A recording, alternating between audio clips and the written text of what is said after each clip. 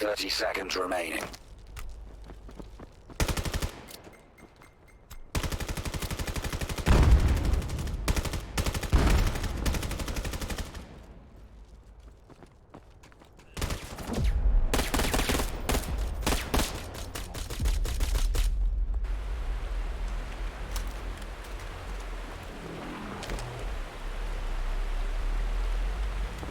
Round starting. Get ready.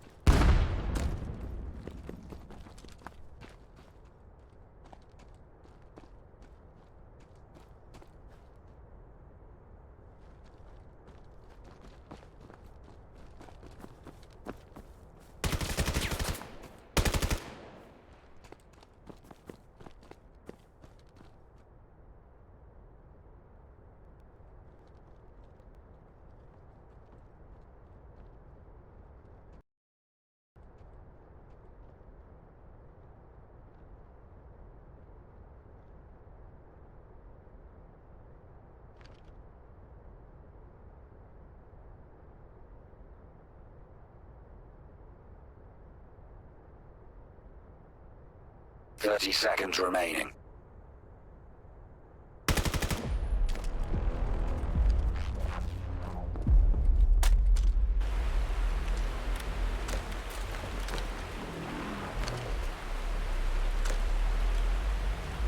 Round starting.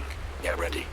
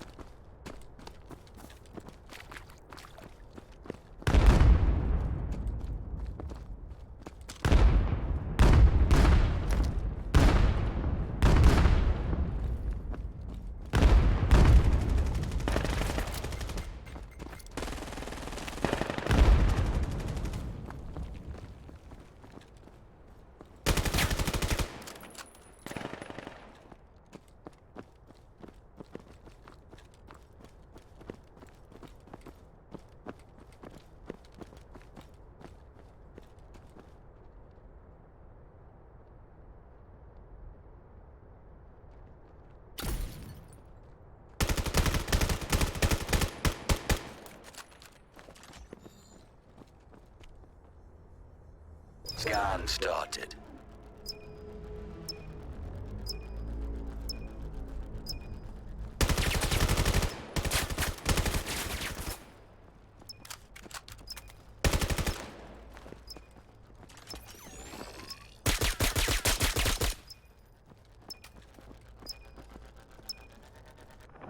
Scan interrupted.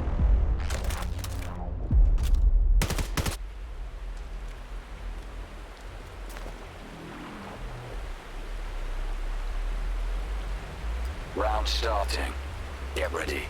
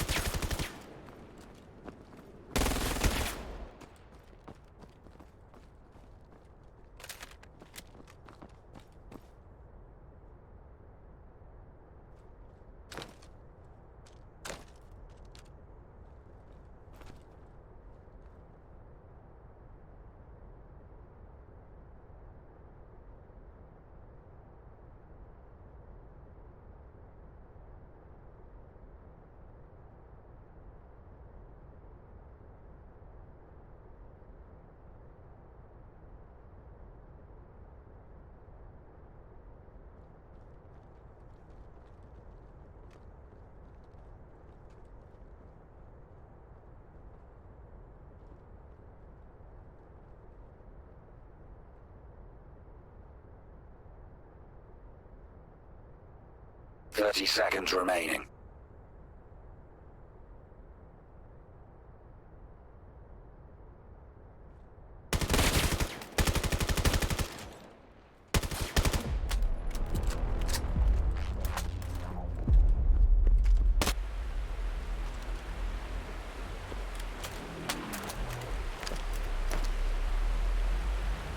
Round starting. Get ready.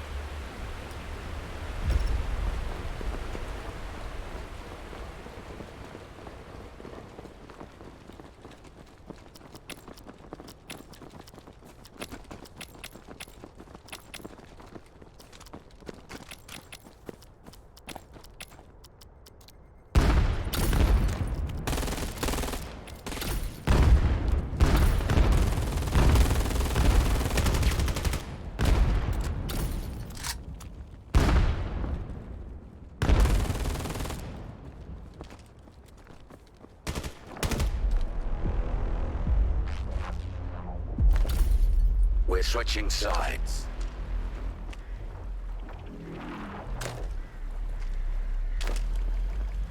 Round starting. Get ready.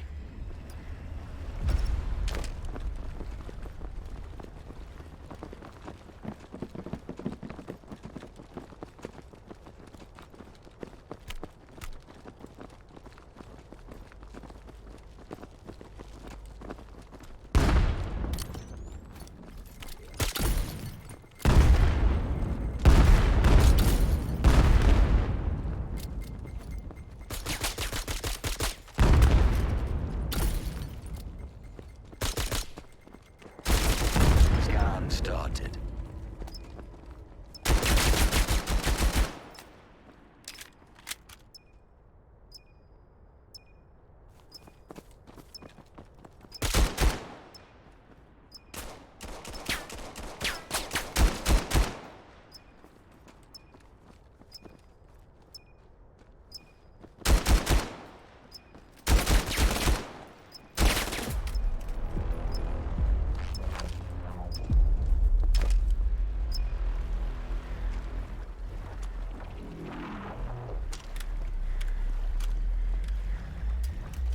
Round starting.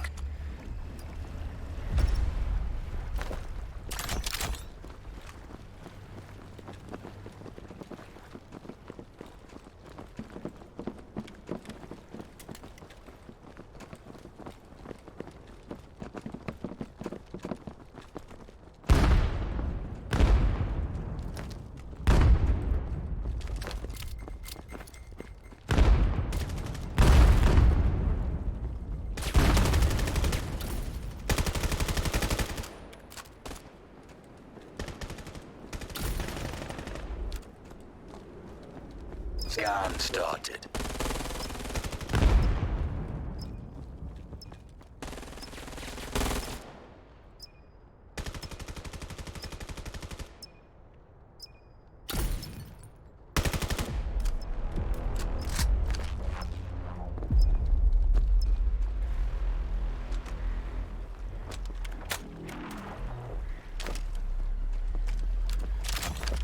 Round starting.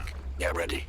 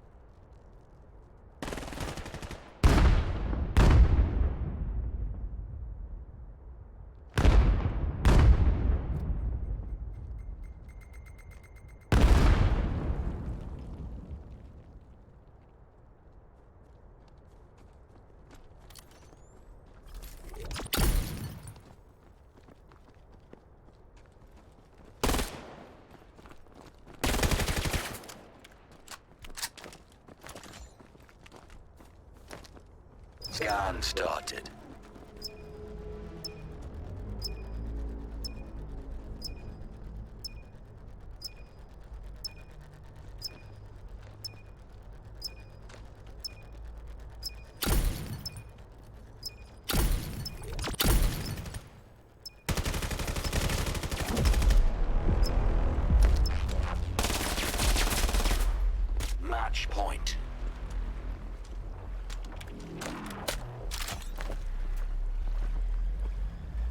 Round starting.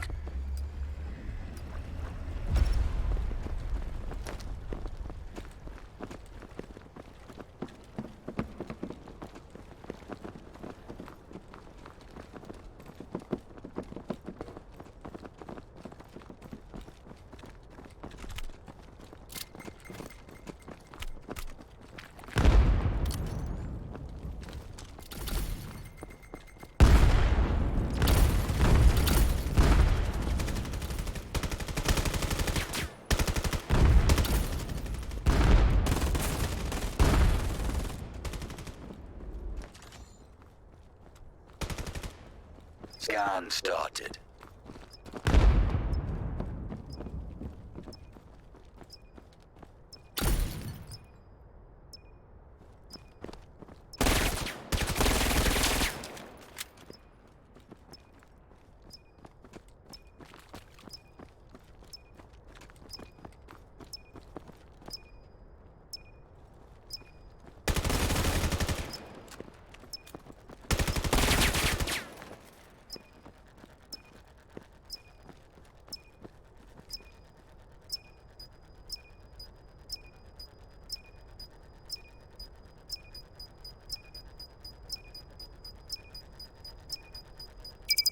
Scan complete.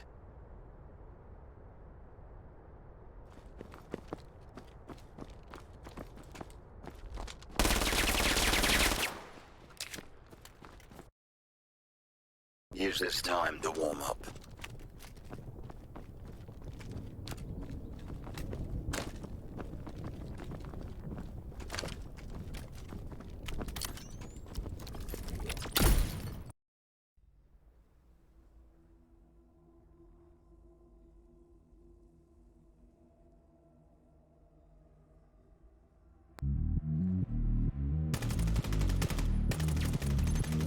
Double kill. Triple kill.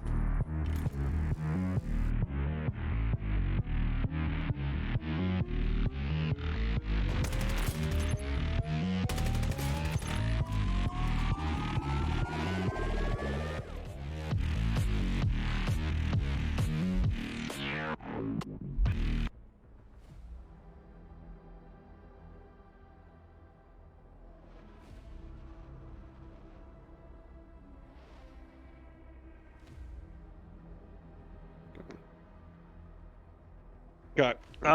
Do we pick side on this one, or do they do? Because they're. We don't really know how that works. Also, He gone? How you doing? Yeah.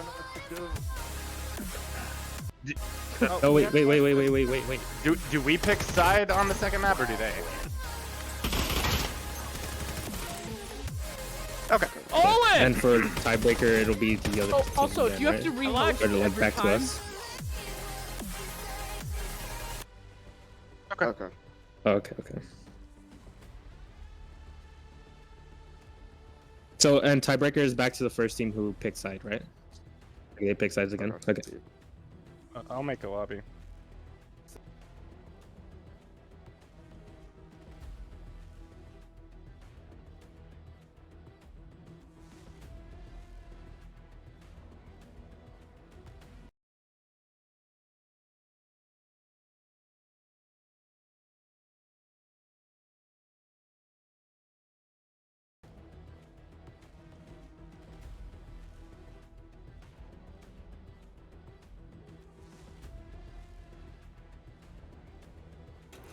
Alrighty, welcome to Crest League. As you guys have already seen the map 1, that was Globochem facing off against REKT. The match was not as close as we had initially anticipated, but we will see how that goes. From now on, 24 Gray just got hit with the timeout. That is rough. But anyway, as soon as I get that lobby code, we will be up and running, and that was map 1 done.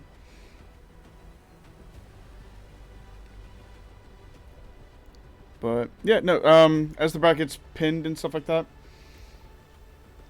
So I don't know who stream test 1011-202 is, but yeah.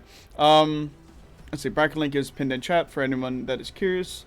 This is going to be double elimination, 5v5, just like the usual rotations are for Crest League.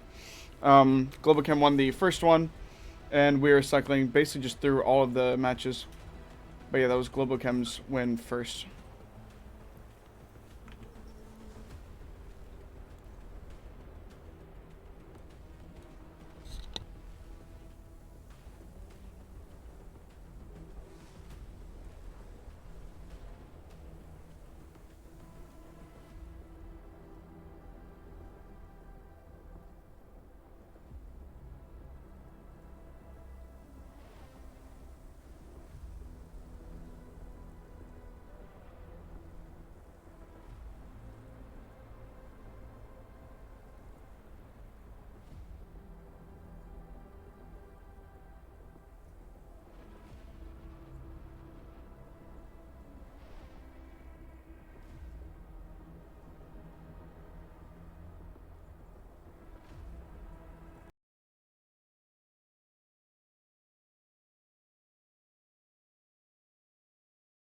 Yo. Alright guys, what's up?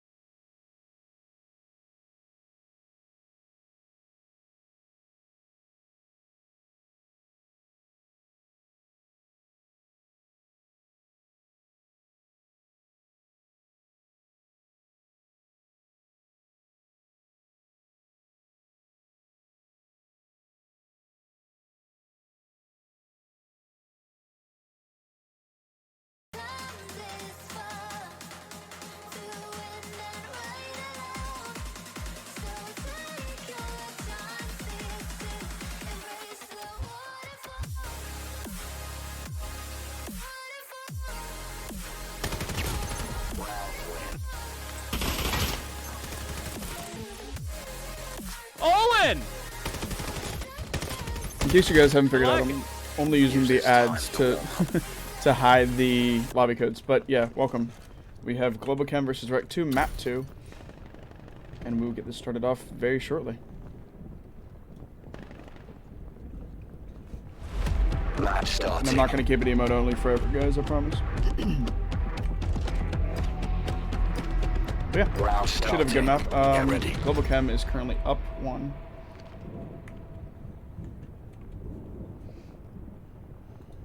And it is 1-0. That should at least help with the map scores. But yeah, as we all love casting on Mar, because Mar is just playing whack-a-mole corridors, we're going to hop on with Tech, pull it out of the emote only chat, and get this second match rolling. No easy nades off the rip, but Zips is going to get tagged down by a pistol, just as Thunder Pilot does. Otto's going to be the first to fall. Thunder Pilot doesn't have a health bar. Keto tagged up a little bit by Tech. Zips falls to Thunder. Chewy swinging to help and following along with Tech. Damage done, no kills yet. Coming through. Now, no plant secured yet at all. That's going to be Z-Link and Ray combining for the last 2 kills. Tech able to pull 1 off of that. That's going to be the first round for REKT2. Nice, clean, easy start off to the tournament. They need this map redemption. And we will go to REKKT for map 3. how the pick and ban system is working in this tournament is basically the highest seed teams in the bracket get to ban the map that they want to go to map. Basically, they pick the map they want to play map 3. The logic there being the #1 seed can pick whatever map they want to offset, and then it kind of balances out across the board. But we're going to see Tech again. We're going to hop on board here. We see Scanner in the form of G7 getting kind of aggressive on this B site, and then his teammate in the form of Taquito kind of aggressing, trying to find someone. You see the player already down in mid, and that the numbers are evened out in the form of Zips, making it a 4v4. Going on, no sites have been breached yet. And you can see in the offsite, Nyoko slowly swinging in. Zip's going to be the lone defender here. But we're going to swing back over to where the bomb site is, as this fight slowly starts to get underway. See REKT kind of reading that presence, still leaving the lone player in the form of Zips on the other side of the map. Nyoko may be very well aware of Zips' position, and this kill could throw off the re-rotate. You can see Chewy kind of just in the back of spawn waiting for just something to happen. Yep, Nyoko's going to get it. You can see immediately on the minimap, everyone's starting to react, and that kill was enough for Taquito to start swinging in. Ray's going to get the best of him that fight. With our scanner, GV kind of has to clear out all of sight. Although REKT committed 2 players in the form of Chewy and Tech to the wrong site. 30 seconds. So you have Kamikaze Ray just completely alone here. Not gonna matter as Kamikaze gets the kill onto Nyoko GV. And that's completely a side swip. It's now all on Thunderpilot. After the play seemed to work, Kamikaze Ray just had the guns go at this moment. Flash coming through, hitting. Just plenty of util that you have to deal with if you're Thunderpilot. 1v4 or 1v3 situation is not going to be well. Almost gets the kill on Tech, but the Vector does its job. It's going to be 2-0 for REKT.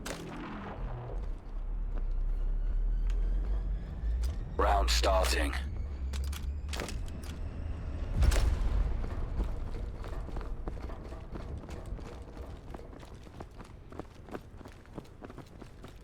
We kind of saw the back and forth work out in favor of Globochem. They just weren't able to act on it effectively. And in this case, we're just going to see a 4-man rush towards A site and kind of just pressure all the way throughout, hoping to get some sort of hole in the defense. You only really have Chewy and Zips in sight, and all of the rest of REKT is kind of spread around outside of sight. So it's going to be really, really on to Chewy to get this read, get some damage done while his team rotates back.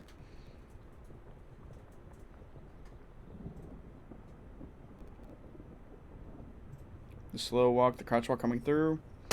Auto first to fall into the crosshair, but Chewy's going to fall to that, and Thunderpilot's going to get Z-Links behind him, but Zips with a nice 2-piece. Going to even out the numbers immediately. Trying to make it a 3-piece there. It is evened out into a 3v3. As his teammate's starting to rotate back in, he can counter this by patient. Damage has been done. Scanner's still in the hand of GV, and that plant's going to start to come through here. Thunderpilot back into this corner. Zips fully aware of his position, is able to get that kill. You can hear the scanner going down. You see Zips swing it onto GV. GV's going to get the kill. Zips looking for the ace. Auto, no health to his name, is going to fall to Kamikaze Ray. 4 kills that round for Zips. And again, another defiant round out of REKT. REKT lost the first map in not a really good fashion. They didn't really put up much of a fight, but that very well could have just been that warm-up that these guys needed to really start it off. The very seasoned roster of Globochem against the newer roster to the scene in the form of REKT is a very interesting matchup. Beautiful nade out of Taquito to take up Z-Link down in that middle line. Thunderpilot shots raining out. He's going to back off as Zips gets a beeline on him. Thunderpilot's pulled down to half health. REKT lost a player, and Globochem has a weakened one. You can see Bomb just really, really pushing towards B side here, and it's going to be in the form of Tech. Has the audio that it seems here. Auto's going to fall, not check his corners. Vector in hand's going to do its work. Keep in mind, that is sight on B site. That is Bomb on B site. Taquito, great shots onto Ray. Nyoko, great shots onto Tech. Pulling the numbers into Globochem's favor. Chewy and Zips, the lone men left to defend against Scan this. started. Chewy going to be the first in to disengage, and Thunderpilot gets the shots on. And Zips was able to get 4 last round, but he's going to be required to do the exact same this round if he wants to make it happen. And able to get 1, not the other, and that's going to be the first round that we see go for Globochem.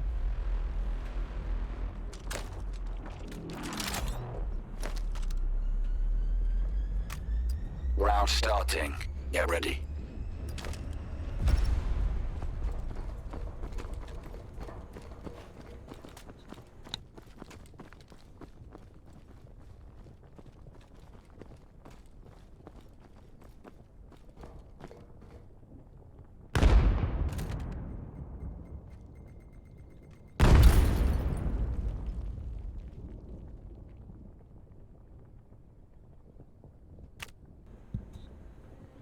As Thunder Pilot starts to slowly push into the site, you can again see Bomb is on B. There's a 2-2 engagement going on off-site, and Chew's going to get that first engagement win. And the lone player of Thunder Pilot is completely, again, off-site, just trying to cause damage and make some noise. But REKT2's kind of slowly started to adapt to that. A little bit of a pixel peek works out in Otto's favor there. Such a brilliant spot to be in. It certainly pays off. Map knowledge is helping out Z-Link in a really aggressive fight down. Takeda's not going to be able to handle two of the aggressive players in the form of Ray and Z-Link. Z-Link's able to get another, or Ray actually able to help with that. Potentially slow start of the swing. Bomb picked up yet again by GV, but he's in enemy territory as the rest of his teammates have fallen all around him 1v4 situation.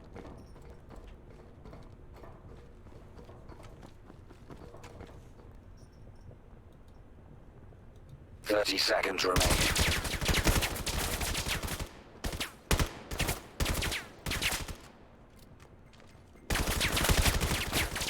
I mean, GV has to do the impossible. Z-Links is going to make sure that does not happen. And it's going to be round 4 for REK.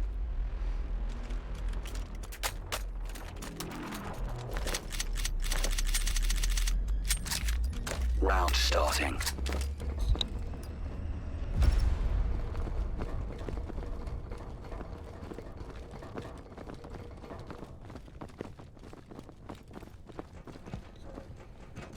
See, the 5-stack towards A was an attempt that Globochem tried earlier on, and we're going to see them do a 5-stack towards B this time around.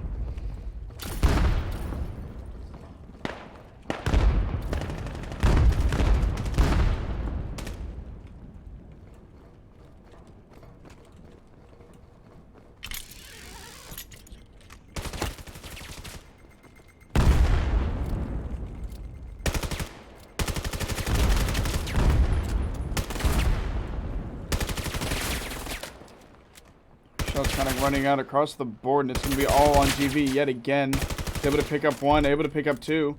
GV still has to do the impossible here. Another 2 players standing in his way.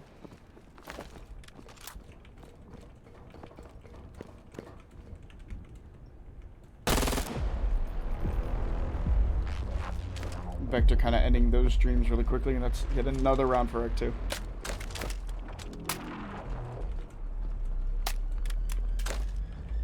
Round starting.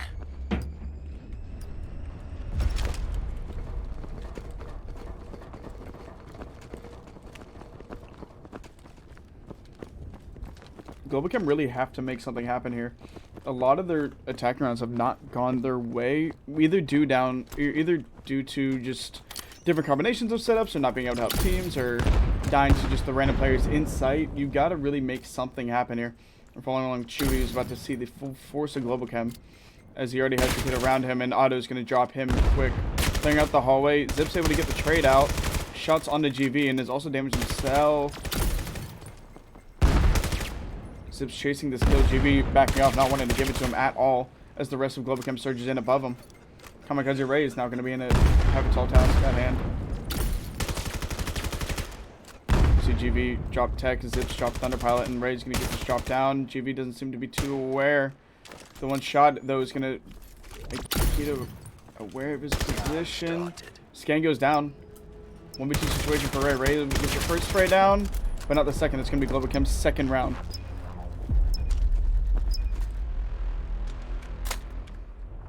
Globochem very much needing to pick up these attacking rounds. Round starting. Get ready.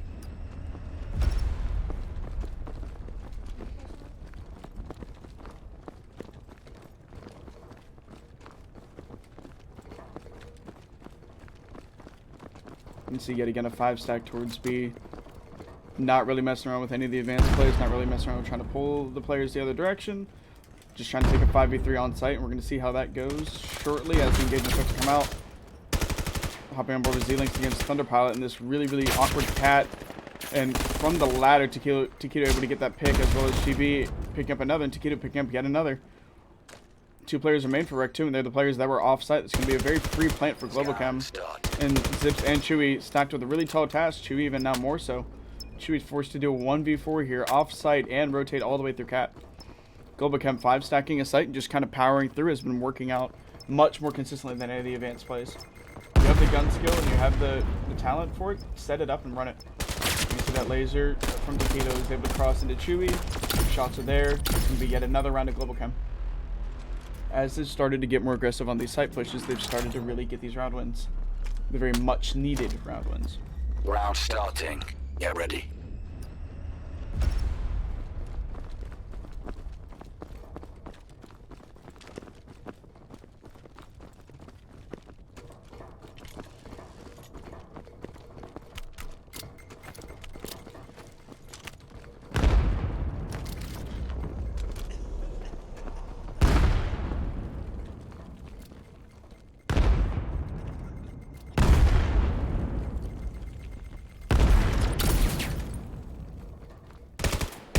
If it ain't broke, don't fix it. We see the 5 stack from Globochem coming in yet again on B site. And yet again, you have Zips and Chewy that are off site that are going to be tasked to make this full rotate. As the cloud starts to come through, Ray tasked with a 1v3 is not going to win that. Tech able to pick up 1, but it's going to drop to Taquito by a headshot. You can see on your minimap, Zips starting this rotation across zipline as Chewy's going to follow him. Z-Link is the unknown variable on site still. And it's up to Globochem to quickly find that so they can even the numbers in their favor. Zips able to come now to support Z-Link here as shots ran out, and it's now full 3v3 back on site.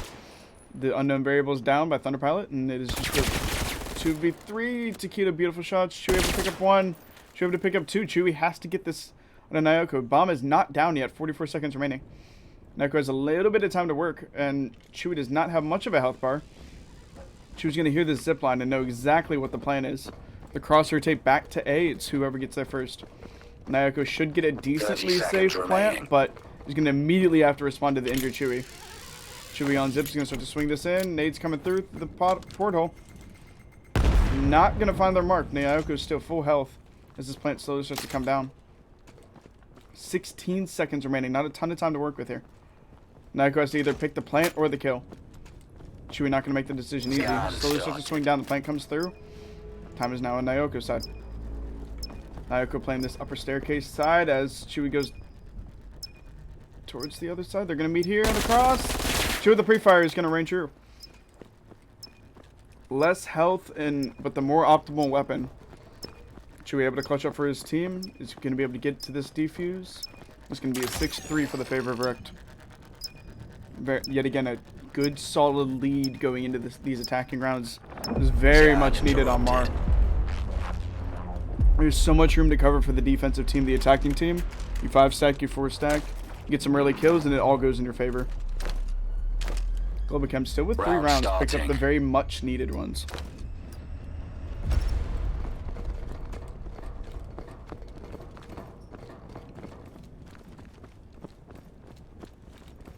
Turning off yet again, B side definitely seems to be the favorable one, but we can kind of see Thunder Pilot getting aggressive towards Catwalk here. Some shots might come out early, and Z-Links might interact with 2 of the Globochem members way earlier than he initially expected. Shots kind of coming out across the board. No kills coming out yet, nor damage. Z-Links tagged up briefly by the player on site. The player on site was Taquito and is able to finish the kill. Zips making sure the numbers stay even across the site. Auto with the nade to get that advantage back. Zips on the zipline's coming in, but that was called out. Taquito finally gets the reload coming through. It's going to be Taquito and Thunder Pilot up top as Otto is able to get some kills in the back line. Site is still not in ownership, but the plant's going to come down. It's all up to Zips and Chewy here. Zips is going to fall to Taquito. Taquito has been a very consistent slayer in this top corridor platform. Chewy opting for the nades on the corpse is not going to necessarily find their target, but his position is certainly known. A 1v4 post plant, 20 seconds remaining. This is a very, very tall task. Gets the info through the glass, and that's going to force Zips to back off, but or GV to back off, but info is all his team needs. This can be Thunderpilot with the kill, and the 4th round for Globochem. We're switching sides. At the side swap, you're going to see Globochem with 4 points. Starting off. Round starting. Get ready.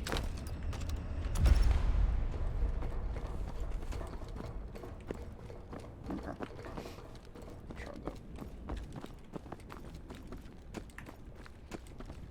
Worth noting again, REKT need this to force it to a map 3. Globochem need this to get it to be a win. Globochem were able to get the round win at the very first map, or the map win at the very first map. So Globochem is up in favorability here. I'm going to try and cast this Spectator Glitch Nyoka with a beautiful 2-piece. Following along is able to get 3.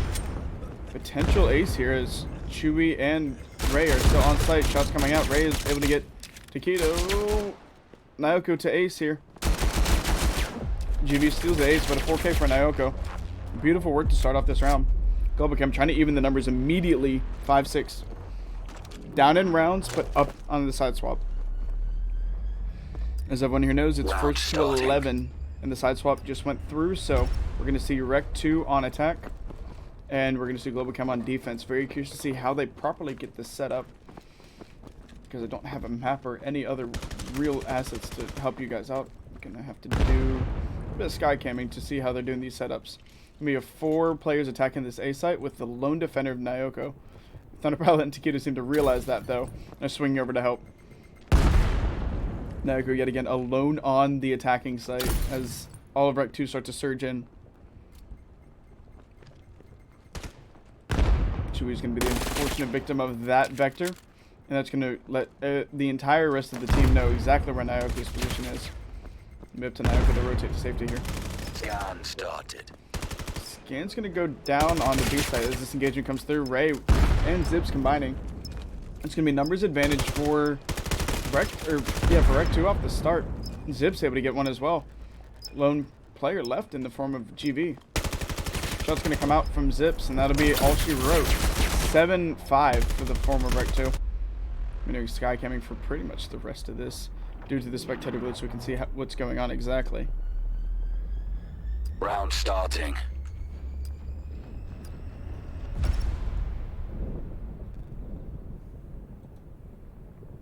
See, relatively odd 2-2-1 split, or maybe 2-1-2 split, coming through as you see the defenders doing almost the exact same thing. It's pretty much an even fight everywhere on the map.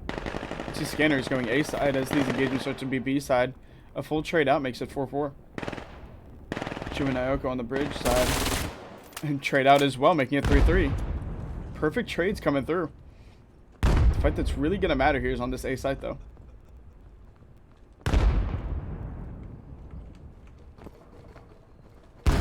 Thunderpilot on the rotate, and this is pretty much just going to be a free plant for whoever has the bomb on this A side. 3-3 as these shots kind of ring out.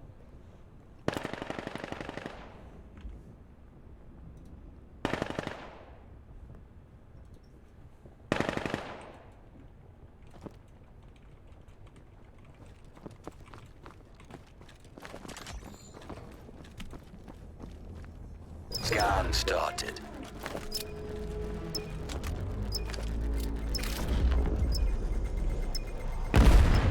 Nade not finding their home, but the gun skill might. Then all of Globochem starting to collapse in here. 3v3 situation post plant. All up to REKT to really break this through. Attack able to find 2 off the rip, and that makes it a really uncomfortable situation for GV. To be able to get 1 of his own, has to get 2 more here. Is able to get Ray. Starts the defuse. Tech has to swing this now. The defuse has started.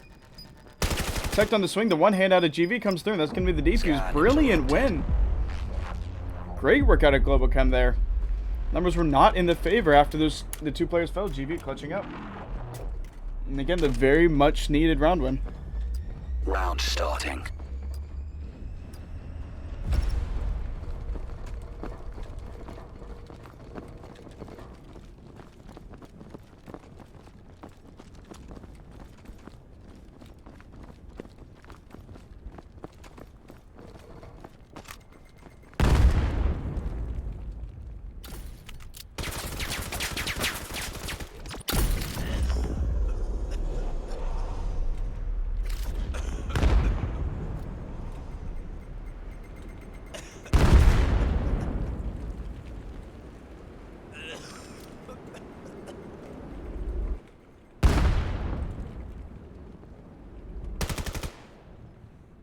Taquito breaking the silence there. 4v5 situation. Tech spotted by GV. I don't know if either of them want to swing that kill. REKT2 in the number disadvantage there as Globochem starts to break this down. Information's the valid or very valuable information zone.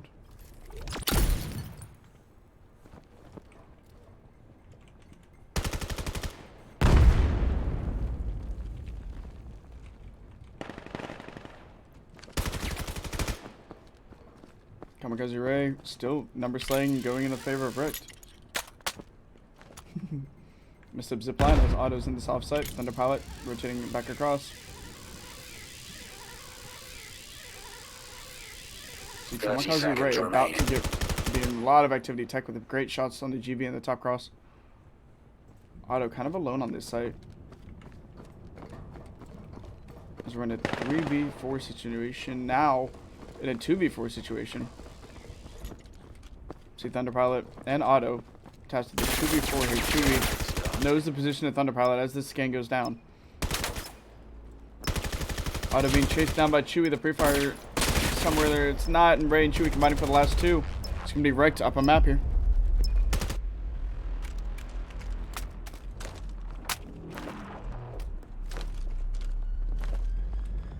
Round starting. Get ready.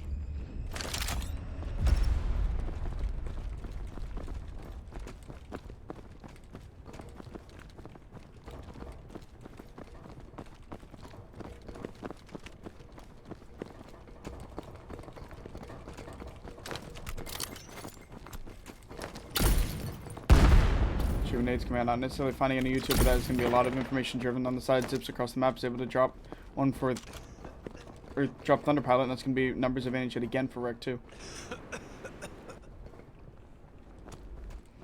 Vito's position very well known by Tech. Numbers not at all in REKT's favor. Not in all in, yeah, REKT's favor.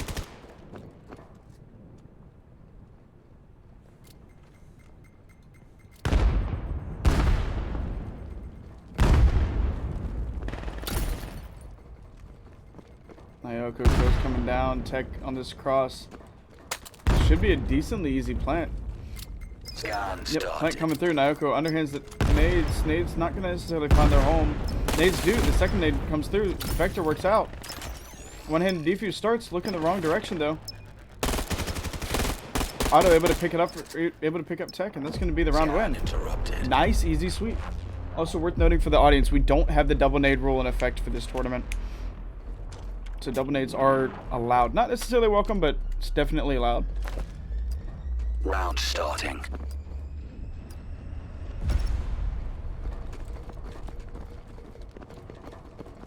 See, the back and forth is much more of a close engagement as instead of the Suna that we saw, or the Kitty that we saw.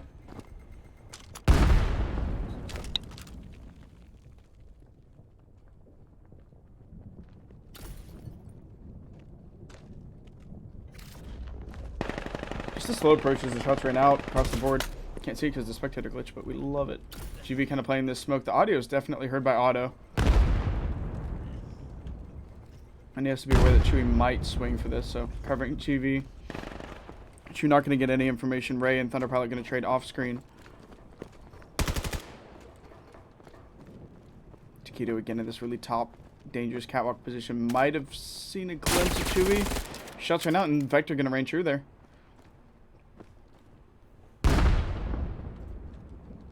Numbers advantage still goes yet again in the form of REKT2. Globochem up the map and up in the map count, but REKT2 up in the round count. We're gonna see the swing start to come through.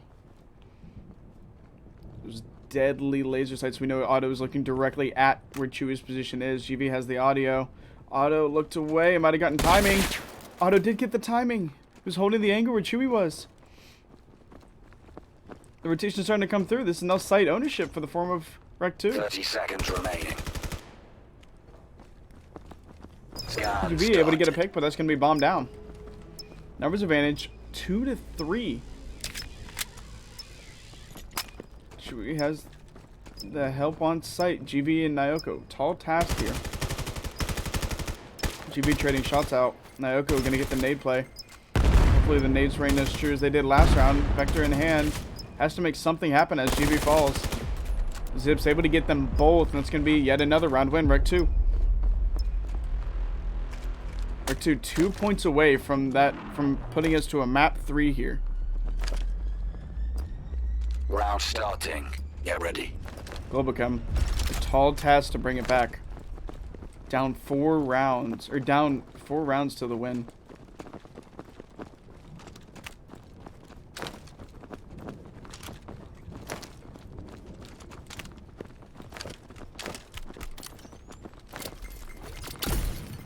Nades coming through. Thunder Pilot able to get an initial pick. Very well needed one. Numbers advantage for the first time in a few rounds, going to the advantage of REKT here. Nyoko able to get 1. Nyoko able to get 2. Brilliant shots. As we just mentioned, very much needed ones as well. That's going to put REKT in a 2v5, I believe. Yeah, 2v5 scenario. Thunder Pilot able to pick up another one. It's going to be all on Z-Links here. Z-Links is going to fall to Taquito. An insanely dominant round out of Globochem. Down, but not out.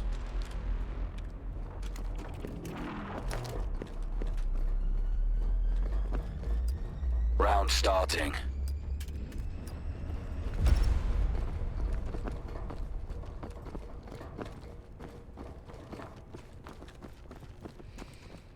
In terms of some updates on the scores from some of these other matches, Astra was able to win against... Who did they beat here? The bracket's pinned, but Astra was able to win against PeaceKeepers, throwing them into the semifinals. And currently we're watching this match go on, and the winner of this also makes it to semifinals. Off stream as well, Gente Strana against Vanguard Gaming Academy, and Global Dystopia and Nexus are playing off against Tempo right now. We'll hop into one of those matches after this. But numbers advantage, yet again, in this case, goes to Globochem, 5v4. Slow timing, slow plays. REKT realizing that they're down some numbers, don't want to make it a tied game.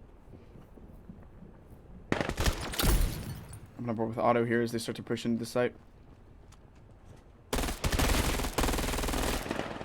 Should we be able to get 1? Okay, able to even out the numbers.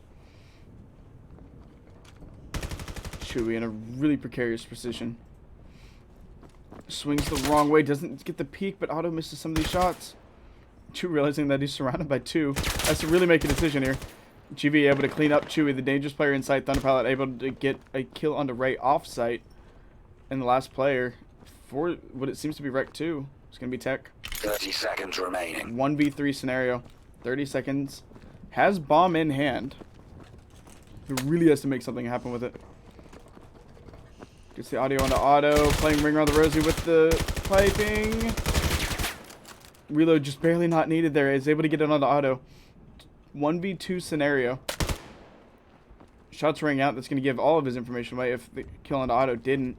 UV kind of just lying in wait here. The plant's going to slowly start to come in. That comes down. GV swinging just a little bit too late. Position well known. Tech backing off of the util. Thunder Pilot and GV both there. Thunder Pilot's a fall. GV also alive. Tech is the side of the bomb through it. Defuse audio comes through. Is Tech going to swing this? Tech needs to swing it now. GV drops the defuse. Ring Around the Rosie. 25 seconds left on the scan. Through the grades. Damage coming out. 1v1 on site. GV able to get it. 17 seconds. More than enough time. Very, very intense back and forth on site. It's going to result in a tie game. 9-9. Globochem win. 2-0 victory. REKT win. 1-1. We're on to a map 3. Very brilliant plays. Globochem was down this entire game. Able to tie it up in the 18th round as we push into round 19.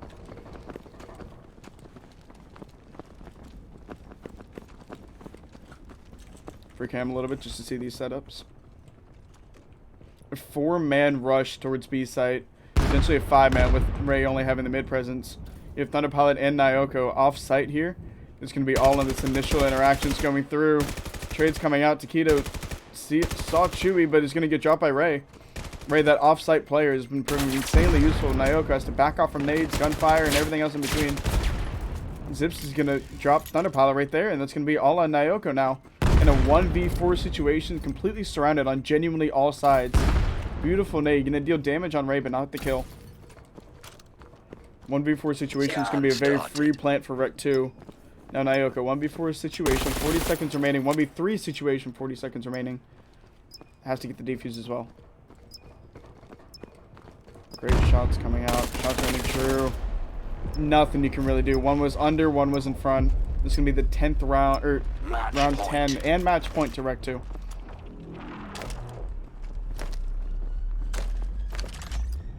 Round starting. Get ready. Starting off, you're going to see it looks like a 2-2 split there. This bomb's going to go to A site on a nice slow approach. Going to slowly wait out these nades. As Zips, Tech, and Chewy get really, really aggressive on that B site. You can see Globochem really starting to favor that defense on the B site, leaving Nyoko's this lone player to deal with the two slow approaches. It's all going to be about when Nyoko rotates. I'm going to stay in the sky cam here. Nyoko's rotating. That leaves that tight site entirely free. But it's on Ray and Z-Link to capitalize on that. Zips winning his fight against Auto, but it is a 4v2 off-site. And watch the minimap as the bomb slowly starts to push in. The fight coming through. GV going to win his, and Zips is the last player alive on this site. 1v4. Nyoko going to win that out, and it's all on Z-Links and Ray to get this bomb down. Teammates died so you can have the free site. Make sure you make use of it. Takedo, GV, Nyoko, and Thunderpilot quickly going to realize that's not where bomb is, as you can start to see them frantically rotate across. Z-Links, Ray. Here we go. Globochem surging in from all sides. Z-Link staying on site. Nade barely going to miss there. Not going to be any self-damage. We know Nyoko loves this nade spot. Nade's going to slowly start to come in. Not going to find their home. That has to be damage done, though. Utility coming out. Ray has to hold the stairwell. Shots rain out. Takedo's going to drop Z-Links, and it's all on Kamikaze Ray. Globochem getting sure that we see a round 21. They're going to win round 20 in pretty dominant fashion. We're on to a final round. One singular deciding round decides if it's a 2-0 or a 2-1. Match point. Match point. Either team, both sides. REKT2 on offense. Here we go. Round starting. That play call worked well, but it was acted too slow, and Globochem was able to act on it just fast enough where they're able to still have numbers advantage and timing advantage. You do that just a little bit faster, they have to take too long to rotate, they have to be sloppy in their pushes. But as you saw Globochem do, when in doubt, 5-stack. The 5-man push to B. Tech is the only one on the inside there. Thunderpilot playing this top line is potentially going to get info on all 3 players. It's coming through, not going to find their home at all. A really awkward mid-site. Bringing forward, this push starts to come through. Zips and nice shots into the back of Thunderpilot. That's going to be catwalk control. Chewing this underneath.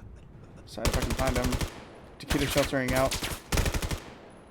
Chewy swings underneath and is going to surge and get the shots onto Takedo. Takedo picks one. Utility burn. Shots on the back. All on Nyoko. All on Nyoko for Globochem. Sole potential to stop, or we will see a map 5 or map 3. 11-10, 1-1 map count. We will be off to map 3. Here's a scoreboard for everyone. Ping's pretty balanced, so I'm assuming we'll stay on the server. Use this time to warm up. But we are off to Kitty, and I have my, I can see scorecards now and cast for you, and it make life easy. Thankfully. Holy crap, that's an annoying glitch. But round 3. This is double elimination best of 3, so this is not the last time we'll see either of these teams, regardless of who wins here. But get these scorecards up to you. 1-1. First to 2. Team deathmatch. Why is it a TDM? Okay, well, I guess we are switching servers because someone said it as a TDM. Psych.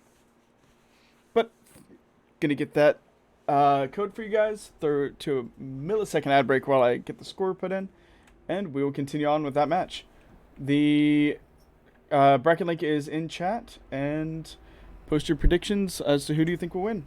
See you guys shortly.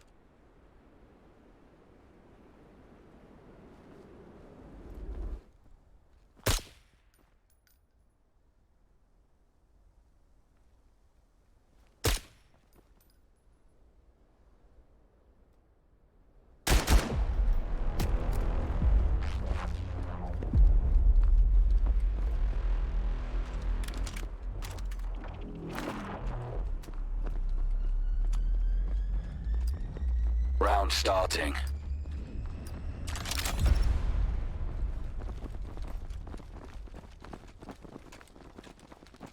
Alright, I am back, and we are back, as we saw the first round kind of go the way of REKT 2. And we're going to start this off, get the spectator up for you guys, so you have that. REKT 2. We know that it's 1-1, so I'm not going to put that down, but make sure these teams are right. That was stupid. This is REKT 2.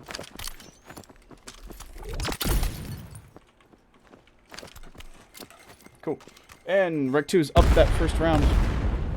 Sides are correct. Predictions are up. Match has fully started. And here we go. Little update on the scores. Vanguard Gaming Academy beat out GSG. And Global Dystopia Nexus beat out Tempo to start off. So those are the brackets that are coming through.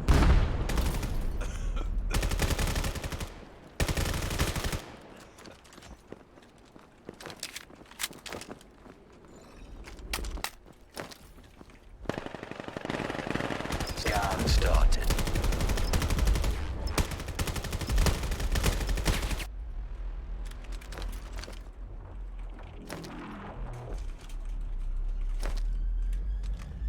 Round starting.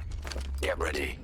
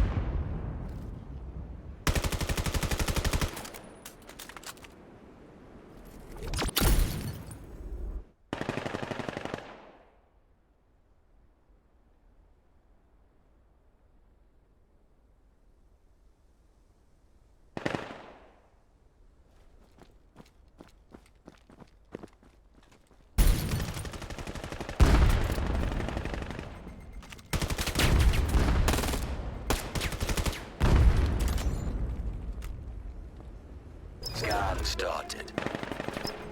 Play came through for Tech, and we're going to see the 2v3 situation. Globochem able to get the one, even out the numbers, but that's on the wrong site.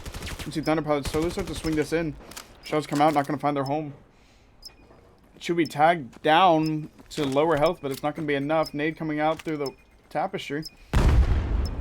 Still not going to find Chewy. Chewy, low health, is going to get picked off. Thunder Pilot swung up all the way on the site. It's all on Tech. G7 is going to finish off Tech, and it's going to be a defuse. Coming out, 10 seconds remaining, more than enough time. Globochem, 1-2. They won the first map.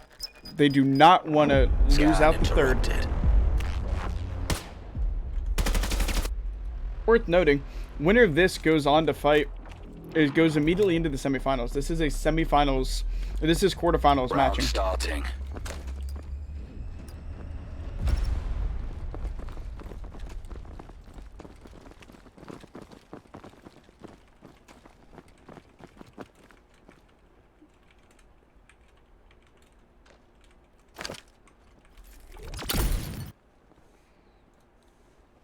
And the matches that are going to be going on currently will be Vanguard Gaming Academy versus REKT and Vanguard Gaming Gold versus Global Dystopia Nova. And we'll hop into one of those matches as soon as they start. The bracket website is going to get updated as soon as these players report their scores, and we will go through. But back to the match at hand. REKT has already lost 2 players, and to self-nades as well. That had to be intentional, no? There's no way both those players just killed themselves accidentally. And Z-Link's gonna get found out. That leaves the lone player and Zips alone. 1v5 situation, off-site completely. Bomb down and suicide across the map. 50 seconds remaining. Tall Task might be able to get one pick, but 1v5 against Globochem, when you gotta get across the map in 45 seconds, I don't think this is going to be a round win for REKT 2 at all.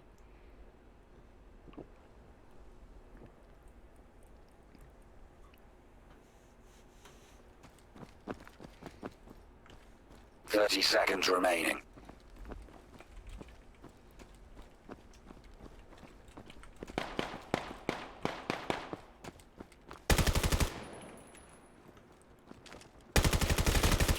Filtering out. Zips trying to prove me wrong there, but still was in a 1v3 with 15 seconds remaining, and that's going to be the cleanup from Globochem, making it a 2-2. Round score. Round starting. Get ready.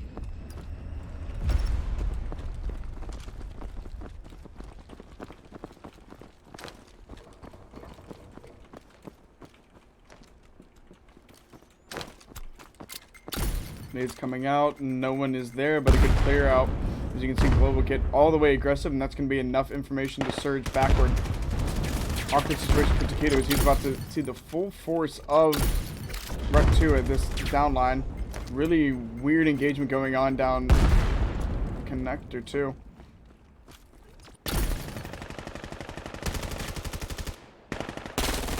He's getting shot down by the player in connector. It's going to work out. As you can see, the flank quickly coming in by Thunder Pilot. Really awkward fights all the way across the map, but you can see Globochem kind of winning this out.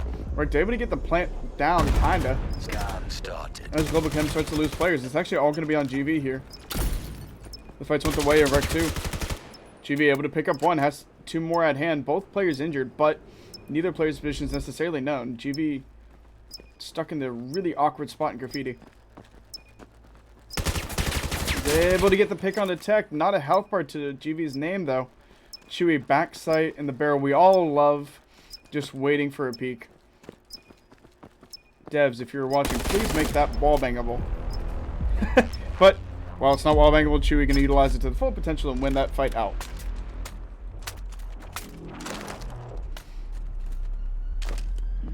Devs, wall bangable, please. I beg. Doesn't have to be a lot of damage, just enough where the player wiggles around him not getting shot. But anyway, round win for REKT 2. We do certainly have a match on our hands. Gonna see a lot of B-side favoring out of REKT 2 here. Smoke wall coming in a little bit short. Utility coming out, but nothing really happening. The fights are going off down in mid. No players falling yet, but a lot of damage done kind of across the board to Zips. Really, really tight engagement coming on here through the smoke. Tech going to win that one out. And Nyoko able to get some trades. Otto with the nade out there, and that's going to be a whole bunch of different deaths on that kill feed there. Chewy going to push through the smoke. Otto aware if it's going to drop him. And then you have the lone player yet again in the form of Zips. Is able to pick one across the map, and Otto has to stay alive here. You have a minute remaining. Otto, you have scanner. Just stay alive. Should Otto stay alive, this goes in the favor of Globochem. A very injured Zips has to look for scanner. And apparently ammo. I'm not... Yeah. It was ammo. Zips completely out of ammo, looks like. And that could just be he didn't notice scanner. Was just trying to find it. Always know where your scanner goes down. If you are carrying scanner, that is the #1 thing you need to be calming. And proven true by the fact that Zips has 30 seconds to search all the corpses of his teammates and kill out Otto. 30 seconds remaining. Otto just needs to be patient. Patience is key here. Slow wait, you know where scanner is. You're the one who killed him yourself. Zips has to take this swing. He does not know where you are. Swing comes through. Otto wins the fight. It's going to be 3-3 to Globochem.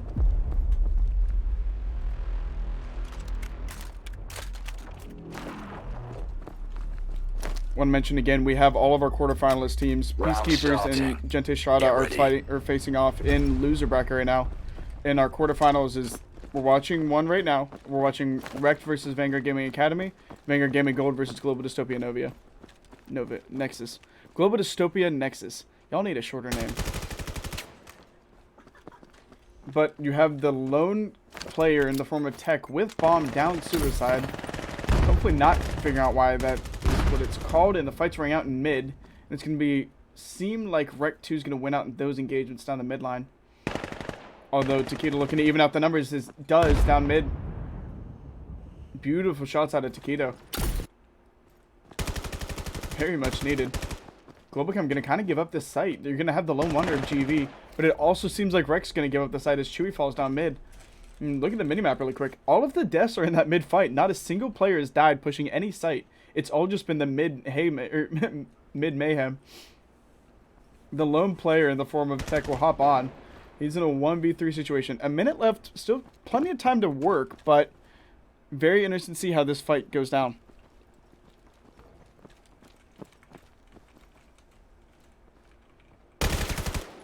Tech able to get one. Still 2 to go. 45 seconds remaining on the swing. Position very well known by Otto. Playing the scaffolding. Tech's able to get the pick. And that's going to be GV realizing that this could be a 1v1 for the round. Goes the pre-aim. Is able to get the kill there. Barely able to scrap that by for his team. That's going to be another round for Globochem. Globochem, good job clearing out one by one, not getting picked in the same mag, and making Tech rethink every single kill. But that almost did not go your way. Tech has been very, very dominant this map. 12-6 for his team. The top frag for the lobby and for his team. Against a player like that, you got to be really, really careful to not just feed individual kills. But the strategy worked out. This is going to be Globochem's round, and they're going to be up in the map. Bomb site is just going to be starting to surge toward this A side. We're going to follow along with Taquito here. All the utility coming out, and 4 players of REKT 2 making their presence very well known. Talking about stacking, it doesn't matter. Tech's going to pick up a 13th for this kill. Nyoka falling down. The Tech going to get the kill, spraying through the smoke. That's going to be site all owned by REKT 2, only losing a single player in the process, and it's all on GV as the bomb goes down. GV with the potential to stop this tie-up, but that is a tall task to ask. You can see the players in the form of Z-Links already surging around on the flank. Chewy with the Vector and pistol in hand. Akimboing that, make sure that there's 0 chance of the retake. Love to see it. Round starting. Get ready.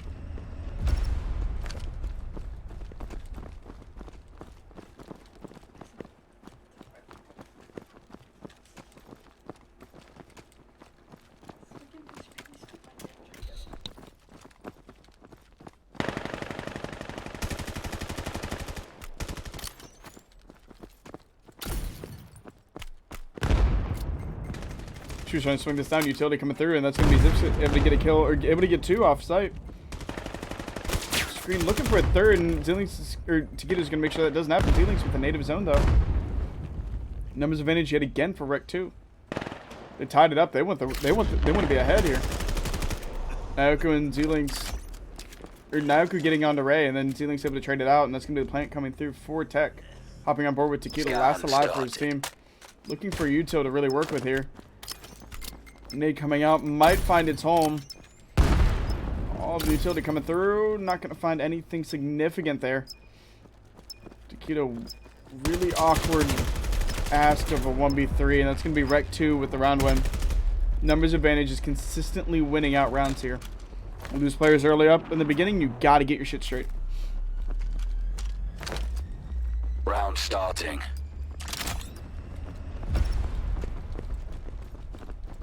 I'm going to see a really heavy B presence here. The mid player in the form of Zips looking to get a little bit of damage done early. Still looking to get that numbers advantage we talked about earlier.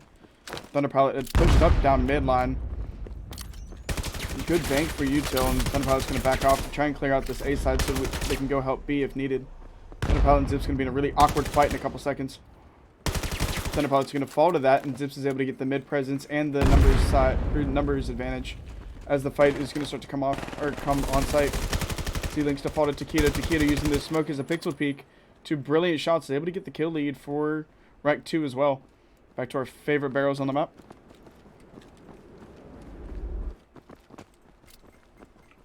See this mid fight potentially coming through between Zips and Otto. Zips not able to see anything on G7. Otto's slowly starting to peek. Might get a free kill. Gets a free kill right there. It's going to be back on Nyoka. All on Kamikaze Ray to get this. Otherwise, Globochem's going to tie it back up.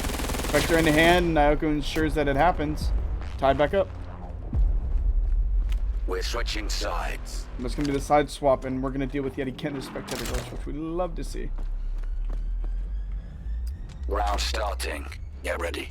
And I could rejoin and come back in. They would fix it, but there's also the risk that the lobby doesn't let me back in. And at a 5-5 round map 3, I don't want to miss this.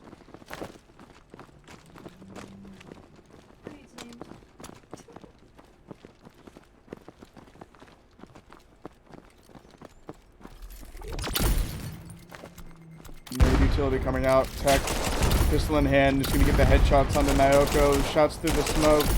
Sees where the nade came from. Just started pre-firing, and it's gonna pay off with Taquito off-site, slowly starting to try and even these numbers.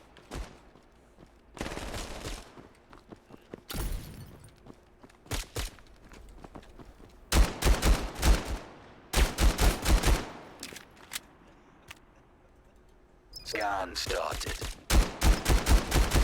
Shots coming out, not necessarily finding their home. Taquito shots out. Ah, doesn't get the reload off. Drops the mags, and that's not going to do much good. Chewy shot in the back of the head, or shots into the back of the head. GV versus Chewy, last two remaining, 1v1 on site. Start off this attacking win. Chewy plays the barrels brilliantly, falling off the map, is able to get the headshots. 22 seconds, plenty of time for the defuse. Beautiful shots, beautiful composure. Round win, starting off to REKT 2. Scan interrupted.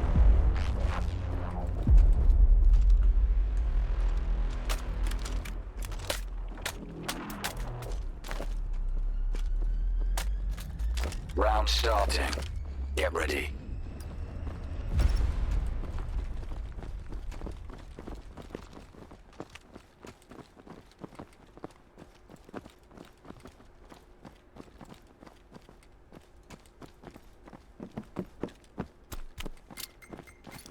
Nades down suicide, but that's not where the bomb is. Nades down to B, and that is, as you start to see these engages slowly starting to come through. Zips, your aggressive mid player. Gonna hug these tight pipes, and there's potentially a beautiful flank worked out. Thunderpride, I don't think is aware of this at all. Zips able to get some free kills here. Nyoko forced to push into Z-Link. Z-Link's able to clean up. Otto with a 2-piece of his own. Is gonna mean Zips is kind of alone on this site. Shots run out. Taquito able to get down Zips, and Chewy last alive is going to get picked off their mid. Round win yet again for Globo. That was a very fast round. The kills just kind of toppled there. Beautiful work out of both teams, but Globochem winning that out. Tied up 6-6. Round starting. Could we see a map 3 round 21 at this pace? I think so.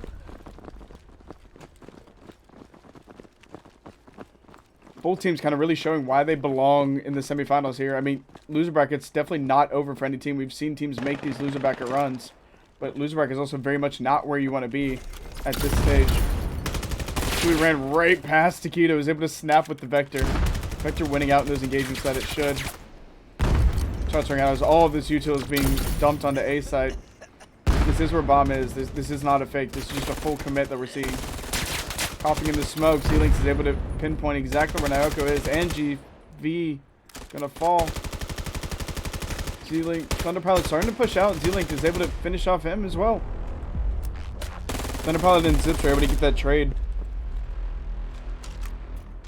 Fast, aggressive, heavy slaying rounds coming out of both of these teams. None of them really waiting around for any strategies to implement.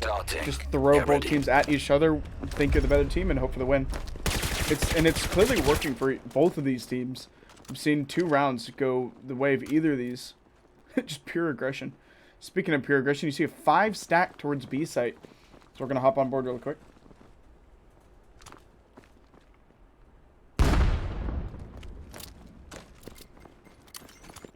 Trying to find Ray. Ray, 1v5 until his team can get over to help. Swinging through the smoke, isn't gonna find anything. Hopping on board with Taquito here as Pizzuto starts to come out in response, and it does.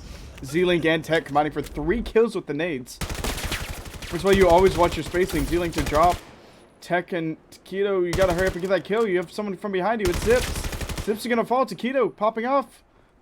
1v1 situation. Scanner recovered. Ammo recovered. Chewy just playing this ladder. Starts to plant. Chewy's gonna come up the ladder. One hand spray with the Vector. It's gonna come through. Beautiful work, and holy nades. You gotta watch your spacing. That's gonna be 2 rounds in favor of REKT 2.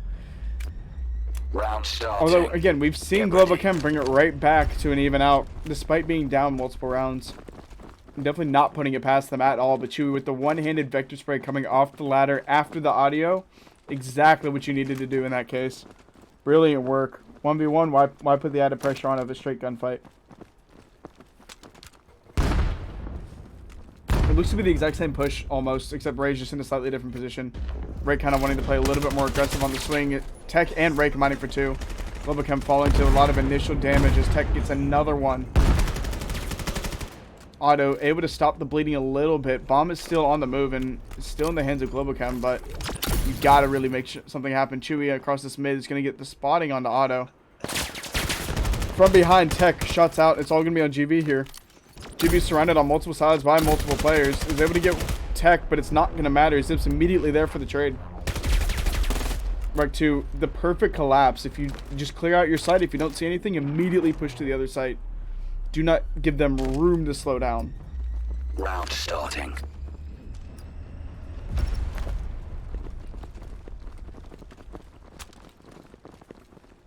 And we're going to hop into the Vanguard Gold versus Global Dystopia Nexus immediately after this. So stay tuned. No ad break, no nothing. Just immediately swapping in. Winner of this goes to a little bit of a bye. There is potential here for REKT to play REKT1, which we will definitely cast. Nade coming through. Not going to find anything just yet. Thunderpilot locking down this midline. Shots onto Z-Links there. Again, not necessarily finding their home.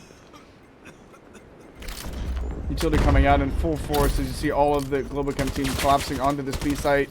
Kamikaze Ray learned from the first time. Is able to be really, really effective with Zips here.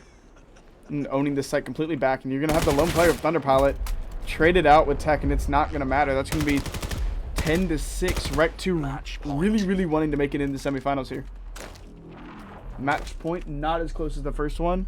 Again, still potential for Globochem to bring it back, but this is a tall task. Get ready. You have to win 5 rounds straight to see yourself in semifinals right now. Hopping aboard with Globochem yet again. Are they going to change pace? They're going to... Seems to be bomb going through mid. We're trying to get that added mid pressure through, but we've seen how fast REKT play this. Get your info, move on. They don't wait at all, so you got to act quickly. You see Tech already coming down through this mid connector. As the player collapses through suicide behind, Tech and Auto trading out 4v4 in the potential final round of this matchup. And Pellet fall through. Nyoko able to get Zips there. GV kind of being your mid lurker, and you have Kamikaze Ray watching this cutoff. Thunder Pellet, Chewy evening out numbers still. Thunder Pellet on this mid cross off spots Ray. It's gonna be info to Nyoko. Nyoko is gonna take the swing, and Thunder Pellet was dropped by Z-Links. Nyoko needs to win this fight. GV kind of there to assist, but you can only do so much. 2v2 situation. Both of Globochem players are kind of stuck out in this mid line where you have Z-Links on the offsite and Ray stuck, definitely stuck in mid. You can't really do much with it. Nyoko able to get one, but Z-Links is the player that's more important. On site, you have to handle. Spots out GV. Shots kind of coming in. Not damage done. Didn't know the player was close, but it didn't matter. Beautiful shots. 1v1 situation. GV does have scanner, and that's going to be scanner plant. Started.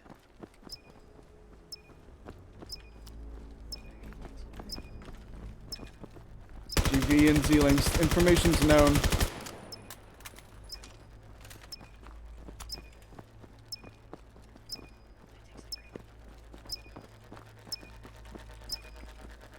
Defuse coming through.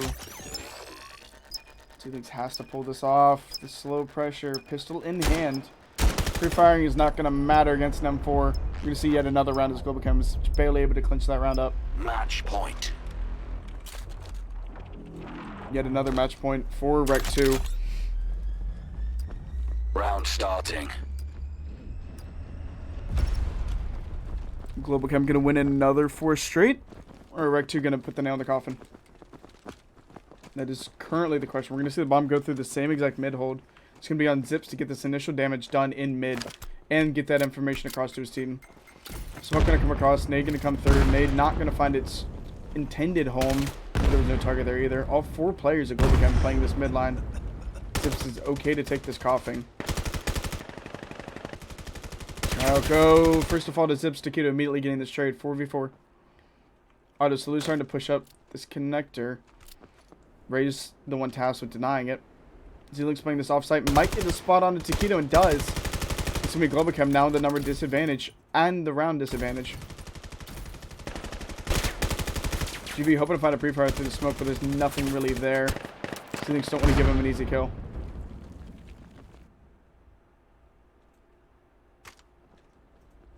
Slow play down to connector. You'll notice though, Kamikaze Ray and Tech both have abandoned off-site just to take this mid-hold. They're now going back to take it. Beautiful flash out of Z-Lynx is going to back off Thunderpilot and GV and buy them even more time to get this rotation through. Now Thunderpilot and his team Globochem have to deal with the full force of REKT2 with the setup. Otto able to get Z-Lynx and Ray, but Z-Lynx is able to get that trade out. And it's all going to be on Thunderpilot here with the help of GV to play against Tech. Your kill lead for REKT2 and Chewy. Almost the same exact scenario too, as Tech has this initial fight and Chewy has the cleanup. 1v2 for Thunderpilot, and that's not going to go their way, and that's going to be REKT2 moving on. REKT2 move on into semifinals, and you have Globochem to fight Tempo in the loser bracket.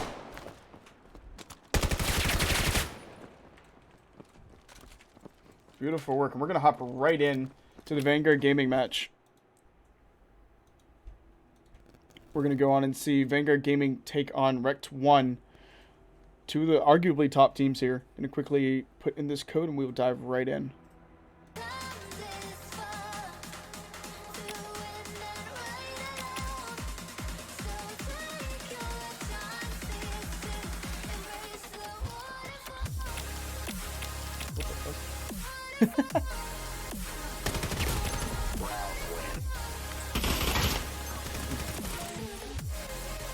Owen! And as you can see, Vanguard Gaming are actually up in the game right now. Vanguard Gaming have taken the current lead in this matchup. Round starting. Get ready. Vanguard Gaming lead 3-1. Oh wait, no, this is not the right matchup. Hold up. Oh, Vanguard Gaming are playing Global Dystopia Nova. Sorry. Vanguard Gaming are playing Global Dystopia Nova. Vanguard Gaming Academy is playing REKT1. Apologies for that. But yes, Vanguard Gold versus... Third entire name's not going to fit in this.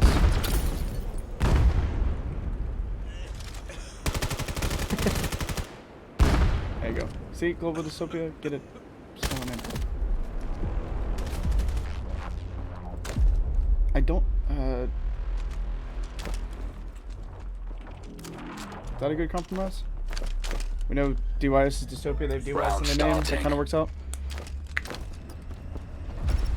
I don't know, but yeah, Vanguard Gaming Gold is up in round count here. Back to Kitty, and as far as I'm aware, this is map 1.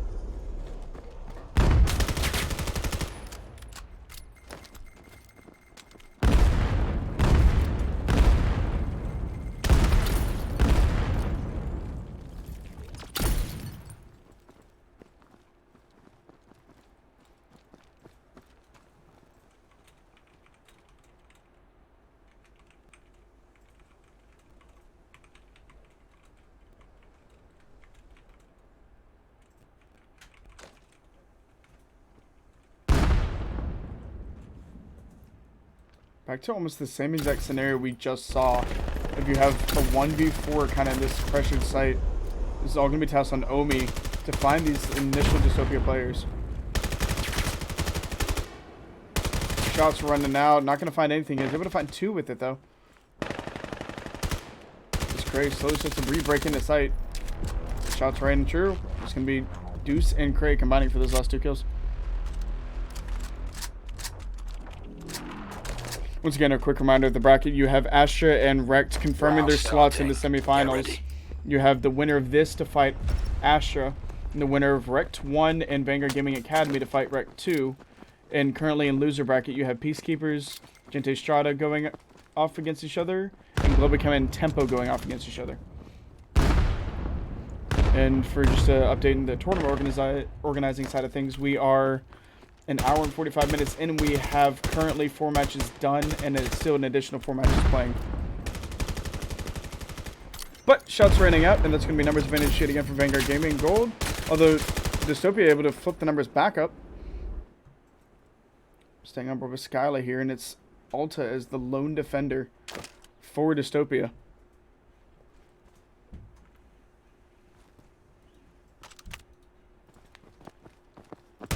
See some tropical in the chat.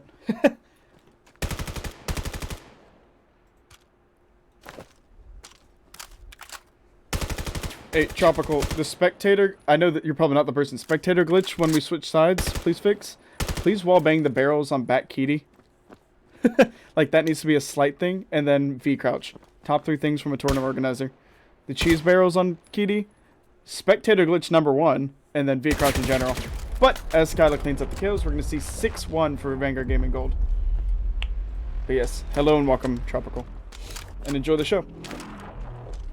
But yes, this is the Crest League pre-IVRL season opener. Nice little cash entry, $250 up for grabs. And those ever so valued Crest League points that give you the seeding in all of the remainder of these tournaments. That help you out in 1v1s, 2v2s, 5v5s, and everything in between. We're going to see Omi getting a little bit aggressive down this front line.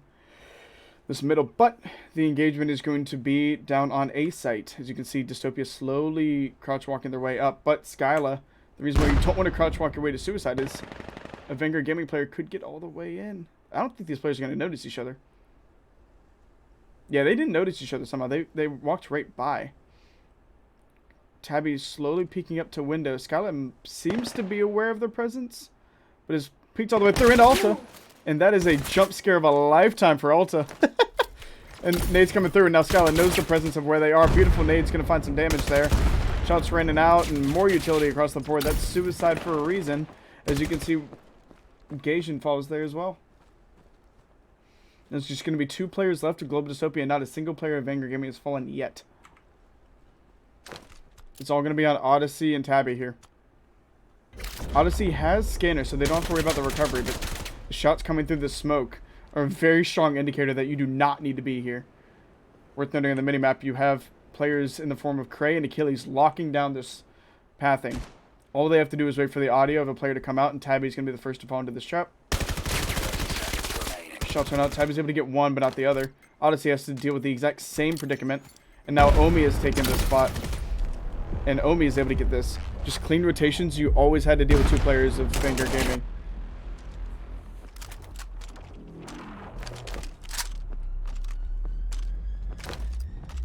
Round starting. Cray showing off the gun flicks. In terms of their tournament life so far, this is Vanguard Gaming's first match, and Global Dystopia Nexus won against Tempo to start off their day. So Global Dystopia Nexus needs a shorter name. I stand by that. Is starting to be warmed up, and they have a little bit of time to figure out what strats they want to employ and which ones they don't. We're going to see a quick engagement coming down in Connector, as that nade's beautifully going to find Juke. It's going to leave all of Dystopia down this middle line, again playing the same slow crouch walk, also being ultra ready for Skyla that's not currently there. You can see the player in the form of Omi starting off this full flank. Going to realize if it's a minute 15 and we haven't seen the other 4 players, they're probably all playing slow. We're going to hop on board with Omi really quick. Potential to see Alta here just standing out through this back line. No player is really aggressed on suicide yet. Alta to be spotted out by Omi. Omi taking the shots, is able to get the kills. Volt able to get his own. And Tabby and Odyssey quickly realizing that they're collapsed by everyone. I'm with Odyssey, and he's going to fall to Cray.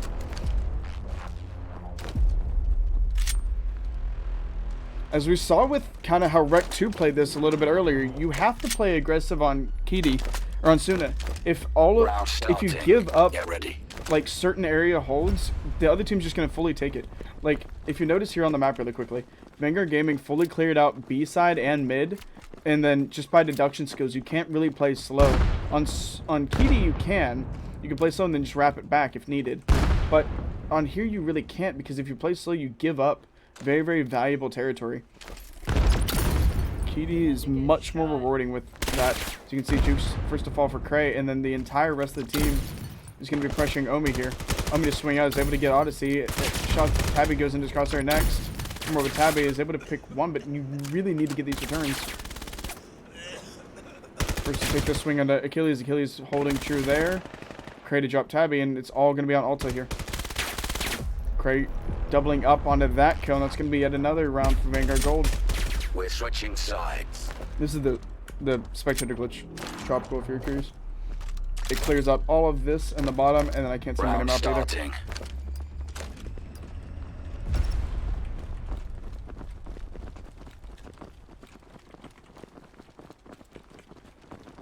That's the only way to make Global Dystopia fit in the nameplates.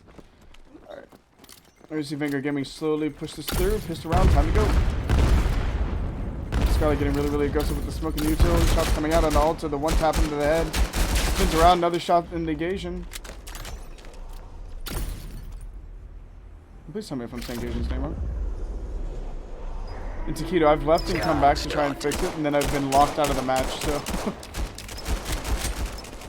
I don't want that to happen, especially on the 12-minute stream. Odyssey swinging around through, has a tall task, he's able to drop one.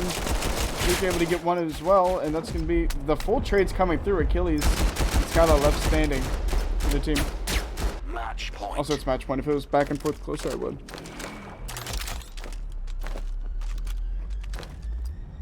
Round starting.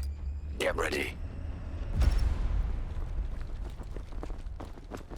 Global Dystopia Nexus. An incredibly tall task at hand.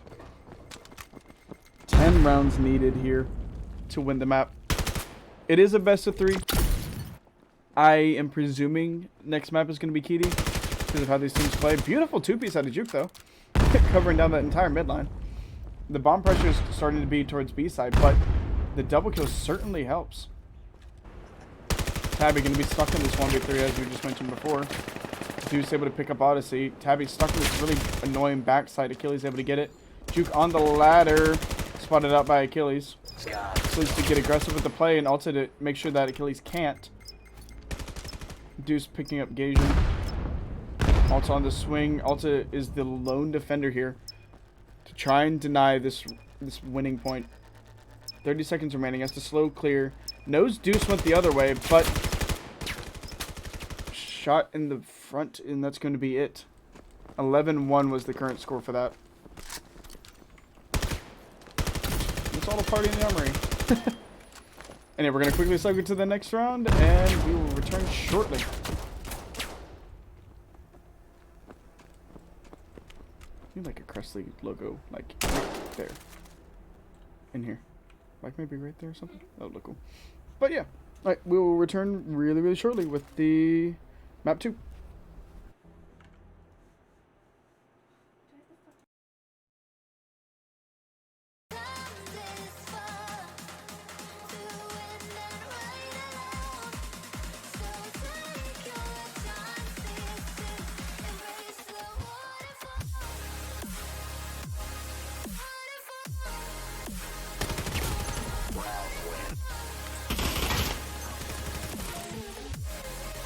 Owen!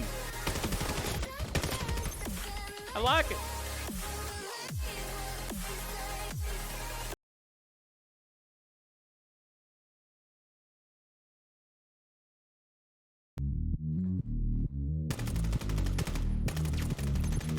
Double kill. Triple kill.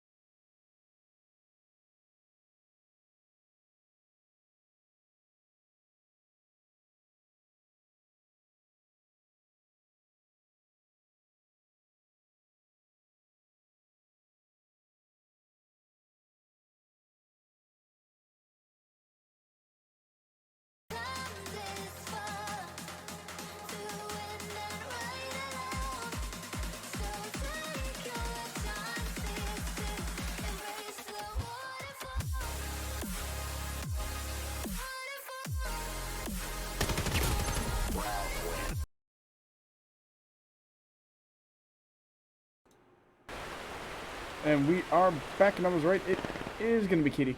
We go into this warm-up. We are going to kick it off.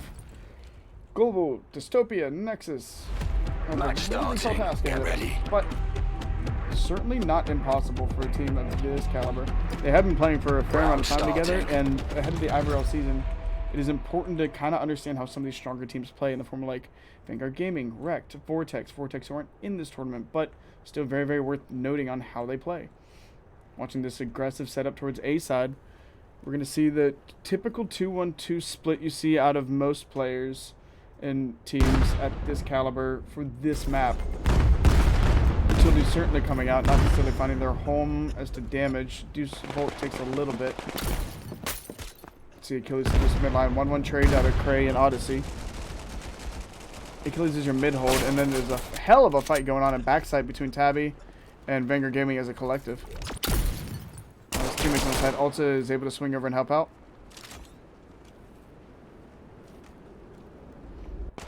Awkward mid fight coming through as well. Achilles tasked with holding down that bridge. And this is going to be the last alive for his team, Juke. Juke has to hold true. Shots come out. Juke able to get the pick. Has 2 more to go. Both Volt and Omi are both weak. This very well could convert into a round win. It's basically one tap across the board. Whoever gets it first, Omi or Juke. Omi can certainly play time, but Juke has the benefit of the aggression and the double kill heading into this. Slow approach. Omi's able to swing wide and get the kill. Vanguard Gaming going to start off with the initial round win. But a great back and forth. Very, very good pickup out of side of Juke. Round starting.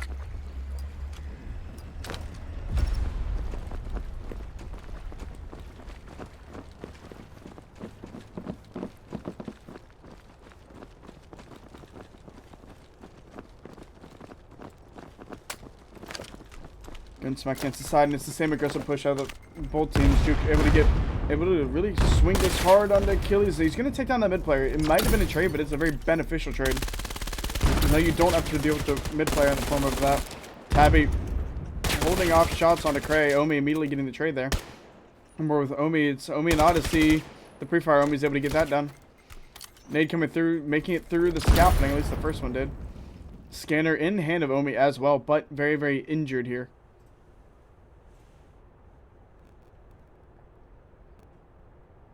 Slow pressure.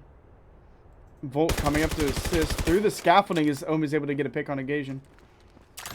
Ulta last alive is going to swing this. Omi, no health, is going to immediately fall. It's all going to be on Deuce. Deuce now knows where this last player is, but has to re-clear the entire back site.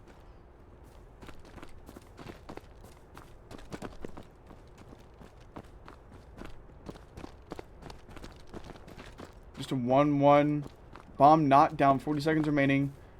Full health for both of these players. M4 for both of these players. About as even as you can get at 30 seconds. Just ring around the rosy. Deuce has the added disadvantage of time. Alta can kind of just play this for audio. Alta with the pre-fire in the wrong direction. Deuce is going to read it and get the kill. A little bit of a body shots for good measure. It's going to be yet another round for Vanguard Gold. Round starting. Get ready.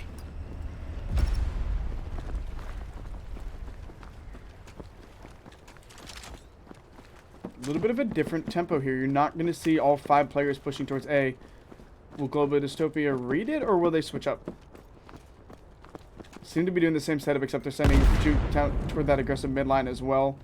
And it's going to be on Cray and Omi here to get really, really aggressive. Make them think it's the same old, same old. You can see the Juke in the form of number 2 and Alta misreading that, getting pressured. Volt kind of clearing his way up, and it's all going to be on Gaijin where the real fight is. Juke and Alta coming back because they realize that there's still a player remaining. It's a 2v2 on the off-site and a 3v2 on the on-site. Now making it 3v3. See, all Global Dystopia has kind of abandoned that A-site line.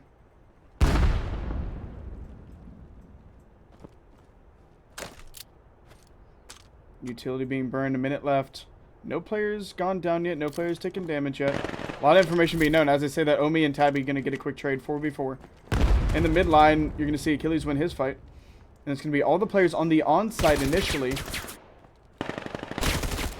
As Juke and Volt are going to trade out here. Last two live for Global Dystopia are going to be Gaijin and Alta here. Again, if I'm saying the names wrong, please let me know. Alta slow swinging into sight. Cray and Skyla holding it down. Achilles playing the back position, able to assist as needed. So you can see the swing, not going to find any of these players. The pre-fire going to come through. Cray's going to pick up one. Also with a re-pre-fire, but it's not going to get anything done. Cray damaged, but able to get the two-piece. That's going to be yet another round. Vanguard Gold. Current little scoreboard for you guys.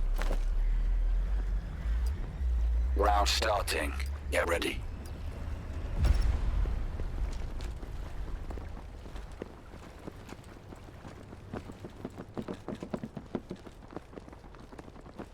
Good plays kind of across the board. We're going to see this similar pressure out of Cray and Achilles for this B or A site to really try and re-hammer this strategy down. Get aggressive, throw some util, try and pull some enemies, maybe get some picks and some number advantage while you're at it. And you're going to see Skyla and Deuce just kind of stay down for a little bit. Let these fights go on. Let Dystopia pull their players across to where the heavy pressure is. Alta's picking up Omi in the back line. That's going to leave a 2v3 on site right now. The strategy only works if you're able to get picks off of it. Achilles and Cray have to find something here for the strategy to work out. As you can see on your minimap, Dystopia kind of just surging back across to the other site. Not confident that they found everyone. Skyla and Deuce still full health, still staying down in the mid line. And you can see Cray backing off as well as the rest of his teammates.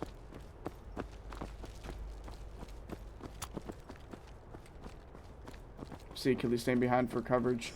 You have all of Vanguard Gaming Gold made their way onto site. Gaijin in the back able to win his one against Skyla. Dude's trading it out immediately, but all of Dystopia is going to quickly surge back onto site. Juke is pushing this in. It's going to be on Cray to get there and help with the assist. Cray does. 1v1 on site, and it's going to be also getting the first round win for Dystopia. It just genuinely came down to timing. You have to act slightly faster than that. Good job with the trades, but a trade is not as preferred as to assist. Round starting. Ideally, Craig gets there a little bit faster, is able to get the other Dystopia player in the back, and that's going to be a numbers advantage on site, but Dystopia is able to capitalize on the Vanguard's bad timing. You see yet again another A site pressure. And this time it's a 5 side.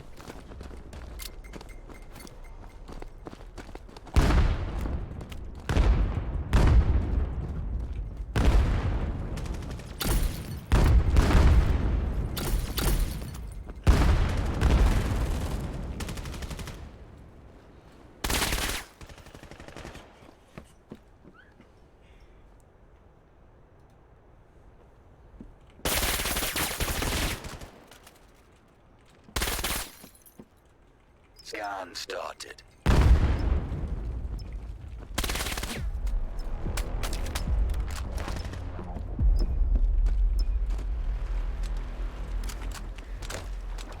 After this, we will flex. Should they still be going to Peacekeepers and Gente Strana? Get ready. It means strange people in Italian. And we'll flex to watch that. Also, to any of the teams watching and not playing right now, get me lobby codes as you guys play.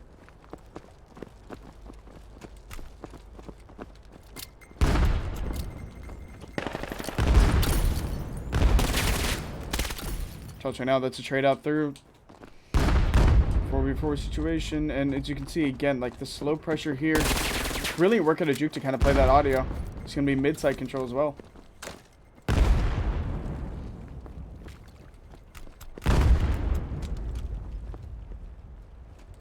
The coup is up. All Vanguard Gaming players are known to be in this 3-stack here. Touch's gonna run out, not gonna necessarily find anything. Gage spraying through the smoke, not gonna find anything. Achilles pops out. It's the kill. Also on the back line is also gonna jump to Achilles. Swing out here, and you have Odyssey and Juke left outside. Odyssey's gonna get picked up by Volt. And Juke's gonna fall to Deuce. It's gonna be another round for Vanguard Gaming Gold. In terms of score updates, I don't necessarily have any. There are 4 matches going on right now. You have REKT 1 versus Vanguard Gaming Academy. The newest Vanguard Gaming also versus the world finalists. PeaceKeepers and Gente Strana, and then Globochem and Tempo.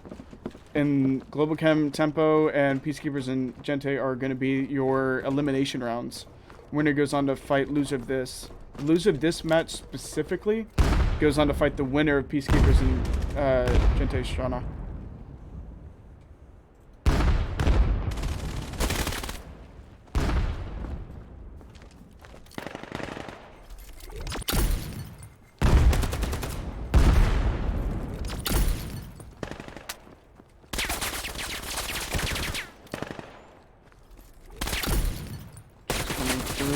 Tabby able to pick up one of his own. Tabby to immediately get traded up by Achilles. I'm watching Odyssey because of the gun he's using. Just interesting. You don't typically see this in the comp line. Really awkward fight about to come in as Goose is about to swing this mid line. Ultra task is like whacking both of these players. You know, this backward swing, Volt's able to pick up Odyssey. So we Ulta and Ulta engaging down to deny this mid cross and the plant on site. As the plant starts to come down, Gaijin's able to win his one. Crayon to Ulta, and it's gonna leave the tall task all down to Gaijin.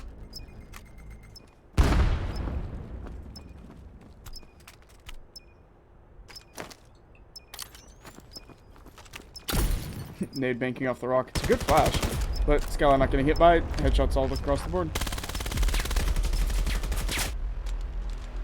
See, I can try and hop into the Peacekeeper match. I don't know if it's up. Round starting. Get ready.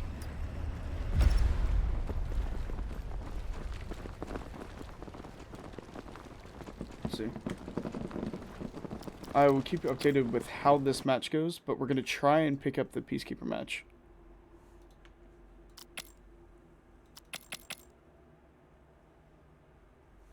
Which...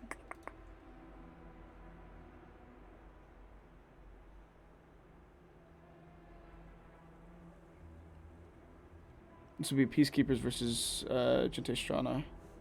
Be this one on Mar. Interesting. Alright, quick cover.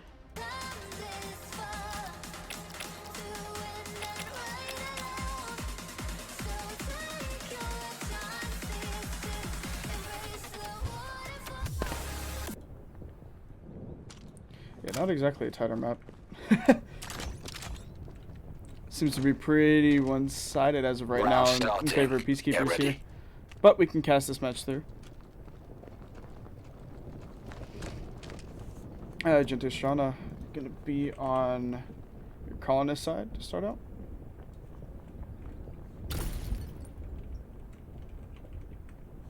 And this is an elimination round.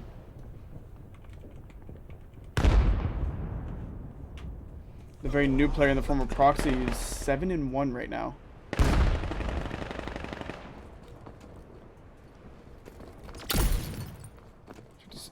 Some interesting setups kind of across the board by both teams, actually.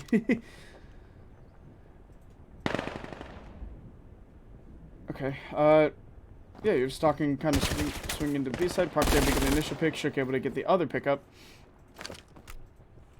And then that's going to effectively be this push collapse for GS.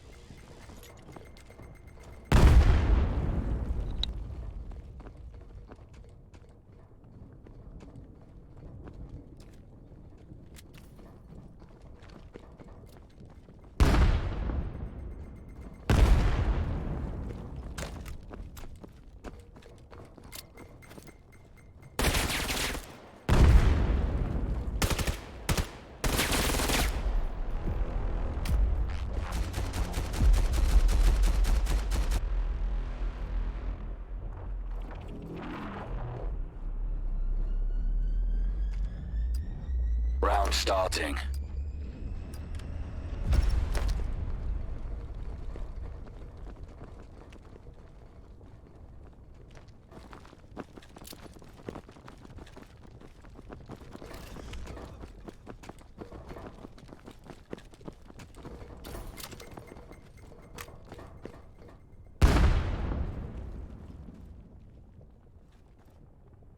Alright, we're going to be able to get REKT 1 versus REKT 2 on stream, and that will be a semifinals match that I am very interested to watch. We saw REKT 2's dominance against Globochem, and we saw in REKT 1 had dominance against Vanguard Gaming Academy. Very, very interesting to see how those two play against each other. Kind of the new age versus the old age, and that will be an interesting match for sure to watch. As we see PK get yet another kill advantage going into this.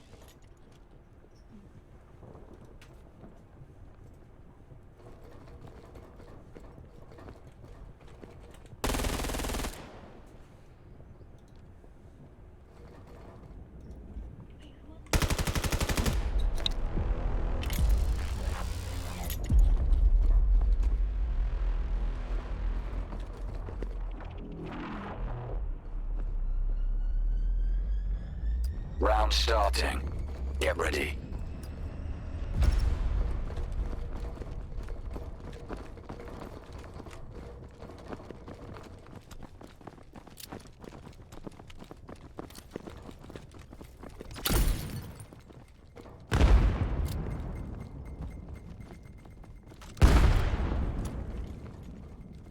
We're going to try and get that REKT 1, REKT 2 lobby pulled up for you as we stay on board with PK until that happens. But like I said, it should be a pretty solid match to watch. And that'll be a semifinals match. Or that'll be a final. Nope, that'll be a semifinals match.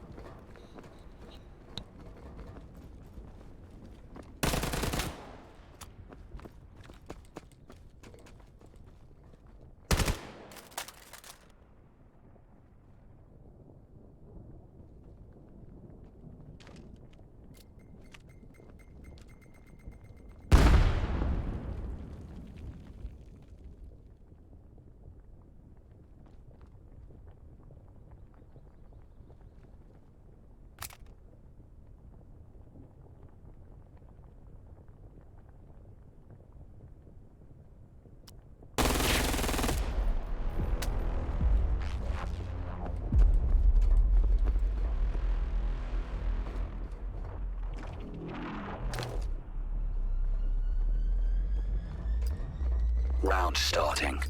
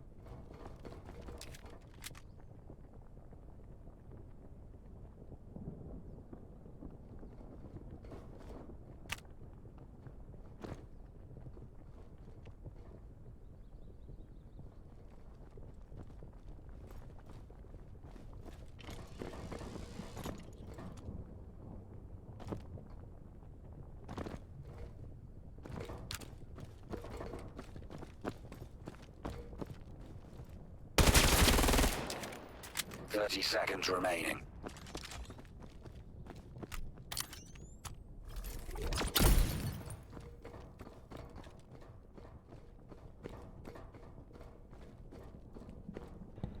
What's up, everybody? I'll be taking over for just a little bit. We got a 1v1 here between PeaceKeepers and Gente Strana. It is Shook and Stalking appears. One's got height over the other.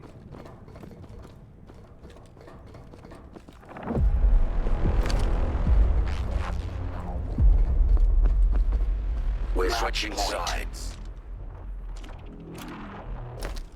Looks like Gente Strana takes the win. Round starting. Get ready. On a side note, I don't completely know this game, so Please be patient. But we already have the spectators glitch up, so we're gonna see how this goes. Hello, Lion. How are you? You know, just me doing my classic Vanguard content creation for the week.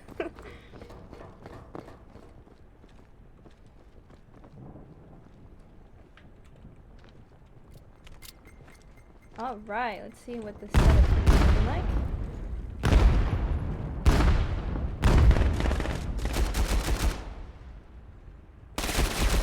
And Gente Strana takes the first kill.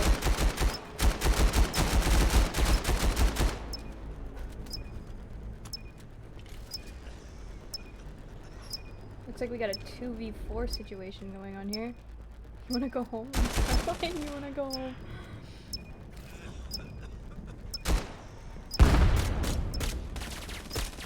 Look like bombs already planted.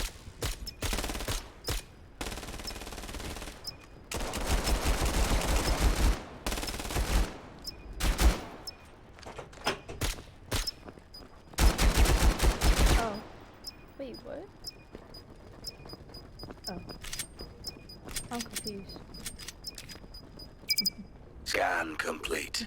Do you want your turn back now? Good job.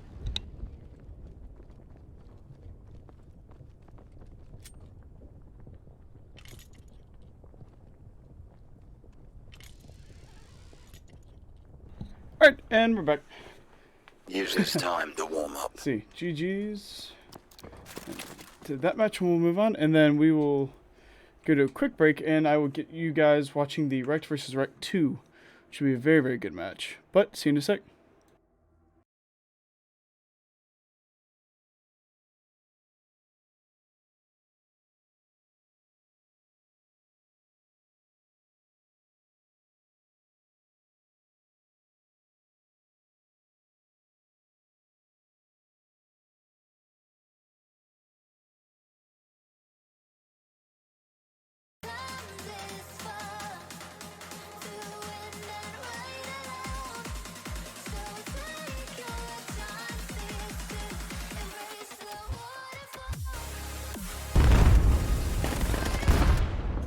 Cool, and we are back. So they didn't realize that I needed the code because they'd already started. So we are watching REKT 1 versus REKT 2.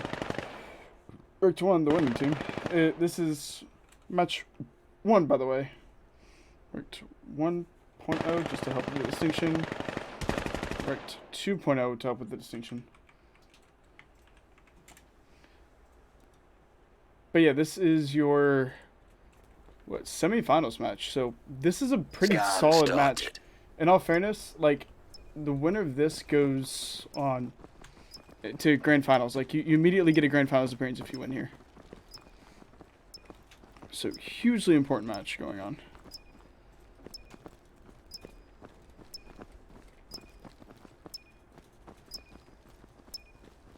And Globochem versus Tempo is also just starting up. Vanguard Gold just beat Global, Dystopia, Nexus, and they are on to play Astra, which also should be a very close match.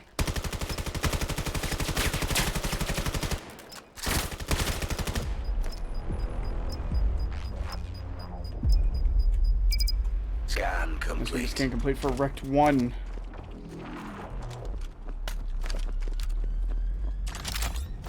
Round starting. Get ready.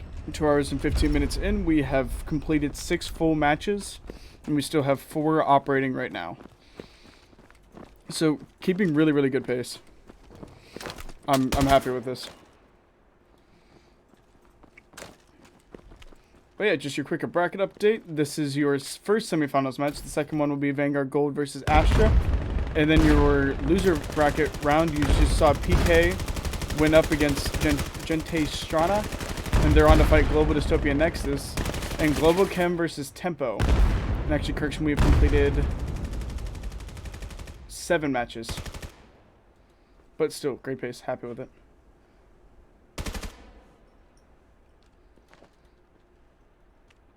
But you have the bracket link in Twitch chat, and let's focus on the match at hand. And again, we will try and dive into Vanguard Gold versus Astra, because that should be probably the tightest match out of the ones we've seen today, aside from that Globochem match, which was insane.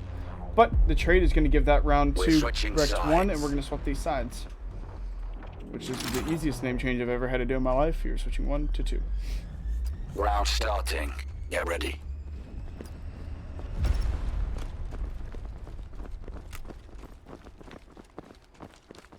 Following along here with the club. That's a nade spot? Hold up. Where does that go? There's no shot you make that. Okay, see, this is why we watch these matches. Apparently, for any of our spectators, you can get a nade through here into here by, like, chasing it on this wall. What the hell was that?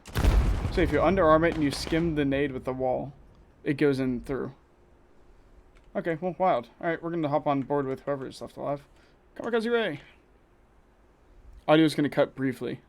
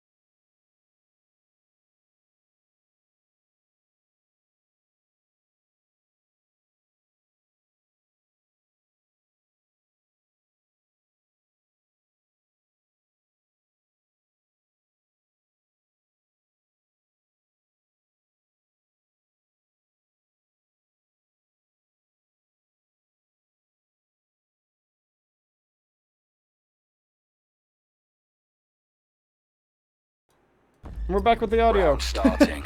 We saw a pretty dominant round out of REKT 1 there.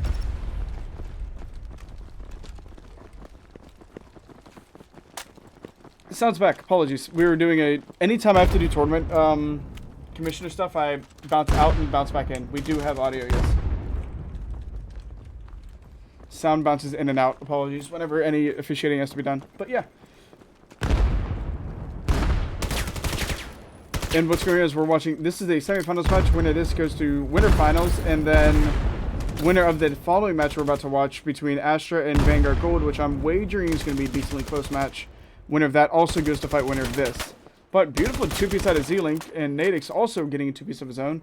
As that Nate from God came flying in. Z-Link and Chewy with the tall task of picking Nadix.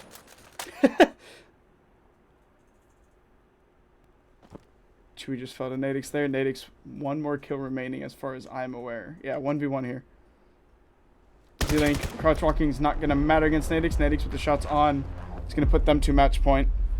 For map 1. But yeah, we're going to switch to the Vanguard Astra match after this. Round starting. Get Bracket ready. is updated in the chat, and thank you all for hanging along with us. We have an amazing day of matches.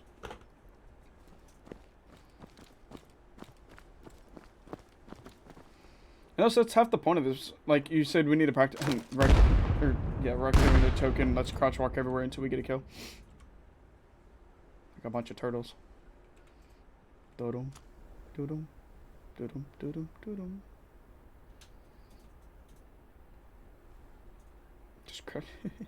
Just advanced strategies from the world finalist teams, guys. Being sarcastic, it works clearly.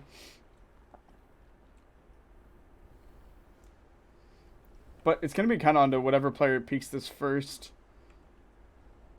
Z-Link's potentially about to peek into a double crosshair. Yep. Shots come out. The koi is up. Z-Link's able to pick one. Immediately traded out by Clev. 4v4 on site. And yeah, that's half the point of this tournament. It's meant to be a pre-IVRL tournament. Everyone here is intending to have this as a really good practice session of what an actual IVRL tournament is going to be like.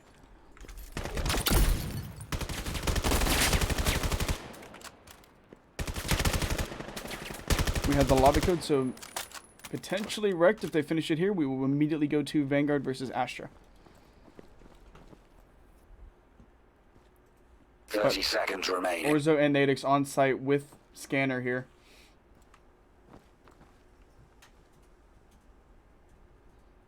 It's holding slow.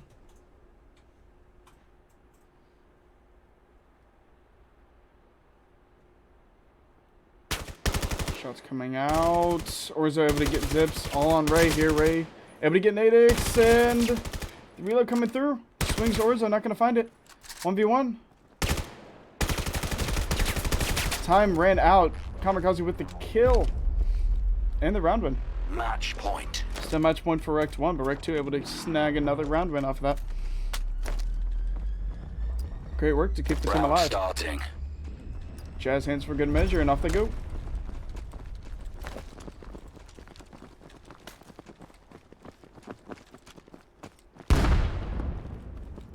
See a quick setup there, and as what REKT 1 calling REKT 1 and REKT 2 is weird. You can kind of see the mid presence is decently strong across the board here, playing within the spectator glitch as best I can. You can see Tech all alone on site, not really much to do. Tech playing this mid line is about to meet Nero.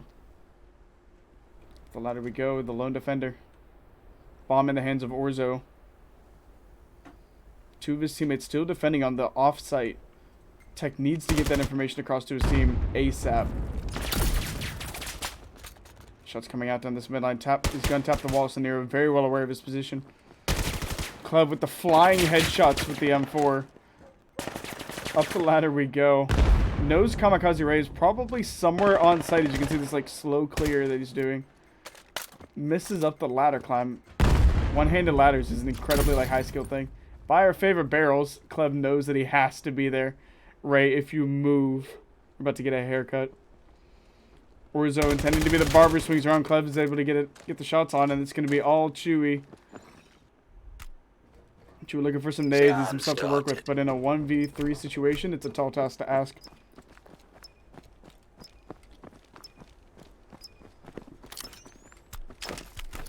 Worth noting, if this round should not go the way of Chewy's hand, he's still in loser semifinals.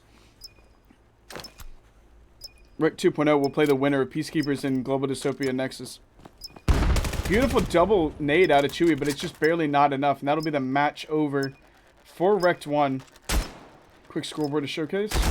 And that is map 1 of the semifinals here. So we bounce over to Vanguard Gaming versus Astra. Use this time to warm up.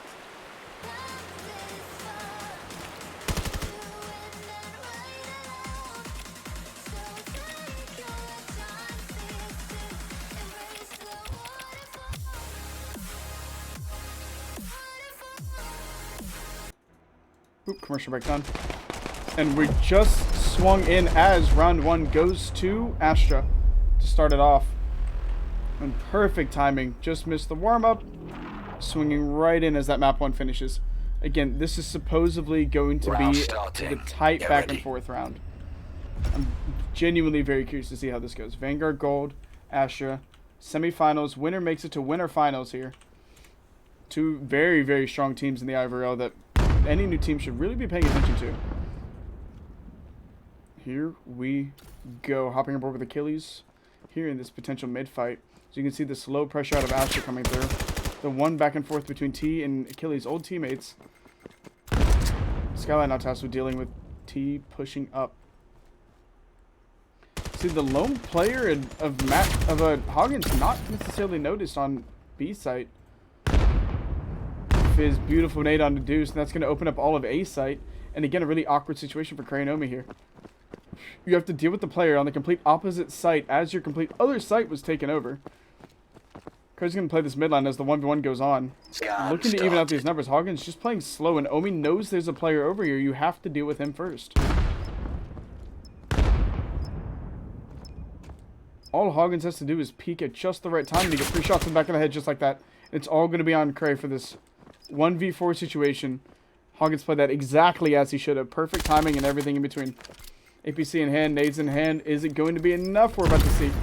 Swings on the sights. Fizz. Perfect shots on the head of Cray. And that's going to be 2-0 for Astra versus Vanguard Gold. Teams of this caliber do scrim a fair amount, so a lot of their strategies are known to each other, making matches like this incredibly interesting to watch.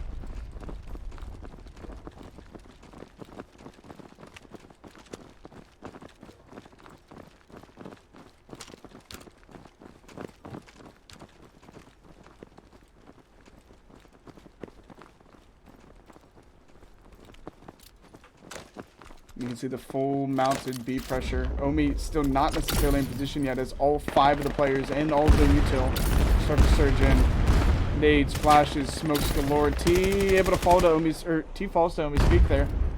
Numbers still 4v3 advantage for Astra immediately on site as Vanguard Gaming players realize how aggressive the players are. One player's graffiti.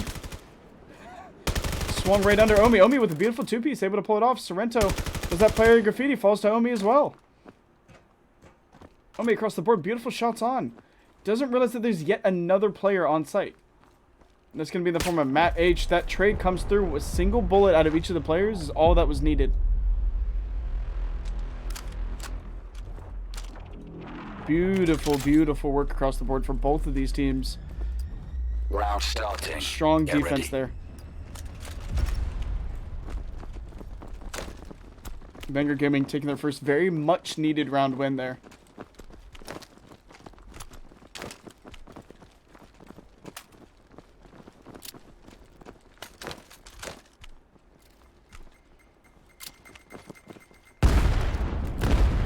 Utility coming out. It's basically the direct inverse of what happened on the off-site. You have all of these players dealing with the full pressure of Astra yet again, but this time on A site. Flash coming not in the favor. Scala with a beautiful 2-piece, immediately traded out by Sorrento. Achilles on this on-site as it was Sorrento and Fizz able to get the trade outs, and that's going to be a win for Vanguard Gold.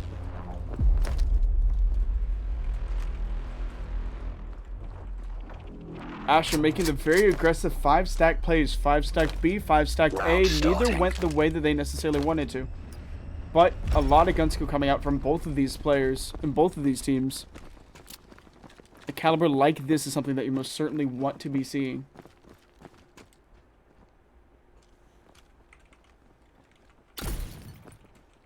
And we're down to like that slow play that we kind of talked about with REKT. The super, super slow A play.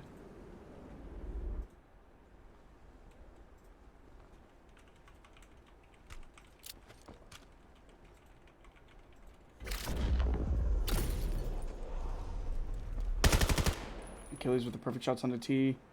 Balances out. This is going to be a numbers advantage for Vanguard Gold off rip.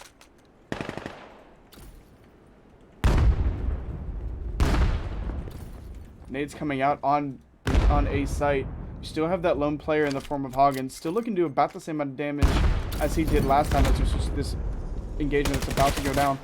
Sorrento with the shots entering onto Deuce. Achilles evening out the numbers on site. He gets across. Hagens yet again on the offside, shoots him in the back. Omi pops out, immediately gets the trade there. Back and forth we go. 2v2 on site. You have Cray, or you have Omi and who's on site? Oh, okay. Apologies, this is all on the Fizz. 1v3 on site, and it's not going to be enough. Omi shots onto the side of Fizz. It's going to be a win for Vanguard Gold.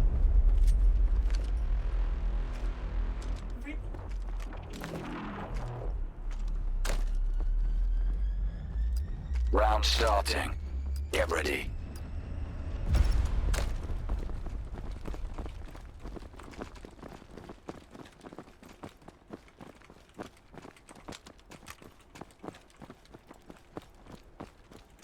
You need to set up like almost a multi-stream of a way to watch almost all these matches, like almost a tournament hub. If there's any Veil casters that want to work tightly with Crest League, and I mean like operational work as well, not just making the fun content, please shoot me a DM. I want to elevate the production a little bit. But speaking of elevate, you can see all 5 of Astra players yet again surging onto the B site, and Omi's not going to be able to handle T this time around. This can put Vanguard Gaming in a very awkward position of Achilles being stuck in his bottom mid. Able to get 1, and that does help numbers advantage, but you now have to deal with Vanguard Gaming retaking their own side as T is about to swing this onto Cray. T knows Cray's position, and that's going to be a kill there. Cray did get 1 with the nade, but again, not necessarily enough. It's going to be Deuce Volt in a 1v3 situation.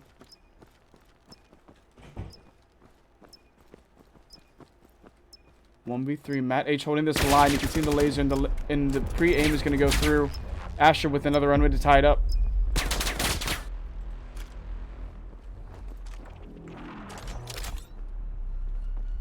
And tied up indeed, 3-3. Again, winner of this hit goes on to face REKT 1 in grand finals, or in winter finals. Basically securing top 3.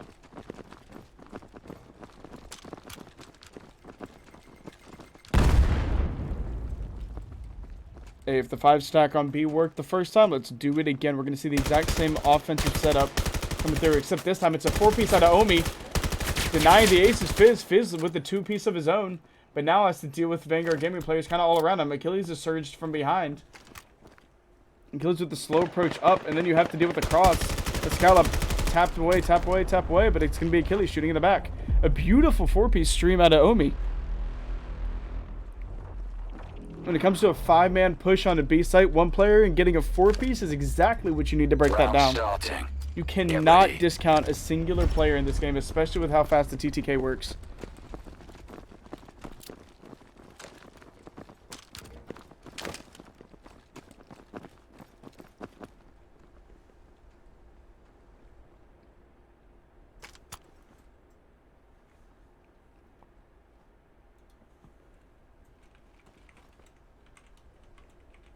Kind of like that slow play we saw on A, except this time around it's going to be on B. You have the lone player and Matt H looking to make a little bit of noise, potentially get a pick. But Achilles taking an initial kill, and while he only got 1, the entire Koi is up. Now his entire team knows that, hey, this pressure is about to hit B side. And B side it is as this util starts to come through. It's going to be all on Cray here to handle this defense. As his teammate in the form of Omi starts to stream through this underside. You have Omi and Cray on this top line. Dealing with the 3 players from Astra. Hoggins defaulted Deuce here. As now all of Vanguard Gaming is there to support. Nice 2-piece snap out of Cray. And it's going to be the round win. Beautiful double tap. Headshots across the board. Snap, snap, and that's the round. Beautiful double kill. Round starting.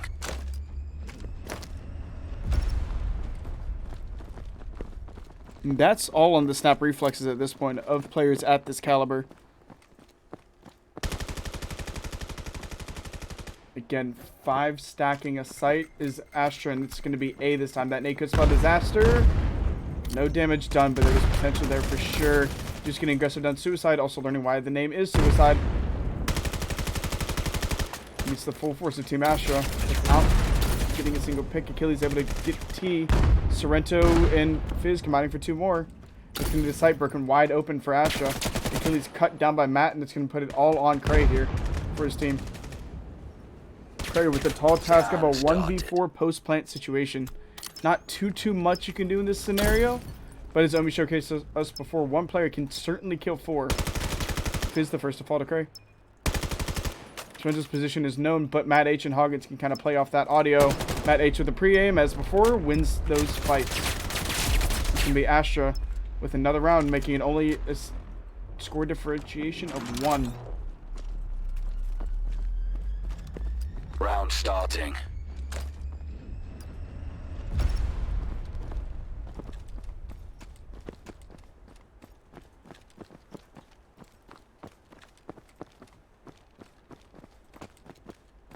Kind of seeing this traditional play yet again, except instead of Hoggins being the lurker, you have Matt H. You see all of these players surging towards A, incredibly slowly, incredibly well paced. We kind of see how they do this setup. You send 3 players on suicide, 1 player down this mid line to kind of handle any of the players getting aggressive through mid, 1 player in the form of Matt H to play this really, really wide side on B, and then just kind of wait for a pick to happen. You can see Deuce kind of peeking suicide a little bit as this Uto starts to cycle through. Omi gonna get shots onto T. T's only job is to watch that cover line. You're gonna have to deal with one of the players behind you, and Skyla getting one of her own. Bold able to pick 1, able to get 2 with the trade. Matt H doing his job on the back line, but Omi shutting it down. We're switching It's gonna be the side sides. swap, and I am gonna try this rejoin.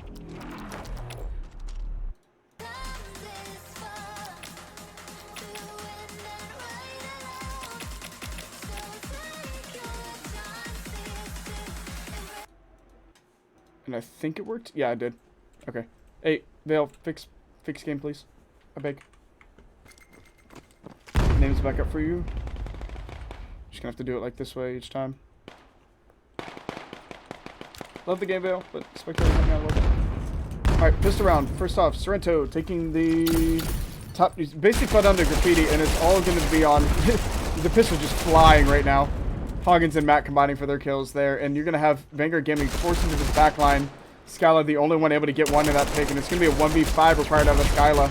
But Skyla getting 2 of her own, has to reload! Not able to get the win against Fizz. Skyla getting 2 kills, but that is not enough against Astra. Astra taking their initial pistol round against Vanguard Gold.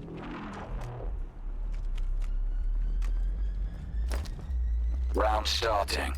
Get ready.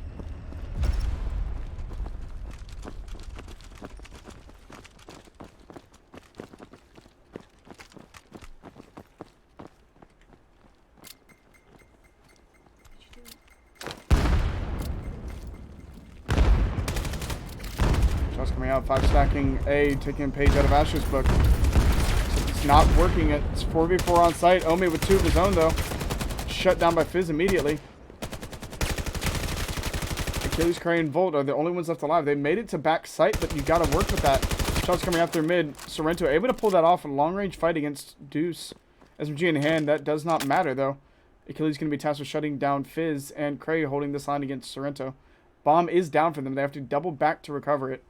Achilles is close to it, but he has to swing for it. I don't know if he knows where site is, or where bomb is. Shots coming out of Sorrento, that's going to be the kill. Fizz did pick off Cray and Matt H on the cross. Yet again, pre-aim holds true. Achilles to fall, and that's going to be tied up. Astra, Vanguard Gold, 6-6. Killing that bomb carrier in the beginning was a very, very important kill. Round starting. Get ready.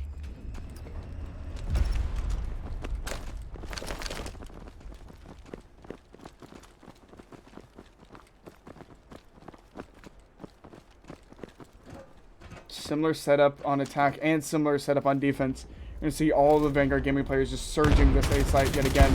Full utility out. The pre-fire is going to come through. Achilles is going to pick off T through that smoke. And to play the smoke himself, sneak up. Hoggins picking up Omi in the back line. Cray and Achilles combining for Fizz and Hoggins. This is going to be all of the players of the offsite to rotate back in quickly. Sorrento with a pick onto Achilles. And forced into these back barrels area. It's going to be on Cray and Skylar to swing. This Cray does swing, and it's going to be all left to Matt H. The snap is not going to be enough. Deuce is going to take him out. Wasn't hit at all in that spray. It's going to be Vanguard Gold maintaining their lead here.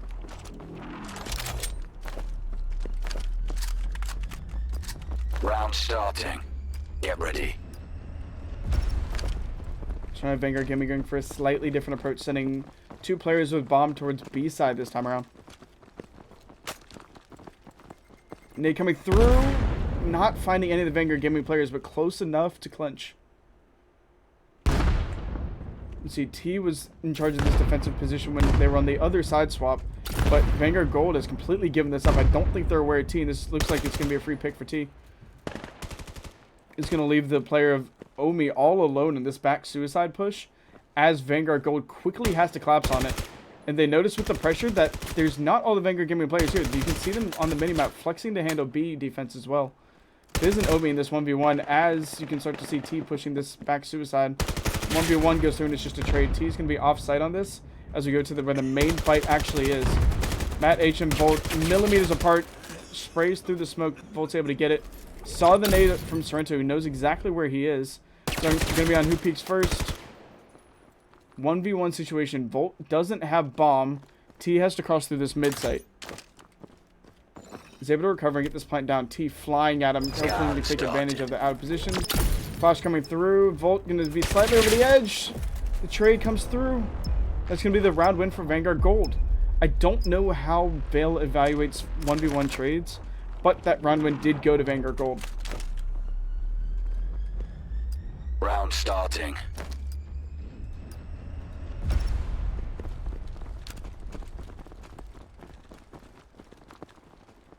And an update on the REKT 1 versus REKT 2 match. REKT 1 ended up taking it.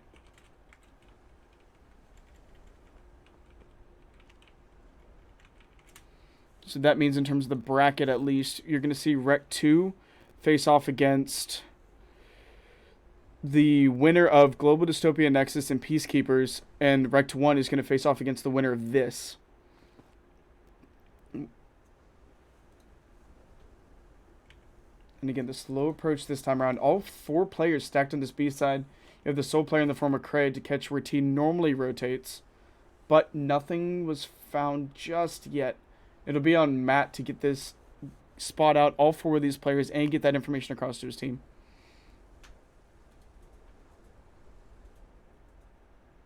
Just the slow time. A minute remaining here. Vanguard has to act sooner than later. You don't have any picks. You don't have any information. Here comes all the utility. Achilles is able to get Mad H, the only entrenched defender on site.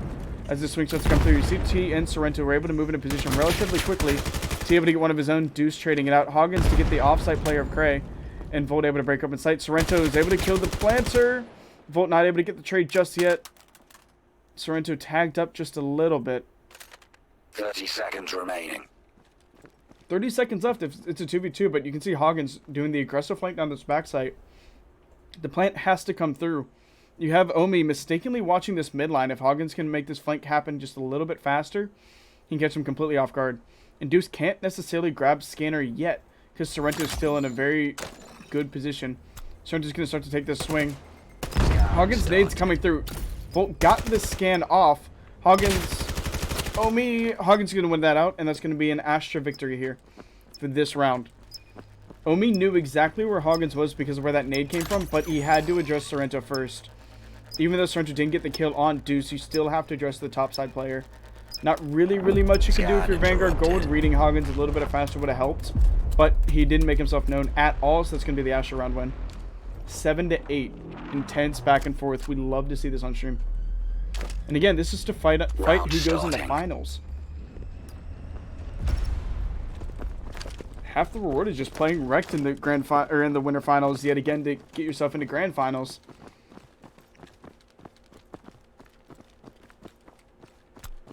Is this first round?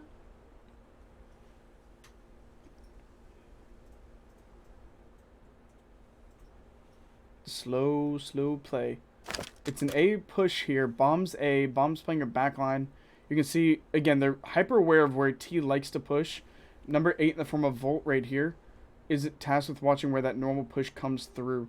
T hasn't gotten aggressive yet, but he has before, and it punished Vanguard Gold, so they learned quickly to cover that. You can see Cray kind of behaving as Matt H or Hoggins did earlier, and pushing up, getting aggressive, hoping to find a pick and the rotation. Rotation denials are vital in Vale. Useful, backed up a little bit by that utility as Vanguard Gold takes backside shots. Tag up T a little bit, and that's going to finish it.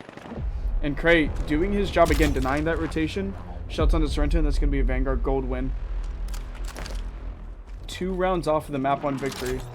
Again, a very much needed map 1 victory. We're going to go to Key after Round this. starting. Get ready. Both teams kind of collectively don't like Mar. Matt H is very comfortable on Mar, so Vanguard Gaming kind of picked to ban that immediately. And again, you see number 5 on your minimap in the form of T getting really aggressive down mid. This could spell disaster for Vanguard Gold. They don't... A double nade out of Achilles and backside, and Achilles getting T. Huh? T's not going to spell disaster as Vanguard Gold has effectively cleared every on-site player. Cray put absolute by that nade, though. It will be on Fizz and Hoggins to handle both players. Again, Cray doesn't have much of a health bar, but a 2v5 is still a tall ass regardless. First engagement coming through from Hoggins and Achilles. Hoggins is going to win that. The flying jump out of Achilles, and that's an Achilles ace for that round. Match point. And that's going to put Vanguard Gold to match point. Achilles going off for his team in this respect. Quick little look at the scoreboard. Round starting. Top frag for his team with that ace now is Achilles. 3 assists, 18 kills. Not far behind in any capacities. Omi 18 kills as well with 1 assist. The slaying power is certainly there for Vanguard Gaming. Although the kill spread is very impressive when it comes to Astra. All players are proving insanely dangerous on either team. Astra didn't seem to get a proper setup onto this B side, and Vanguard Gaming are intending to capitalize on it. Astra were not able to get any of the players pushed up far enough to matter. Cray and Omi combining for 2 here. Matt H from his weird position is able to get Omi down, but shot in the back. Skylar's going to drop him. T was able to get Achilles there. It's going to be T and Hoggins left in a 2v3 situation. T bottom graffiti is able to get a kill off of it, and information's given to him about Deuce. Hoggins still yet to fully rotate onto site. That nade's going to come through. Potentially to find Cray. No. 2v2 situation. T's going to fall there to Cray. Hoggins has full information as to where both these players are. Vanguard Gold has to get this plant off now so they can play off that. Hoggins not much of a health bar at all as the scan goes down. Bad flash as he has to duck for, and Cray could potentially swing this and win it, and he does. It's going to be Cray with Cray winning. Vanguard Gold's going to take map 1, 11-7. We're going to stay on the server and go right into REKKT. This high caliber type of play is the style that you really like to see coming at players of this caliber. You're into the semifinals of this tournament. This is the number 2 seed, number 3 seed going into this tournament. This is the type of stuff you would expect at this level. It's the pre-IVRL season opener. These teams are the ones that are going to be the ones to really watch out for, the ones that have taken initiative over the start of the season to get their practices and get their scrims in, that you constantly see online and active. This is really what you want. I'm going to switch servers, it looks like, by these TKs, but we'll get into the proper match shortly. But we will still be fighting on REKKT.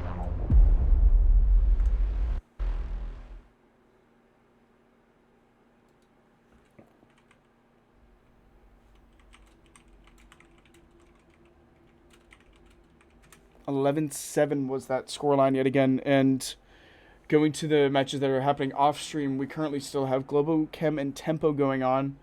We have Global, Dystopia, Nexus, and PeaceKeepers going on. And we have REKT 1 waiting for the winner of this match. You have REKT 2 waiting for the winner of Global, Dystopia, and PeaceKeepers. You have Vanguard Academy waiting for the winner of Globochem and Tempo. We're going to get this lobby code right back up and get right into this. See who's going to be another one of our winner finalists. Quickly 32 break while I log into this.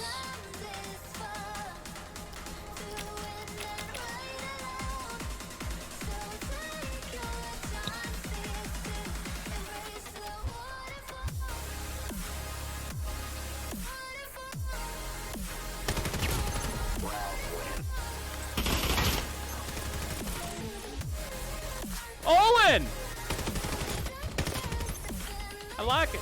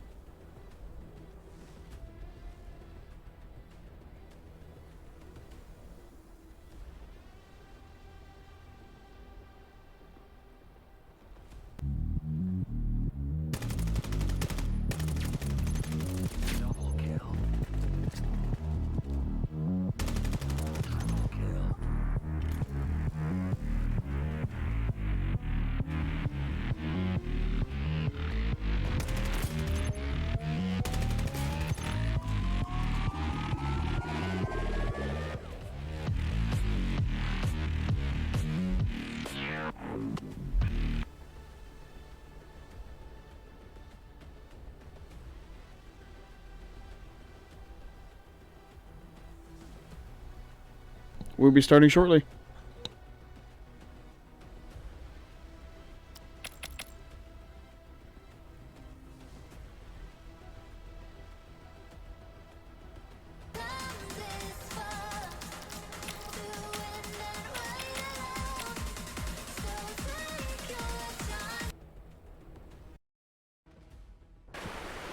And we are back on REKKT on a brand new map build. We're going to fly into the map really quick and see the fishies while I get all of these names set up. Do they still have the fish? They better still have the fish.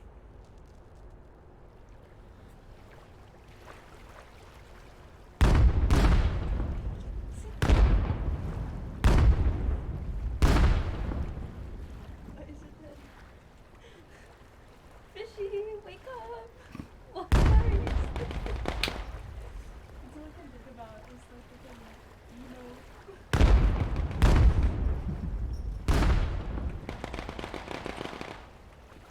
This is not the only clip we're about to see this match, as that was not the warm-up as Astra takes round 1, as I was adjusting the names. And hopping on board with the team that just won that.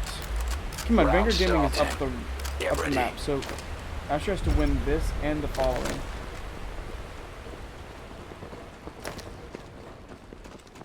And Vanguard Gaming, in terms of pick bans, Vanguard Gaming banned Mar off rip, so this is still technically Astra pick. Astra picked map 1, but they knew this would be map 2 as well. So we're going to see this attacking setup out of Vanguard Gold. We saw them play like this earlier against Dystopia, where you send Achilles to your mid line, and then you send 2 players to either site and let them get aggressive, and then kind of force Astra to flex around. Because the goal with giving them false information is you never want to be in a misadvantaged fight.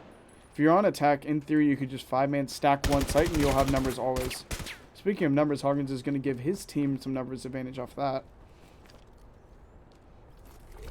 See the slow pressure. I can push up. Omi able to get one of his own. Bounce it out 4v4. Keep in mind, the site that matters here is B site, where you just have Matt sitting. Matt's the one that needs to read that he has 2 players, one with bomb pushing in. It's going to be a 2-piece out of Matt. And that'll just about be all she wrote. It's going to be left all to Omi. Omi has Omi has gotten his 4K before. But you now have to do it with bomb down. And you have to re-clear every little bit of information that you had previously. Deciding to opt for the M4 instead of the Vector, grabbing 1 mag to reload for himself. And here we go with this swing. Again, Matt H with the pre-aim. Gonna hold true. Matt H has been great about getting into these good positions to support his kills from wherever he needs to be. Consistently holding true when it comes to that. Round starting. It's gonna be 2-0 for Asher to start off. Not the lead Vanguard, or not the way Vanguard Gaming were hoping this would start off.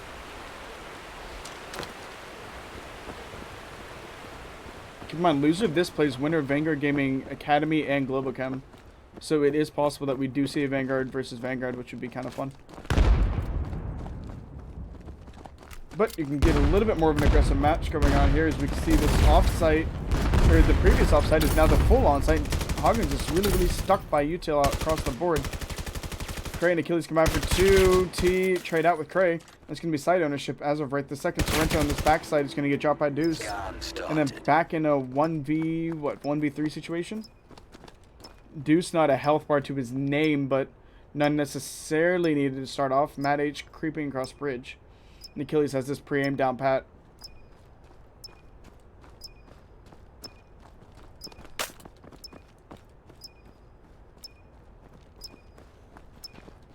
The cross coming through. You have to clear all your angles. Achilles shots right out. That's going to be the first round win to Vanguard Gold.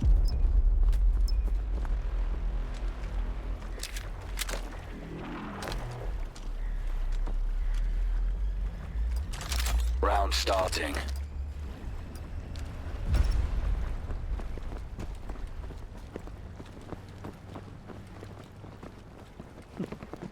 We're going to see a 4-stack to A side, and then we're going to also have the lone wonder of Omi trying to push this offsite, get some presence down, potentially even out some numbers. We see your very typical 2-1-2 split. That Astra as all this utility starts to come out. Smoke the nade, the flash. Not really finding any of these players. Cray, not a health bar to his name from the utility, but not dead yet. As you sheltering out, Matt H able to pick one, traded out there by Achilles. Is able to drop Skyla. Hoggins drops Omi, the offsite, and Fizz drops the very injured Cray, and it's all going to be on Achilles to pull this off. 1v3 situation. Scanner down on site, not that massive of a problem, but you now have to deal with Sorrento and T.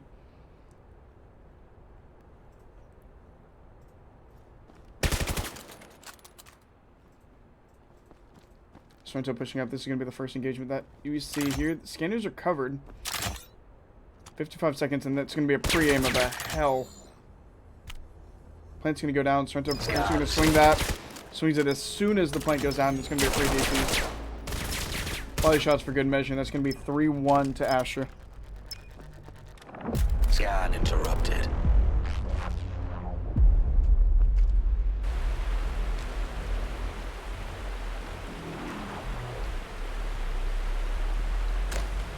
Round starting. Back and forth we go, but we're starting to see a lot of dominance out of Astra. They're handling Vanguard Gaming's pushes really, really well. The offsite players aren't really able to get much of an advantage in their pressure. And the main side players aren't winning their fights necessarily either. And Matt H holding down and locking down when he doesn't necessarily have to move as much. He's an incredibly dangerous player to deal with. Holding those backlines, holding your pre-aims and stuff like that. He knows where to put himself to succeed and does frequently. Shots coming out here, and you kind of see this really aggressive pressure in the midline. The shot running out from Achilles, who's your mid player. Because rotation denial. Cray winning his fight against Sorrento.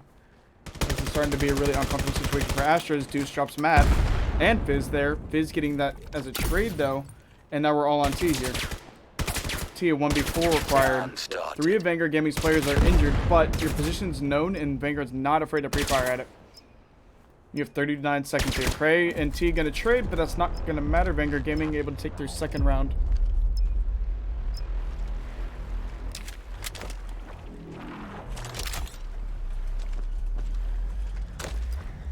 Round starting.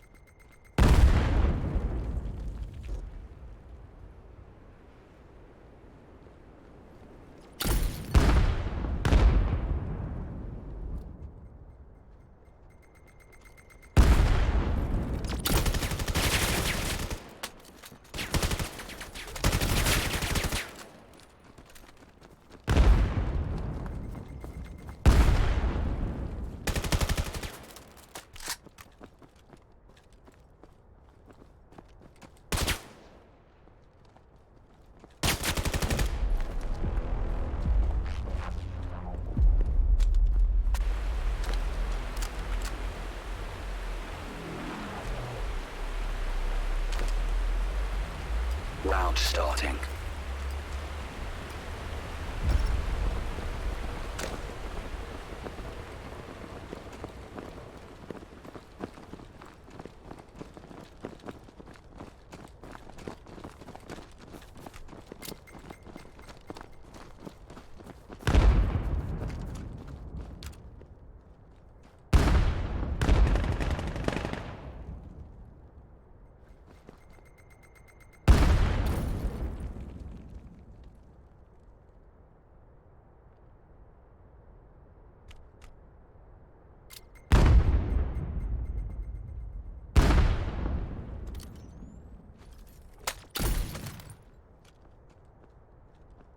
And we see the heavy push out of Vanguard on this B line, as you can start to see Cray pushing down into this center line.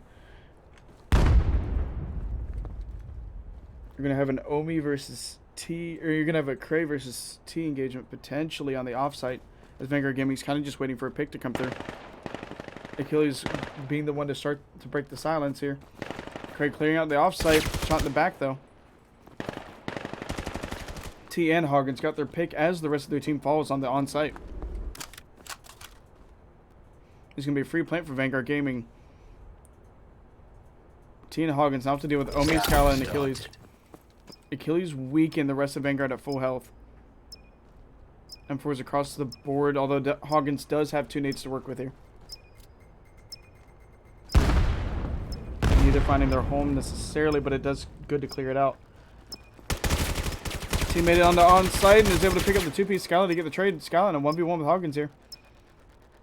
Full health for both players, 20 seconds remaining. Hoggins does have to speed this up a little bit, but has a little bit of time to work. Scala checks the wrong way at the wrong time. It's going to be a round for Hoggins. 5-2 for Astra. Scan interrupted.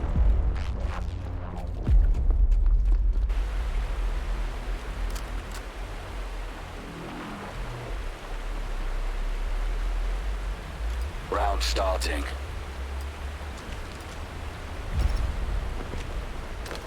Vanguard Gaming seems to be doing a heavy full hit towards A. All 5 of Vanguard Gaming's players are not messing around. They're full pressuring this line.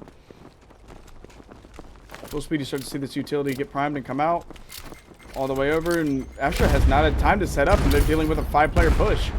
Hoggins is able to get an 8 on the Deuce Volt and kind of break up the line, but you have the fight starting to come through. Achilles is able to drop T. Hoggins and Cray in the smoke fighting. Cray not able to find anything with a pre-fire. Hoggins right outside of this smoke. They've not been able to fight onto site as Astra's players are starting to swarm in. Hoggins is able to get the pick onto Skyla. Omi and Sorrento are going to trade out there. 2v3. Scanner's down back site. Not an immediate worry yet. There's still a minute remaining, but going to become a problem later on.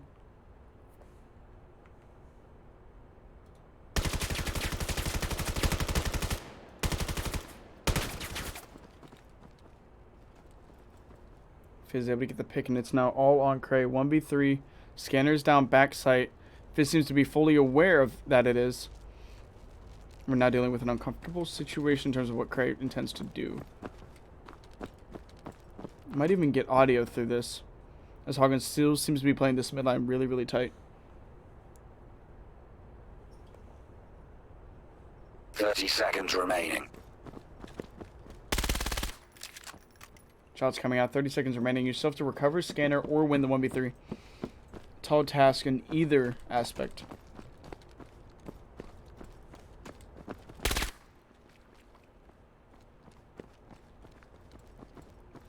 True, peeks the wrong way in the pre-aim, and he's going to fall to Matt H. And again, the consistent killer for Astra.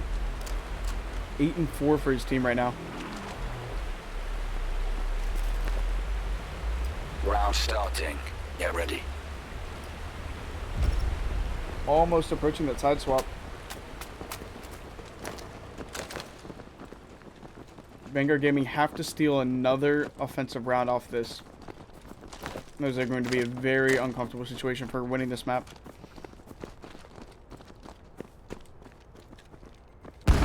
We know that Astra have quite a few tricks up the sleeve when it comes to offensive rounds, so this initial pick is going to be huge.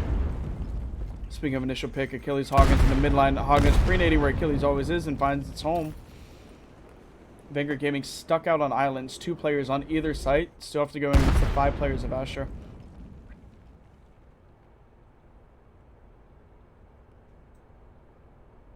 A valid play call, but Astra is going to outnumber Vanguard Gaming in pretty much every scenario on how Vanguard Gaming pushes this site. You can see though, Cray almost able to get all the way into backside of A. Shots ringing out. Astra realizing that they don't necessarily own back A at all.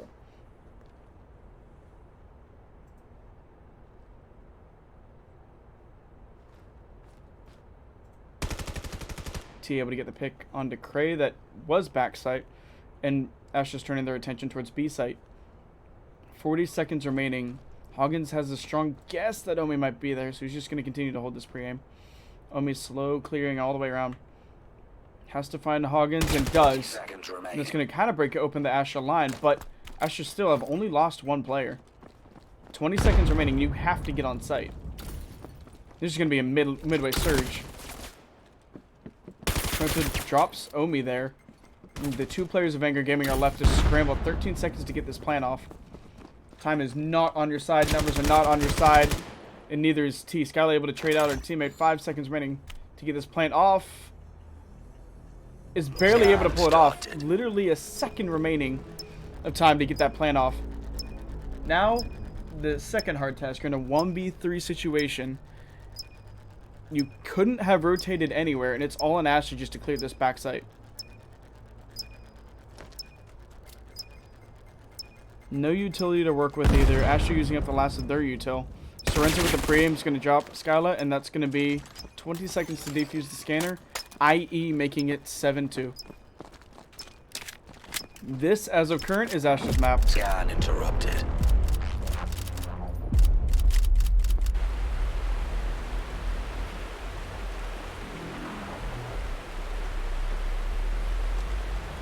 Round starting.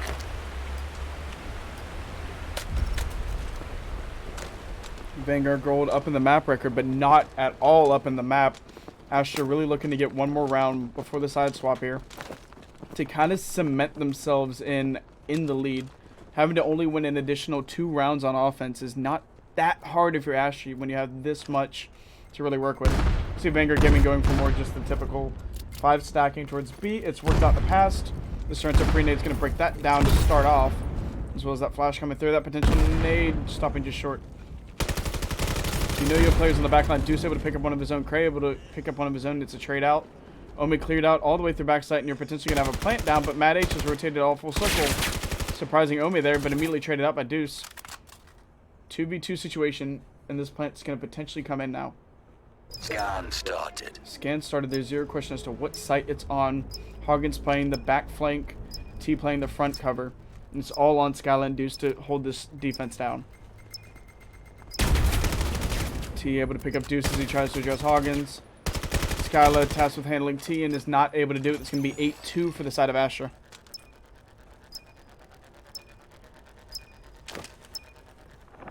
Scan interrupted. We're switching As we switch sides, I'm sides. going to quickly jump in and out.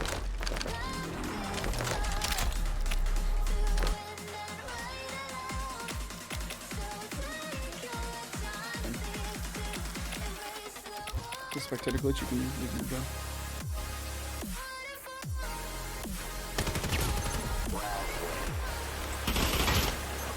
Back in on this pistol round as Vanguard Gaming set on the defense, and you're going to see full attack in terms of Astra. Achilles' nade is able to drop 1.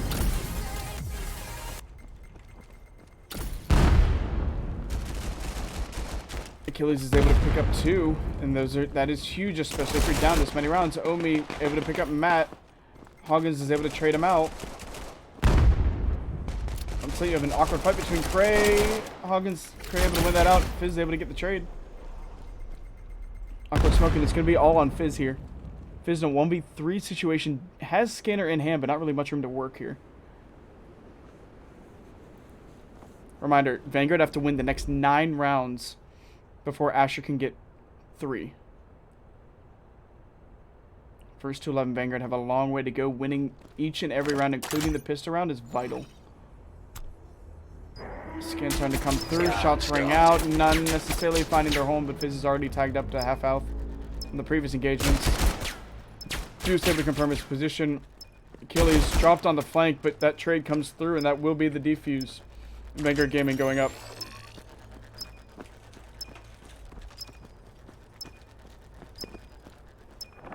Scan interrupted.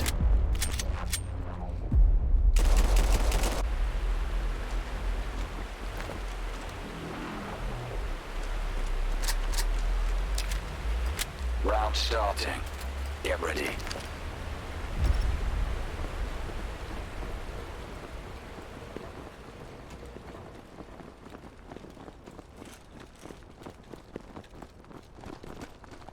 See yet again a 5 stack towards B. This time guns in hand. We're going to see M4s across the board for Astra.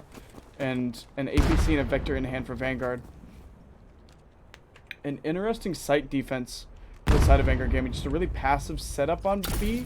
You're going to almost let Astra get the entire site. Could this be false information or a bad play call to rotate? It's basically giving Astra the entire site for free. And Nade's going to help out as well as Craze APC in hand. Hogans is going to even out the numbers a little bit. Craig trying to one-hand over the barrier is going to get dropped out by T.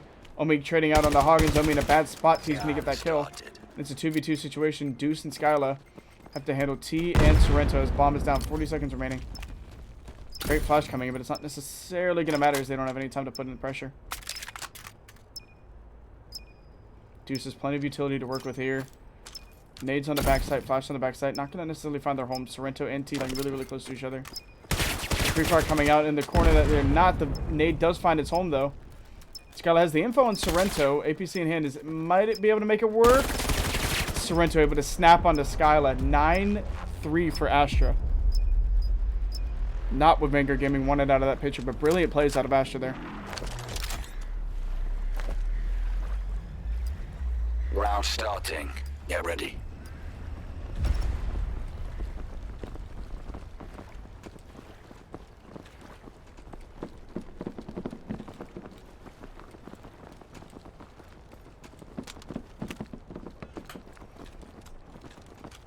Gonna see yet again the kind of exact same pressure out of Astra down this mid line, except you have two players that you're setting up mid.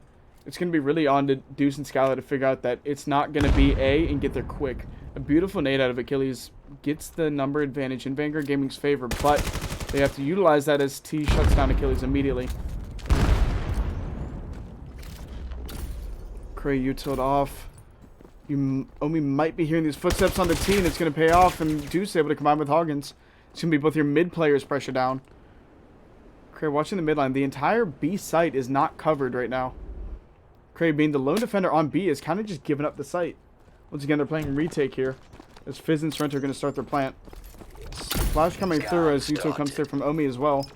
Double flashed out, but that's not necessarily, again, going to matter as both players get set up. Fizz cut down as he tries to run towards setup, and it's all going to be on Sorrento to handle this 1v4.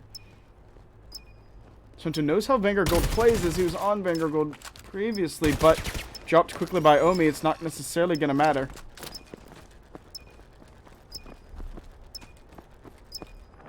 Scan interrupted. 4-9. Astra only needing 2 rounds to take it here. Vanguard Gaming with the tall task of climbing all the way back up to get 11. They are up the map record right now.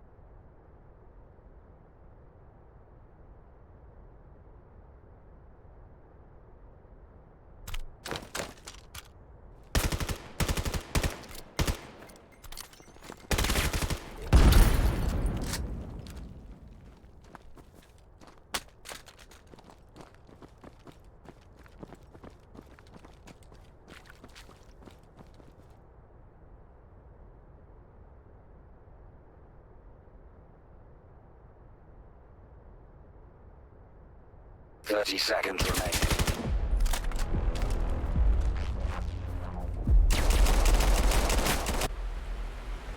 Audio should be good as Vanguard Gaming take that round. Apologies if it's not try restarting, but it seems good on our end for production and the test streams. Maybe Vanguard Gaming take that round 5-9, making this comeback seeming more and more feasible. Again, certainly not impossible, but a tall task across the board. 2 slip-ups, and that's going to be a map 3. Shots coming out as Vanguard, as Astra seems to notice the pick early. Creating this backline. No damage done to either team yet. There's the potential to find Matt H right here on the swing, and Hoggins. So close so far. If he re-swings this at the wrong time, you're getting shot in the side of the head.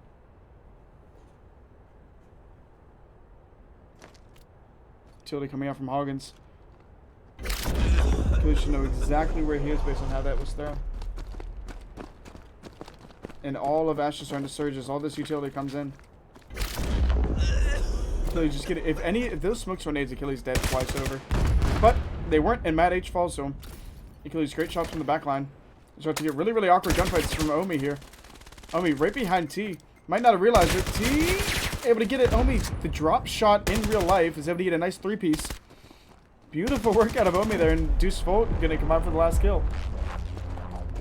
Omi with the really awkward fights is able to pull it through.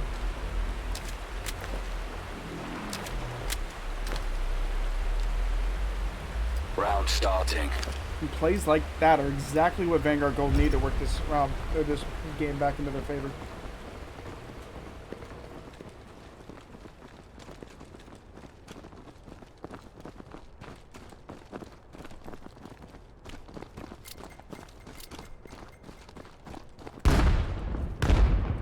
Achilles a nice pre-nade to make those numbers in their favor.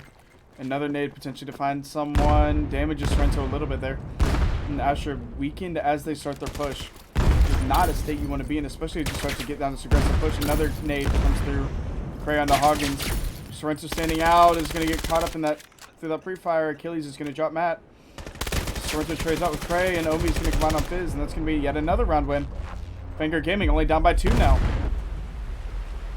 The mounting comeback starting to come through.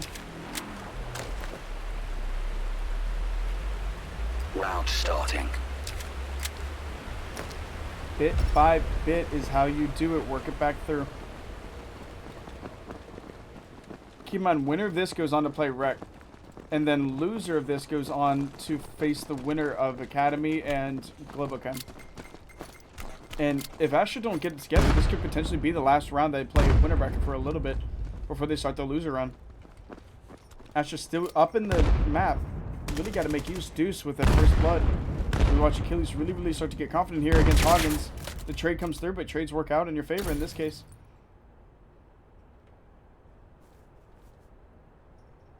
Deuce and Omi seem to be very aware of Sorrento's presence here. Don't know who's necessarily going to find him, but Sorrento mistakenly walked into 3 Vanguard players. They're coughing, and that's going to be a trade from Skyla. Now it's all going to be on to Cray to read these last 2 players, call out to his team, and get the recovery here. Matt H and Fizz. Cray looking the wrong direction might lead to Asher getting some site control here. 2v2 situation with how far Omi and Volt are. This is going to be a hell of a rotation. This is going to be a free site for Asher. They're going to be able to plant and get set up. Well, you see Deuce and Omi spring into action really quick here. Scan started. Spraying through the smoke, not necessarily going to find anything. Volt and Omi both in some odd spots. 35 seconds remaining as Deuce takes his first pressure.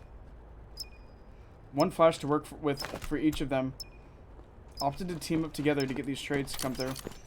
Their flashes burned here. They have to play off of it. Matt H in this backline that we've seen him succeed so well in. Omi and Matt trade out, and it's all going to be on Fizz and Volt. Fizz is going to win that out, and it's going to be Astra on match point here. Vanguard Gaming need 4 back-to-back rounds to win this. Astra starting to secure their win here. Round starting. Get ready. Those plays are exactly what you want to see out of Matt. Just the consistency on that backline still, yet again, it's been a theme throughout this entire map.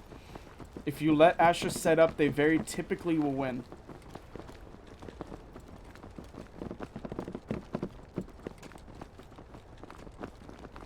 Astra seem to have strong issues getting to the setup, but should they get set up, they're able to really hold true there. In Vanguard Gaming, it's almost vice versa. They're able to break down their pushes, but the retake is where Vanguard Gaming needs their work. And speaking of the retake, you have Achilles in this really awkward position yet again that we find himself. Matt H to drop him. Omi looking to potentially get this trade, but it's full flash and stuck in smoke. Able to trade him out.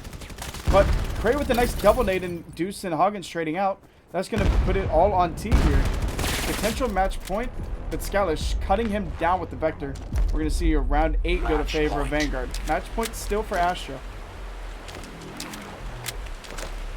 But that one nade from Cray broke open that entire push. Yet again, good at denying the push. Retakes where the struggle is. You see Astra not too much difference in how they're pushing. Sending 1 through Disco, 2 to the offsite, and 2 to the onsite. Again, kind of up to Vanguard Gaming to read this, handle it, and respond as needed to the information they receive. Achilles taking this yet again awkward fight in this midline. It has proven difficult for Astra to handle him, but those picks have helped out massively. Alone on site is Skyla here as one of her teammates just fell. Unknowingly back to back with one of Astra's players is able to pick up Sorrento before T falls. Only to come over to trade out. Hoggins and Cray trade out in mid. And then yet again, they're on the wrong site though. Astra are going to be able to get this setup coming through with Matt H and Fizz. This could potentially be the last round for Astra. One more solid setup and we're going to go to a map 3. Scan Scan started. Achilles. Omi. Same situation, same team to figure this out. Except they get one more redo. Collect the utility from the bodies. Omi has a nade and flash to work with. And Achilles has a flash and a smoke to work with. No utility aside from the one nade that Fizz has to really play with here. See how this nade's starting to come through. Smoke to cover the cross through arches. Fizz gonna be the first to find out. Achilles and Omi able to combine for it, and it's gonna be just another lifeblood for Vanguard. Barely able to clutch on, but they're able to hold it.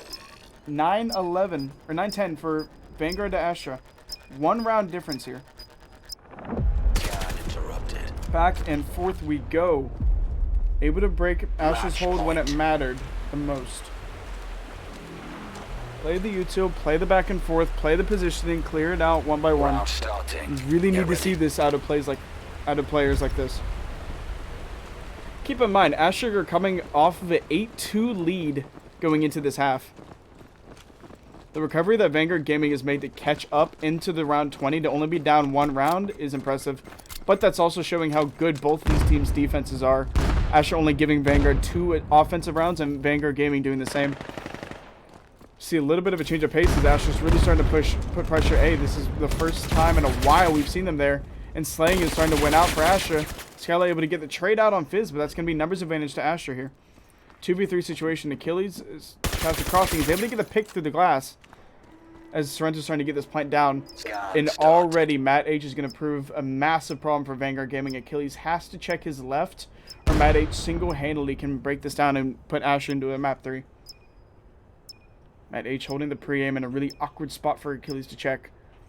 If Achilles falls here, it's going to be a tall task for Cray. He does not check it. It's going to be all on Cray here.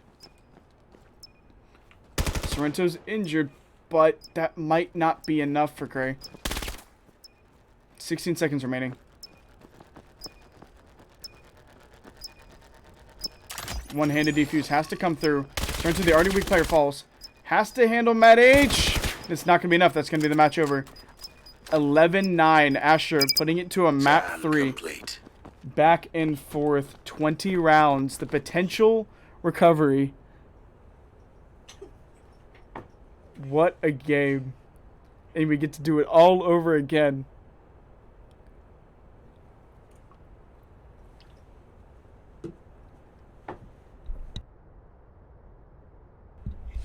I'm like trying not to sneeze. Use this time to warm up.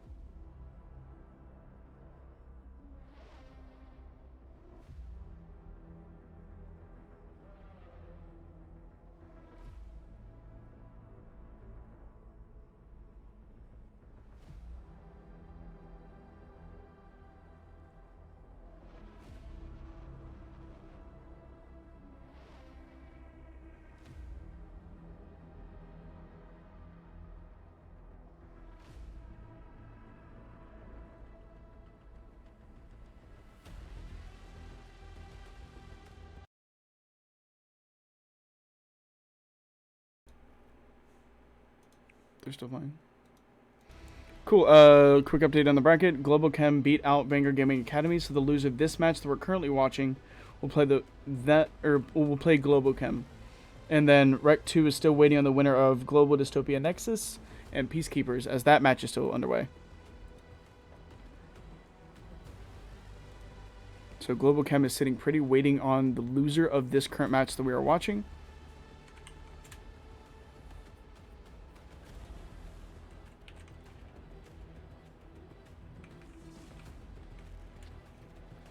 And we're waiting for that code for Mar to swing in. And again, REKT1 plays the winner of this. REKT2 is effectively just waiting, as well as Globochem is.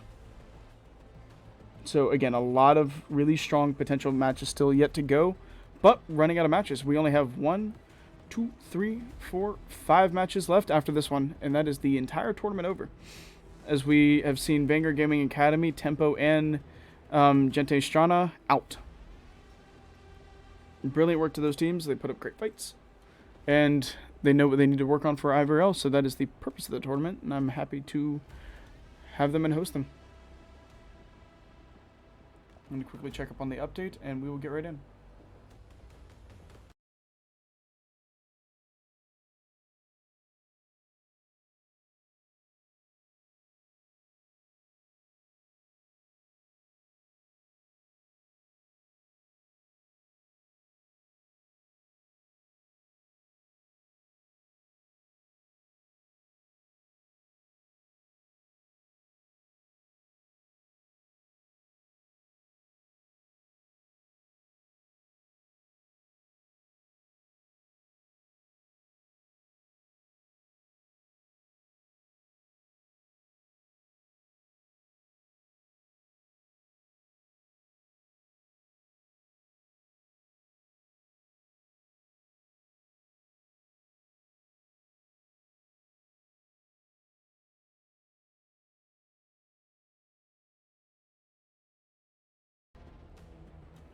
We're waiting for them to lobby up, but we have the lobby code as that starts. And keep in mind, to all teams not playing right now, i.e. Globochem, REKT2, and REK1, be charging your headsets. These are your, like, separated, like, charge your shit time. As we wait for these matches to conclude.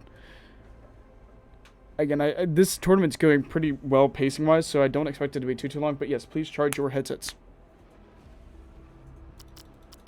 Yeah, we are going to cycle into this match ASAP. I don't think I have the code to see how PK is going. Hold up. I might. Yeah, I do. Hold up.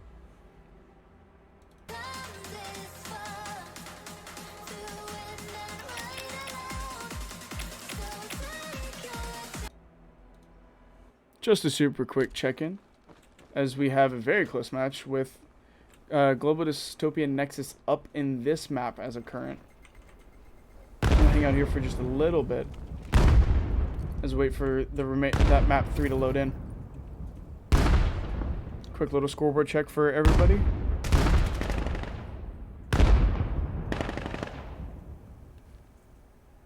So, tight matches kind of across the board. Love to see matches this close.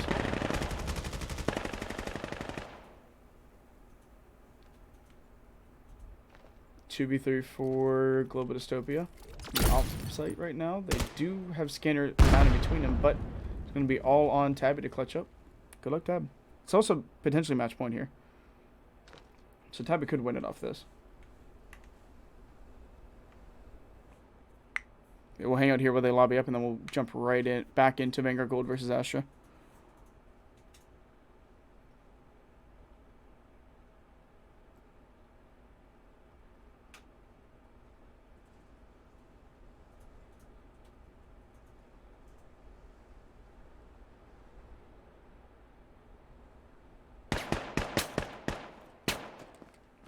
Shots coming through. Tabby's found out a little bit.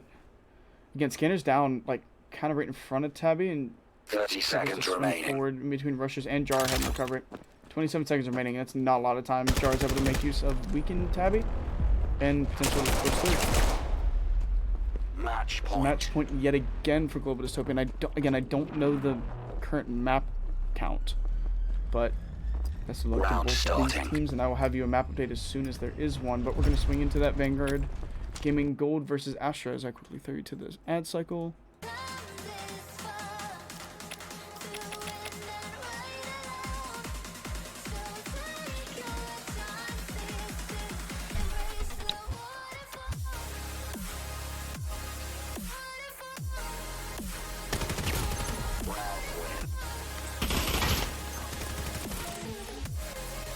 Owen! I like it.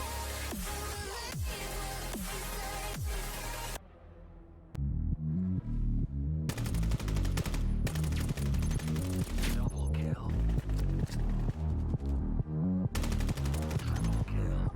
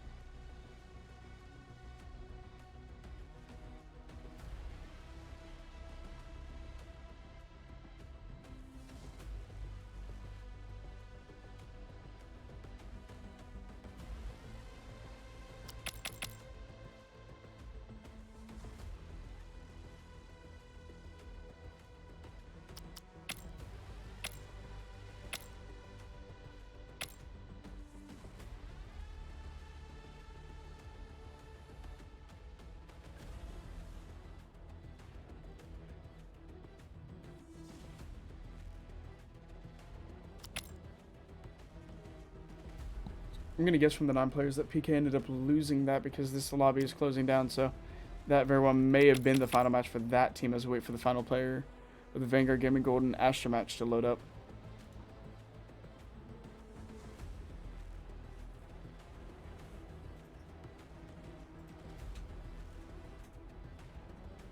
I'll get you that score update ASAP.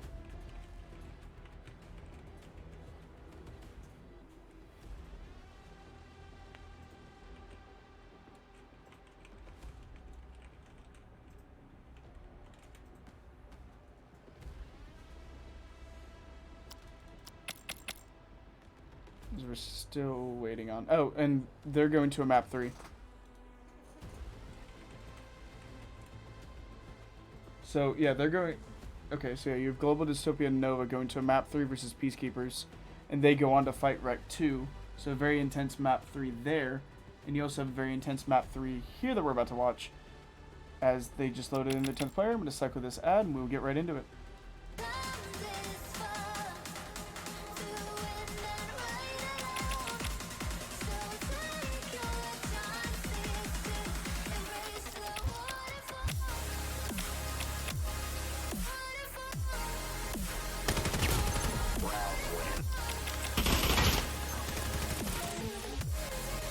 Owen!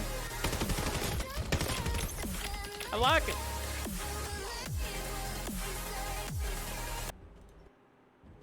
Use this time to warm up. Here we go, loading into this map 3.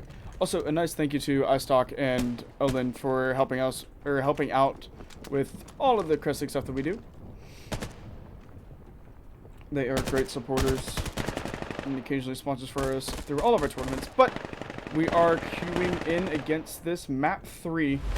Winner of this goes to grand finals. Loser of this goes on to face in the elimination rounds. Round starting. Astra tied up 1-1. Astra coming off the last round win. Vanguard Gaming starting it off. And here we go, a 5-man offensive push from Astra onto A.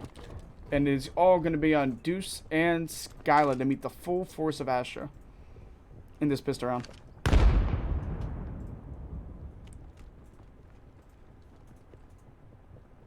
Matter, both of these teams tend to be better on defense, but Mark tends to completely flip that switch, where it's teams with better cohesion tend to win. Also, Matt H self-admits that he absolutely loves this map, so we're going to see how he plays specifically throughout this. But as all the pressure starts to come through, you can see Skylar getting a good nade kill and Achilles rotating in to help out. And here we go. This round's kicking it off. Damage done to almost all these players. Fizz not a health bar to his name. Sorrento again dead from that nade.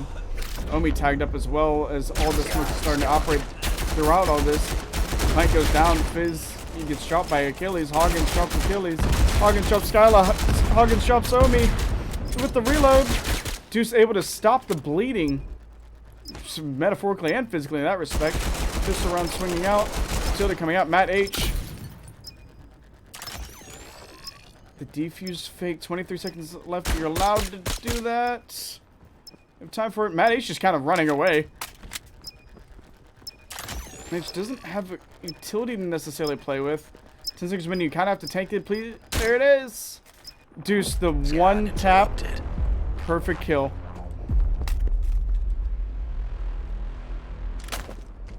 All that was really needed in that respect. Round starting. Get ready.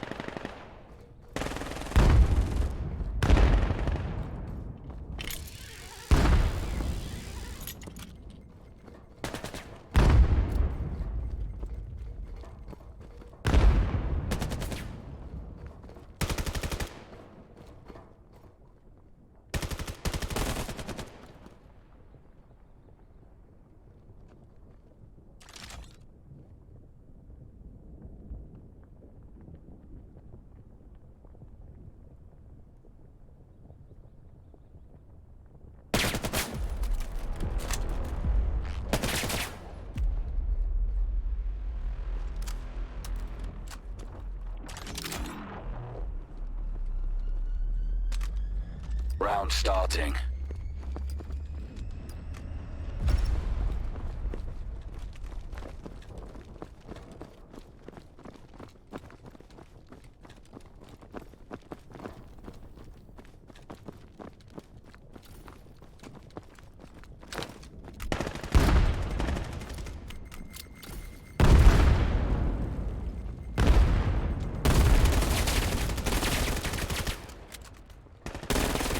We're going to see if that audio, or if that fixes the audio delay. We're going to keep testing it on the test streams here and there, and adjusting it as needed. With this stream and with this game, it does get a little bit finicky. And again, whenever you guys notice it, just comment it in. And Olin, thank you for the 5 gifted. And Matt says, thank you, Omi, for peeking me. And it's going to be yet another kill. As the full rotate comes through, and that's going to be the full rotate from Astra to push to this free site. And the lone player in Skyla doesn't necessarily catch the rotate. He's going to have to run this all the way across to the other zip. The zip's coming through, and it's going to be really on Matt to read this cross. You can hear the audio come through. Skyla drops off and slows down. Util comes out with the smoke, hoping to catch a cough. Scan started. Scan going through. And again, yeah, please check on the audio. We adjusted it slightly.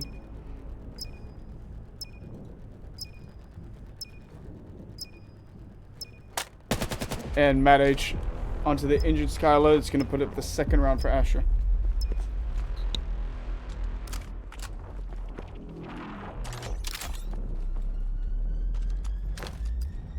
Round starting. Get ready.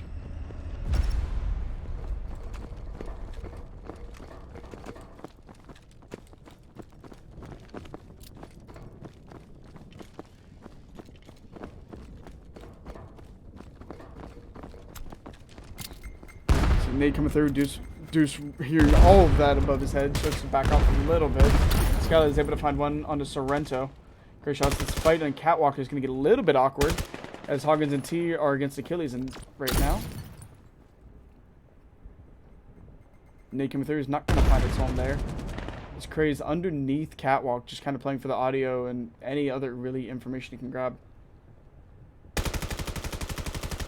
See, Skyla just had 2 Astra players walk kind of right by.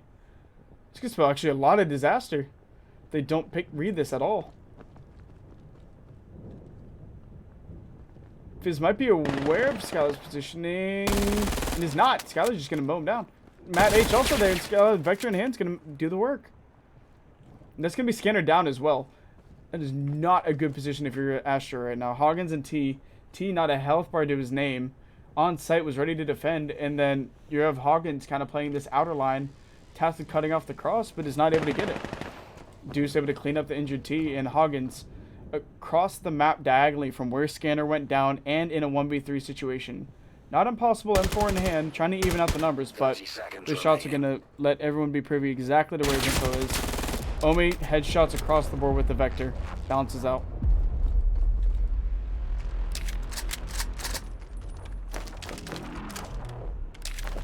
And again, let me know if the audio is fixed or is still delayed, and we will keep trying to adjust it to be as it needs to. Because the audio just dips in and out of and how much it offsets for some reason. I think it's too fast.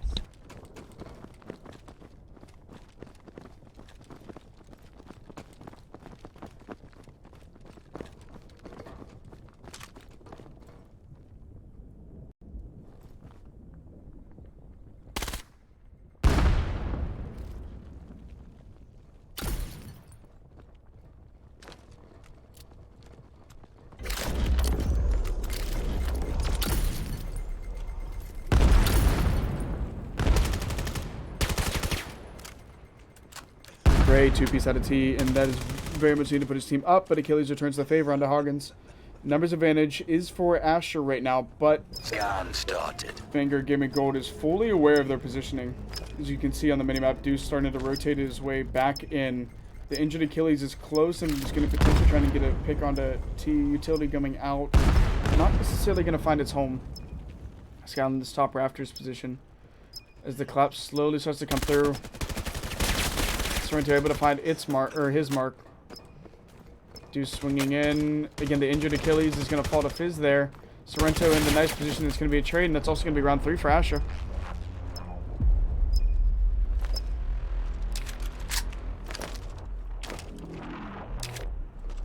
Once again, this is map 5. Winner of this goes on to grand finals. Loser of this has to make the loser bracket run. Which is not a spot you want to be in. You see again the A-sided pressure that Astra seems to like. And Vanguard Gaming kind of reading it, sending their 2 players there, but also you have your mid lurker in the form of Achilles, who's been very, very good at denying those rotations, should there be one. And you also have Matt H on the complete opposite side, double nades in hand, could potentially make something happen, or at least just pull Vanguard Gaming's attention. But the real player we need to be watching here is Deuce. He's going to be the one that has to get the read on all 4 players here. Either through audio, either through kills, in some form or some way. Call out to your players that, hey, a 2v4 is not going to work. We need help. As we hit a minute 10 remaining, no kills, no info has really been spread out. But you can see the players starting to get into the utilities start to bounce out a little bit. Information start to come in. Matt H, you can see on the minimap, starting to push in a little bit. And Achilles is crossed over to the left side of the map yet again. Another 30 seconds past. No real anything has happened. The shots ran out, and this is the time. Deuce able to pick up 1. T immediately gets the trade. That's going to be the info. Come out, and you can see on the top minimap, you see Omi crossing and Achilles trying to get shots down. Skyla is in sight to deny this plant, potentially coming through as Fizz starts this plant. It's going to get cut down by Skyla. The plant does not come down. Omi falls to Hoggins.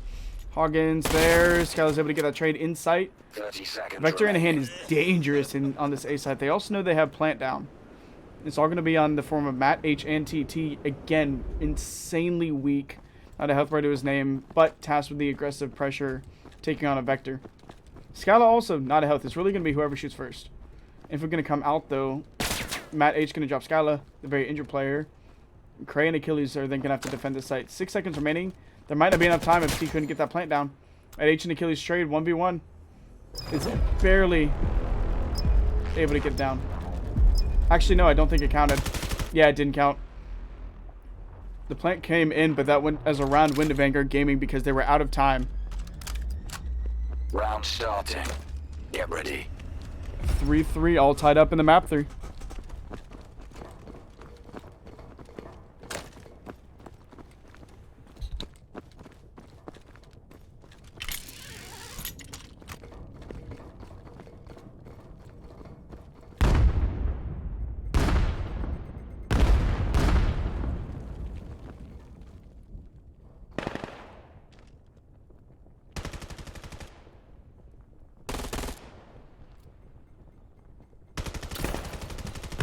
Cat is about to be a hell of a fight as the swing starts to come through. Once again, almost the exact same scenarios. You have Deuce and Skylight tasked with trying to figure out where Bomb is. Except you have more of the Astra players spread across the map. Matt H is incredibly on the far back line. 9-3 though. And you can see the rotation start to come through for Fizz. They realize they have top cat control and realize why not just rotate? Put some added pressure somewhere else. Trying to get the information, can't really pull anything off, but no kills coming through yet, but 55 seconds remaining. That's all about to change. Skyla onto T. Volts onto Fizz. Skyla onto Sorrento. The Volt-Skyla combo on A side has been proven deadly for Astra. And yet again, a 2v5 situation with one of their players being injured. Matt H looking to make it 10-3. Shut down a little bit in the cross damage. You can see that laser peeking 30 through. seconds remaining. The player, Omi, just ready for something to happen. You cross on the wrong side of that ladder, Matt. You're going to be 9-4. And with the pre-aim, gets found out by Matt, 10-3. But he is also the lone player remaining, still tasked with a 1v4. That nade looking to end his life, is not able to do it, and he just has to do it himself.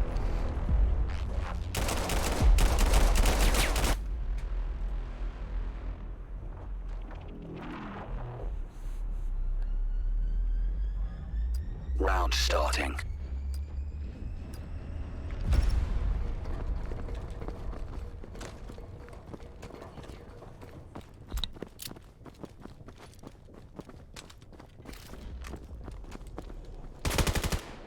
Achilles with the 2 first bloods, beautiful shots, 1-2, headshot on a T and Hoggins, and again trying to break down those rounds. You're only up by 1, but Omi and Craig combining for another 2, and that's Sorrento with the trade out. And again, Matt H 1v4 situation, the trade out not gonna help him out. It's 5-3 to Vanguard Gaming. Vanguard Gaming up in the map, tied in the series. Round starting.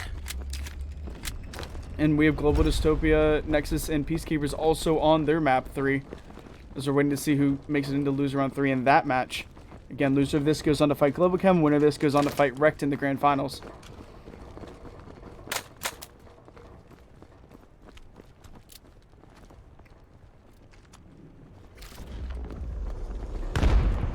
Swing in. This is going to be a much more aggressive push on B. Omi's not normally on the receiving end of all of the Astra players as they start to swarm in. It's going to be on him to at least get a pick and, again, communicate that info. Crazy able to get it onto T. Tracking was a little bit off, but it still works. He's able to pick out Sorrento.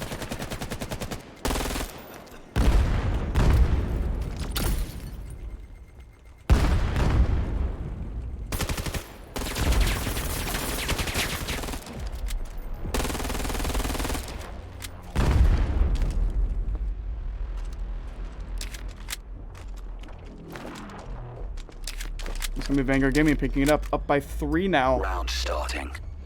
Again, before the side swap, we almost have a reverse scenario from the Suna, or from the Kidi, of Astra not really being able to get many offensive rounds. Achilles again with the first blood on the T. Hoggins able to live this time around, so Astra doing a little bit better not to lose 2 of their players off rip. Nade utility coming out, not finding their home, and it's, you're going to see yet again Omi in a kind of an awkward scenario potentially, as he's about to cross a nice line of fire from Sorrento. Sorrento able to find his mark, and it's going to be a very known presence for Vanguard Gaming to get back to B site. They previously abandoned it, so it's going to be Astra kind of being able to own it. Cray just a little bit too late to catch any of these players rotating in. It's going to be above Fizz, and it's going to catch him from the top down. Vector and Hayden is going to hold true. Achilles able to get information through the glass. Cannot shoot through the glass on this map right there. His perfect sightline is Sorrento, though. He's just waiting on that time to get the shots off, but it didn't happen. It didn't work. Sorrento tagged down to a little bit less than half health, but in a 3v3 scenario, not necessarily going to matter. Scanner is down where Craig got that kill, though. Fizz was your carrier.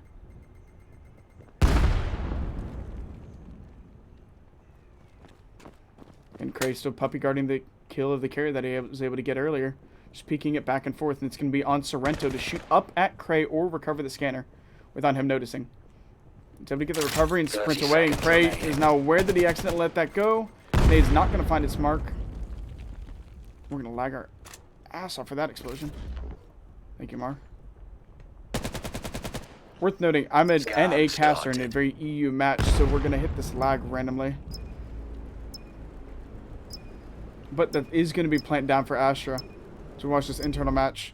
Deuce swinging across top rafters, Cray right behind him. 2v3 on site. Tall ask for Cray as he pushes up this ladder. Deuce able to get Matt, or Cray's able to get Matt on that, and it's a 2v2 on site. Sorrento close tight left, and he's gonna get spotted out. Cray's gonna get that kill. The server completely lagged. I have no idea what happened. Everyone in the game's lagging as well. Is this just the server shitting itself, I guess? Well, we'll see by the map score who won, I guess. I'm assuming that's gonna be client-sided to push. Nah, it's just gonna be lobby crash. Damn, that was such a good match going too. No. Bail. In all fairness, that is the first time I've had that happen. Alright, well, I'm gonna... Yeah, exactly, W game. I'm gonna wait for that lobby to come back up. 6-3, map 5.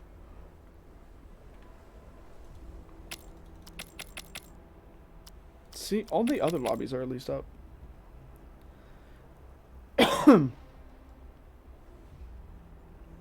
Amazing. Yeah, again, the second we get that map back up. I'm gonna try and join it, but I'm assuming the lobby completely crashed out. So just chucking me out, but give me a second, we'll get back in.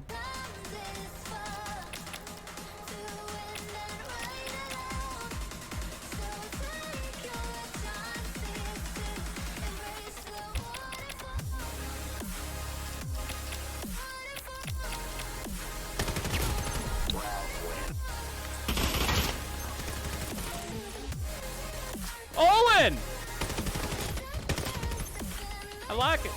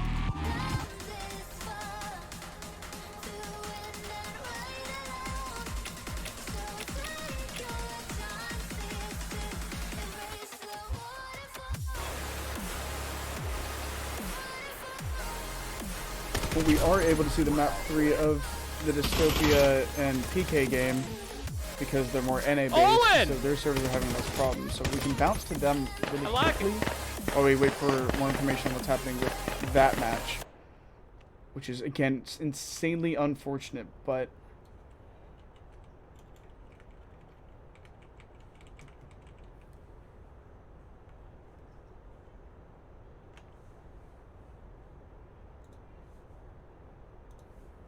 it's insanely unfortunate, but again, we'll kind of just play it by ear and see. 30 seconds remaining. Get that, and I'm probably going to get spectator glitch and just have to pulse him back out, but... We're switching Yep, sides. game. Love life. Alright, be right back.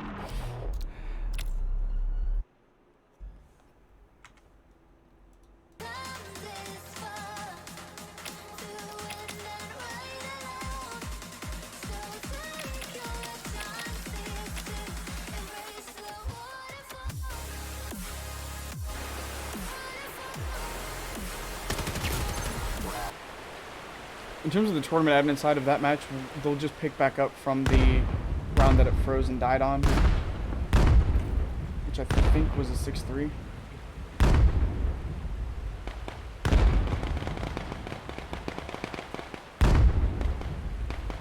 And we will wait for word when that match is picked back up. We'll stay back on this.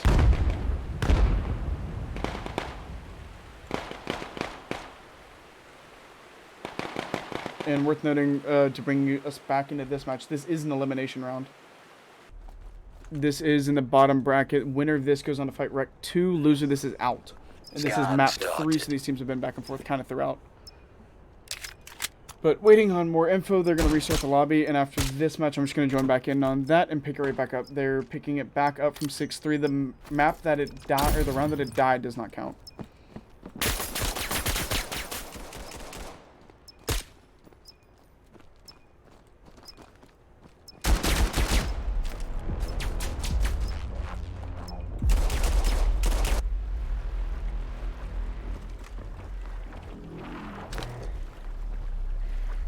Alright, and then in terms of PeaceKeepers, just a little bit more briefing on them. Some of these guys have been playing for a while. Some of them are insanely new to the scene. Some of them are not new at all and have been in the IVRL Season 1 and did phenomenal with it. You have Shook, who was previously on Vanguard Gold. Stuff didn't work out team comp-wise, but still an amazing player. You have brand new players like Proxy, who was actually in the Call of Duty org scene with Vanguard Gaming. Found it just unveiled through Crest League and decided to join the game. And very clearly, double positive, is doing great at the game. At least as new as he is. And we're going to see an incredibly heavy pressure on on B side from PK as Proxy pushes through. Diesel and Asian able to trade out. It's going to be Proxy getting this plant down. Over. Started. Gangster style sideways hold for some reason. It's all going to be on Odyssey, Tabby, and Juke. As Odyssey just gets his health bar dropped.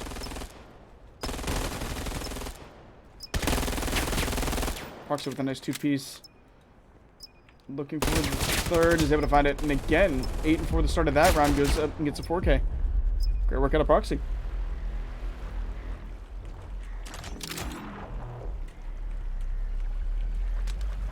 Round starting. Get ready.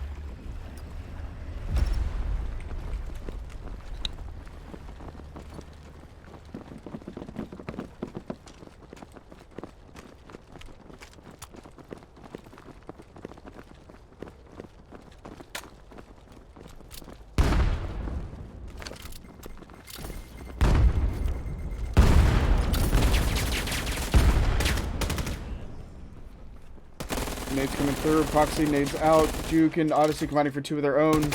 And dropping Proxy as well. That's Odyssey across the board. They haven't dropped a player yet, and it's all going to be on Jarhead.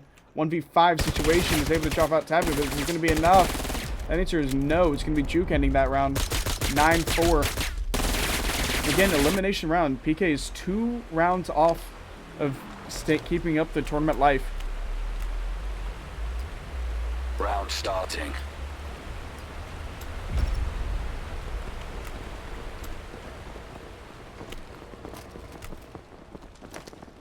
Pushing in, here we go. We can see the really aggressive play on the B site where the lone player in Shook is going to cause some damage at A. See them playing really, really fast kind of across the board. It's going to be on Nexus or Dystopia to really read this quickly. Jarhead able to get an initial pick there. Very important one as well, because that's where the bomb side is. To be on Shook to kind of make something happen. Playing Ring Around the Rosy with Alta. Tabby not having it. He's just going to pre-fire through the smoke, get the kill, and back to where the bomb is. Diesel engaging playing, but that was also your bomb carrier. It's going to be back on PK to recover that. Juke seemed to have confirmed that that was the bomb carrier, and is going to just continue to run out of sight. He knows that he has bomb down. PK now have to play recovery. Not able to find much on the Juke. Juke able to get a pick on the rusher as well. He's getting bombs down in that area. And Juke just kind of playing Ring Around the Rosy while he's waiting for his teammate to swing in. Odyssey from behind. He's able to drop it, and Proxy, while able to get one, is not enough. Another round goes to Nexus. Very tight back and forth. Round starting. Get ready. And again, for tournament life, you expect these teams to be playing their hearts out. This is still in the elimination rounds. Again, a 5 stack towards B. No fancy playing around, no nothing. You're just going to put all your pressure there. Gun skill against gun skill, hoping you have the numbers advantage.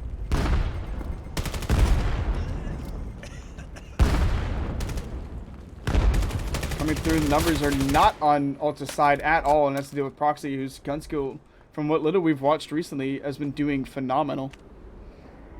Scan's starting to come through, and that's going to be up to Dystopia to recover this.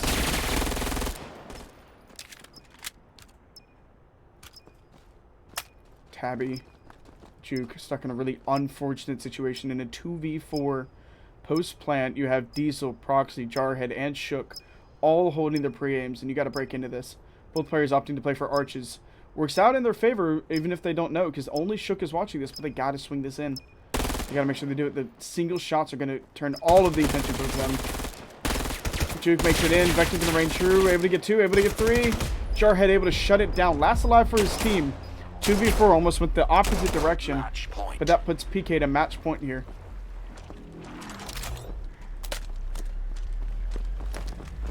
PK to match point is exactly what you wanted to see.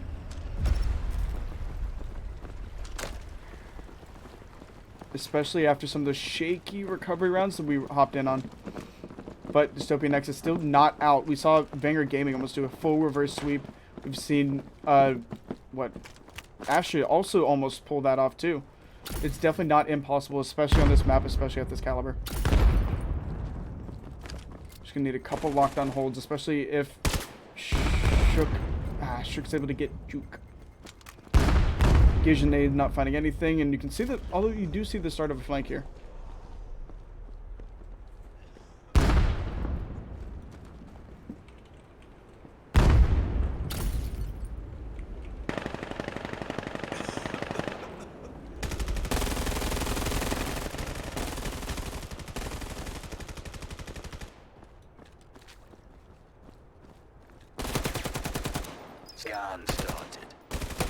Nate coming through. Jarhead, Odyssey. That's gonna be game. PK is gonna. Peacekeepers are gonna move on in this elimination, and we thank Global Dystopia for their play during this tournament. And without much delay, we're gonna move right into that Vanguard Gaming match. And in terms of the bracket, Peacekeepers now go on to fight in the elimination rounds REKT 2, so we will hop into that match for sure as well. Use this time to warm up. Quick 2 and add there while we swap sides back in.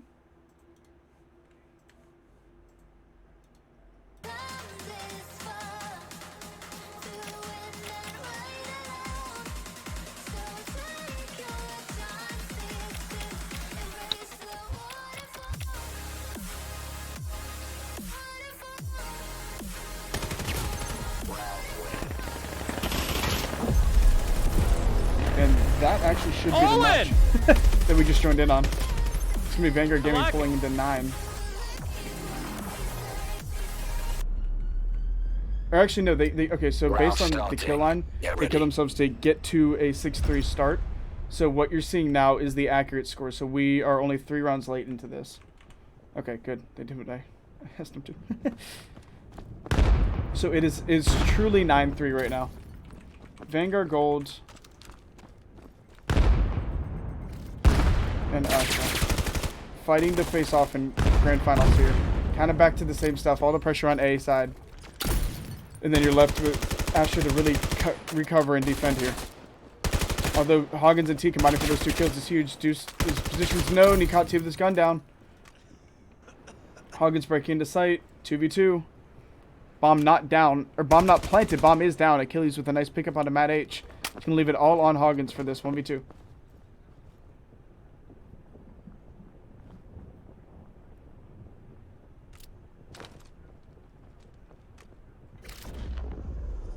Swing in slowly. The smoke, the coughing in the smoke, and the audio of the recovery is noted. A minute left. The Vanguard Gaming's going to opt to full rotate this. Achilles already pre-aiming. It's going to cut down Hoggins, and that is going to be match point for Vanguard Gaming. Match point. Almost down to the exact same scenario that Vanguard faced on Kidi. Vanguard Gaming was not able to pull off the reverse sweep.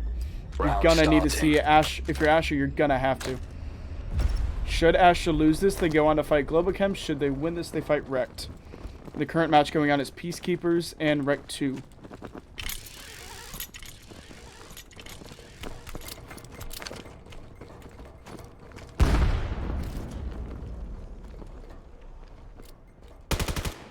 coming out, not necessarily finding their home.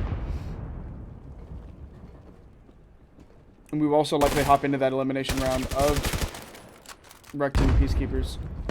Shots coming out. It's going to be even numbers now. 3-3. No, not even numbers as T wins his fight against Vanguard. It's going to be 3-2 advantage for Astra, although Vanguard Gaming get to plant their own site currently. Sorrento is the lone defender of this site.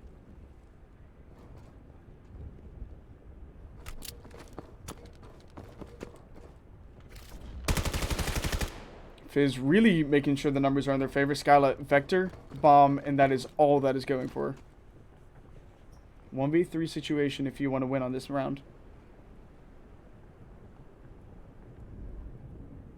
You have 50 seconds. You have time to play, but as you can see by the two lasers, Fizz and T do not want her to cross that top cat at all. A tall ask for a 1v3. That's a zip across. Is able to get by. T spotted out, and on the minimap, it is just a race to who can get to A first. Forward rotation back against Skyla. Does not much help to work with. Shots have to come out. Not able to find their home. T weakened, but not down. The plant coming through. Sorrento going to be the first to get this engagement on the lower part. As you can see, the zips coming up from across. Sorrento also taking damage there. Let's fall back from the nade, and that nade is going to be a homing missile. Fizz finds Skyla. Asher lives another day. Asher, this will be their first round off of this restart, and potentially, if you're Asher, you need to win every one of the following. The next 7 rounds have to go your way if you want to get into grand finals right now.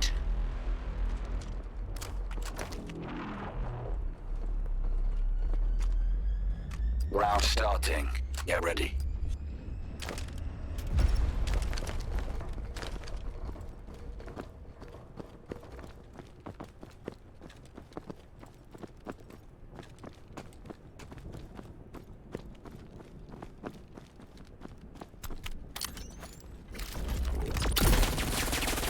Coming out, nades coming out, utility coming out, not finding any of their homes yet, but making their presence known.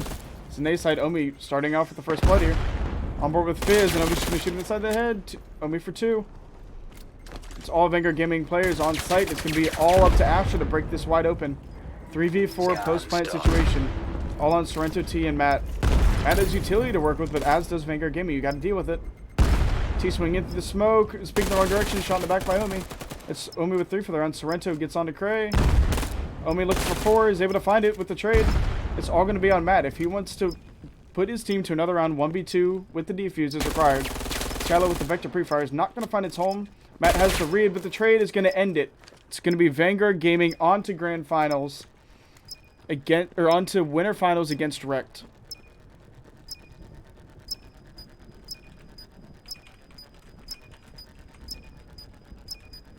And the bracket will be updated incredibly shortly.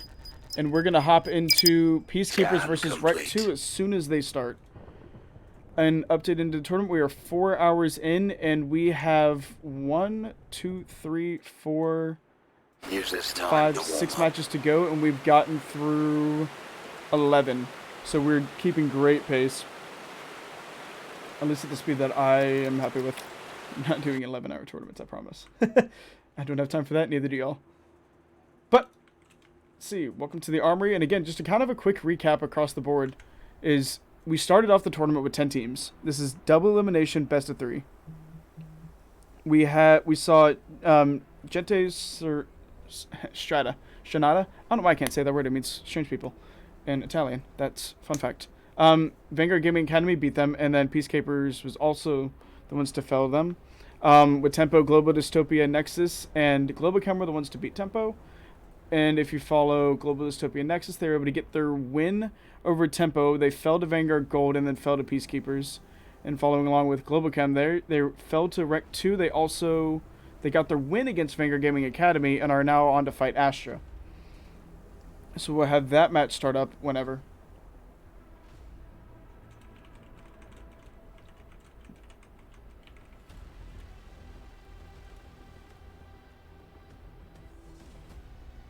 But we are slowly working our way towards these final teams. And I'm going to quickly hop in and do a little bit of officiating as needed, but we'll be right back.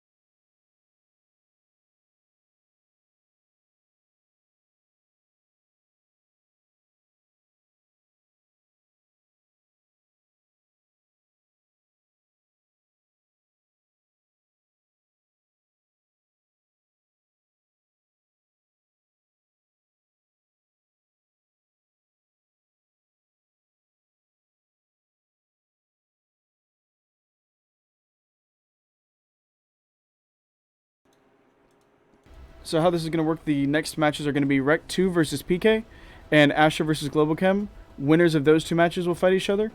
And then the winner of that will go on to fight the loser of the semifinals. And the bracket is posted in Twitch chat for anyone that wants to reference it. We're going to hold off on REKT versus Vanguard Gold so they can charge their headsets. And we're going to stay in these elimination rounds and continue to fight it through. So we're going to wait for the lobby code to join up, and we will be right in.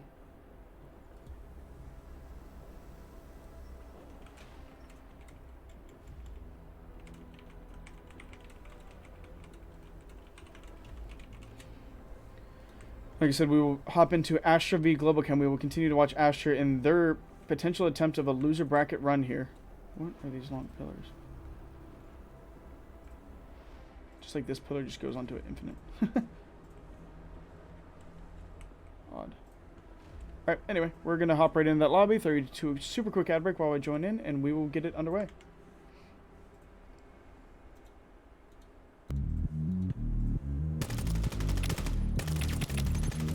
Double kill.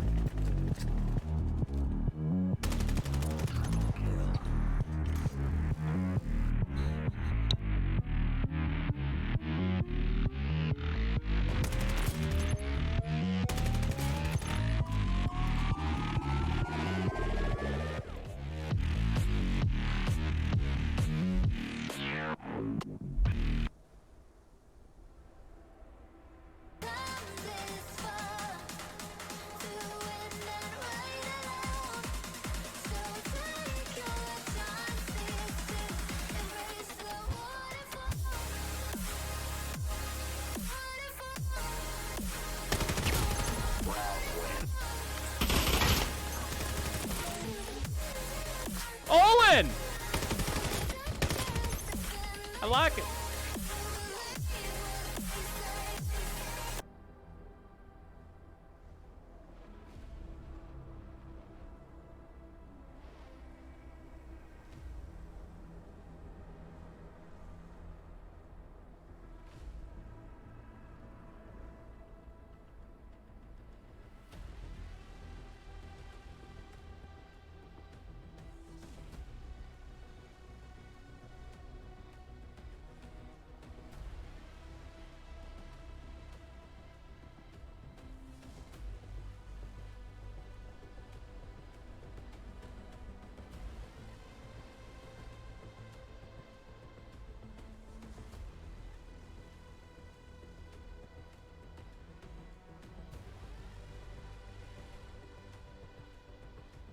Still waiting on that lobby to populate, but we will be in soon. And again, kind of going over the remaining matches. We only have 1, 2, 3, 4, 5, 6 to go.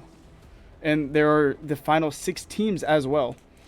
So from 10 down to 6, and the remaining 2, all the rest we're going to see are just elimination rounds. There's only 2 teams that haven't lost yet. We're going to hold that off for just a little bit.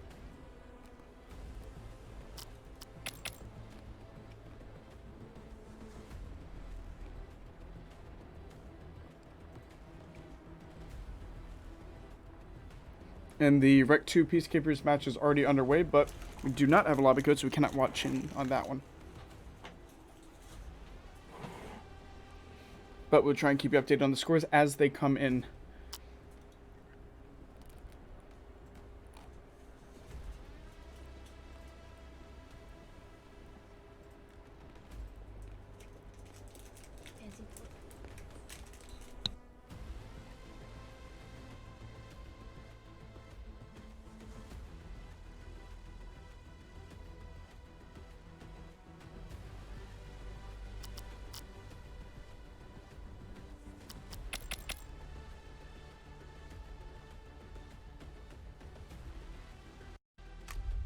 Team deathmatch.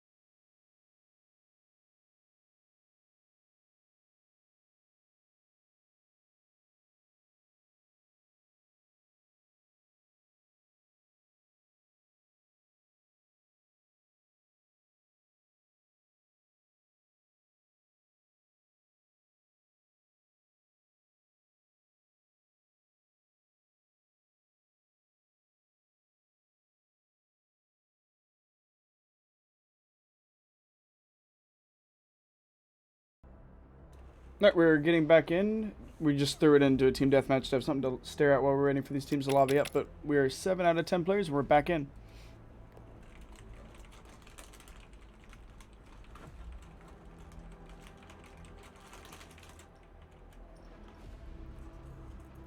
So close to be starting off the elimination rounds from our final 6 to our final 4. Winner of this will go into loser finals, and then you'll have the round 5 of the loser of the semifinals, and then you'll be all the way through. Just a few tournament or matches remaining, and we will have this entire tournament summed up. Everyone here is fully guaranteed Crest League points. At this point level of the tournament, 6 teams. Technically, all the final 8 were. So in this tournament, if you just weren't bottom 2, you're guaranteed Crest League points. So currently, Vanguard Gaming Academy, Global Nexus or Global Dystopia Nexus, REKT, PeaceKeepers, Globochem, Astra, Vanguard Gold, and REKT will all be collecting Crest League points. Global Dystopia Nexus placed in 7th, and Vanguard Gaming Academy placed in 8th. So those Global Dystopia will get 2 points for every player, and Vanguard Gaming Academy will get 1 point for every player. And Crest League points help massively.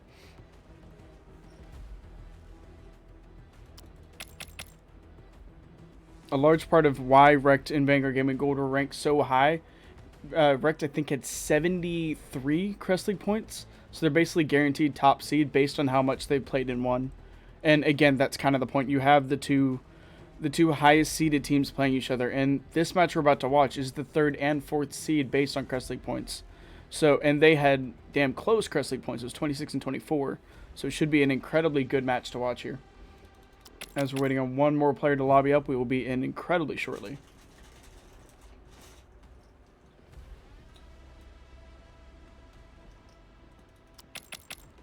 And all players are lobbied up, and we're going to get... players, I think, are getting lobbied up. They will get in shortly. I'm going to confirm with that, and we will be right in.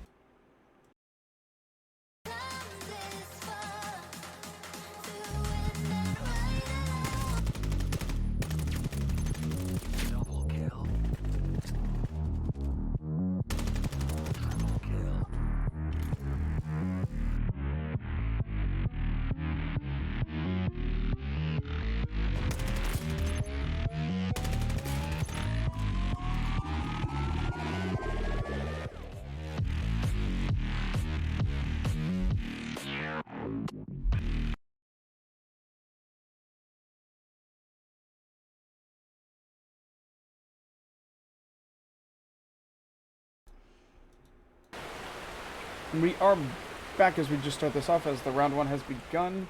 Hopefully we're going to hop on with Otto really quick as I get these team names in for you, but it's pistol round. This is round 1 elimination between Astra and Globochem. 2 pretty strong teams kind of across the board. And speaking of strong teams, Hoggins is now the only one left of his team alive. And there's not much you can do against that. No strategy you can't out-strategy a double nade. Hoggins alone on site with his entire team dying with bomb. You've taken site, but at what cost? Globochem fully aware exactly where Hoggins is and where bomb is. Hoggins missing the 1 tap as he comes through. Hoggins now tagged up to half. Thunder Pilot wants to handle it himself as he crosswalks on the corner. Hoggins able to get the headshots, but 4 to go. Taquito ending that run right quick, and that's going to be first round for Globochem. Some body shots for good measure, and that should set the pace for this round. And here we go. Round starting. Good vibes. Has definitely been one of the bigger players to watch these tournaments. Through this tournament so far, some of the really good ending up clutch plays, some of the amazing 2 pieces to set his team ahead in terms of player count. A lot of this has been a lot of back and forth. Each of the Globochem players have had their chance to fully shine, and most certainly have. And speaking of shine, Otto's nade comes out through yet again. Globochem utility has been off the roof.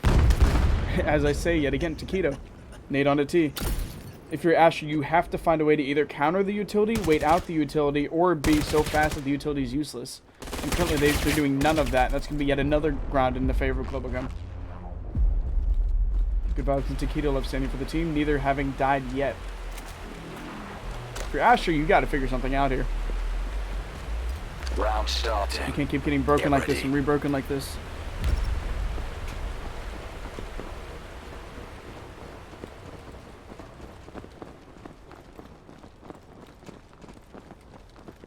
We saw an A push out of Astra. We saw a B push out of Astra. Neither worked well. Now we're going to see kind of like the slower play. Definitely the more like strategy based where you, speaking of waiting out util, as I had mentioned last time, you have these players down in slow statue, just playing incredibly slow down this back line. The slow crouch walk. Guns out, hardly moving. You can see all of them, or all of Globochem's really starting to pull across. Utility now coming out. Good Vibes and Ioko may realize that, oh, we screwed up, and we just gave them sight. Good Vibes is the only one on backside, and he's about to meet the entire team of Astra. See what the pre-fire is going to fall, though. Good Vibes and Otto combining for 2. Otto goes down to Hoggins. Ioko drops Hoggins, and Good Vibes drops Clips. You had the play, and now Matt H is the only one left. Takedo through the glass. Globochem, they want their loser run to be heard. There are 4 teams currently in this loser bracket run. They're facing off against one of them. You beat Astra, they're done. And then you move on to fight the winner of REKT and PeaceKeepers. Globochem were put into losers in round 1 off the rip after losing to REKT 2. They want a revenge tour. They have won 2 straight loser bracket matches, and now they're on to face yet again Astra. Astra, this is not something to scoff at. Astra winning 1 against PeaceKeepers has dropped into loser bracket as of just recently. As we saw, Globochem, they have it dialed in. So they're coming out. T and Hoggins combining for 2 on the Globochem. Astra looking for their first round win. That's going to be scanned down. Nyoko on to Hoggins there, and that's going to be numbers advantage still to Astra for this. Not going to T. It's now even out 3-3. Astra, Clips and Sorrento combining for 2. Good Vibes able to cut 1 down, but it's all going to be on Good Vibes here. Matt, Sorrento, you got to find one and or the other quickly before you start this defuse. 20 seconds remaining.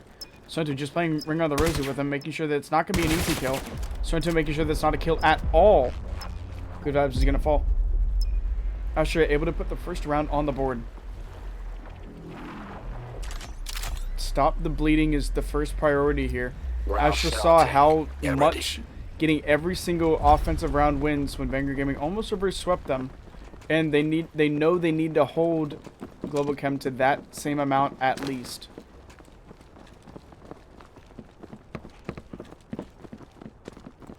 Astra getting their first offensive round on the board. Again, Kitty is a very defensive heavy map, and Globochem is kind of showing out why. All this nade utility, kind of a reverse play of what we saw earlier of playing slow on the offsite, let your player make some noise, try and pull Globochem's attention and swing in. All the utility coming out, and Takedo screaming for help on this backline is able to drop 1 as T is dropping Thunder Pilot, the support for Takedo. Takedo surrounded, is able to drop Hoggins as well. Clips made it around into the backline, but Takedo is able to has dropped 2 of your teammates already. Is able to drop 3. Takedo single-handedly dropping 3 of the players, puts Clips alone on site as Matt quickly tries to swing back. Although again, yet it's all on Good Vibes. GV once again left in a 1v2 post-plant situation on back site. Matt H hasn't fully swung onto site, but also we know from watching the gold match, Matt H holds the pre-aim and does not miss. The Gunsmack gets Clips to know exactly where he should be looking. 25 seconds remaining. Matt H has changed angles to see bomb more clearly, and it's going to pay off here as this defuse starts. Shot coming out. GV has to back up and can't really do much in a 1v2 situation like that. It's going to be the second attack round for Astra. We've also talked about this earlier from the match we watched.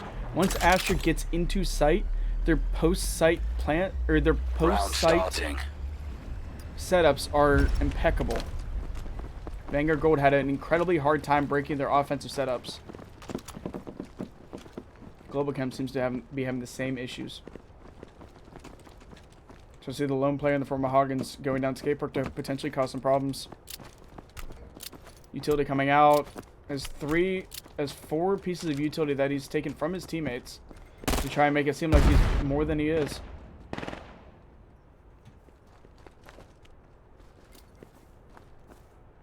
And here comes the actual utility and the actual push as Otto's returning fire with his nades. 4 players of Astra surging onto site. And Hoggins from the backline is able to come in to help out, dropping Nyoko. Just kind of Otto's made it onto site, but it's not necessarily going to matter. Kill feed is lighting up as Thunder and Otto are the only ones out, but it's all against Matt H. Matt H, if he wants a 3rd round on the board for Astra, he's required a 1v2 here. He does not have bomb, and currently it's sitting right under Otto's feet.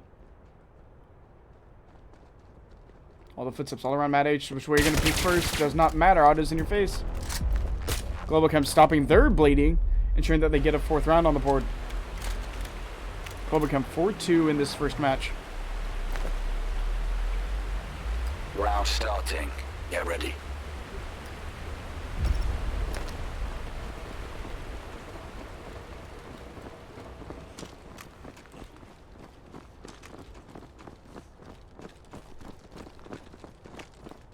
See, almost the exact same similar setup, but just inverted. Matt H on a solo on the other side.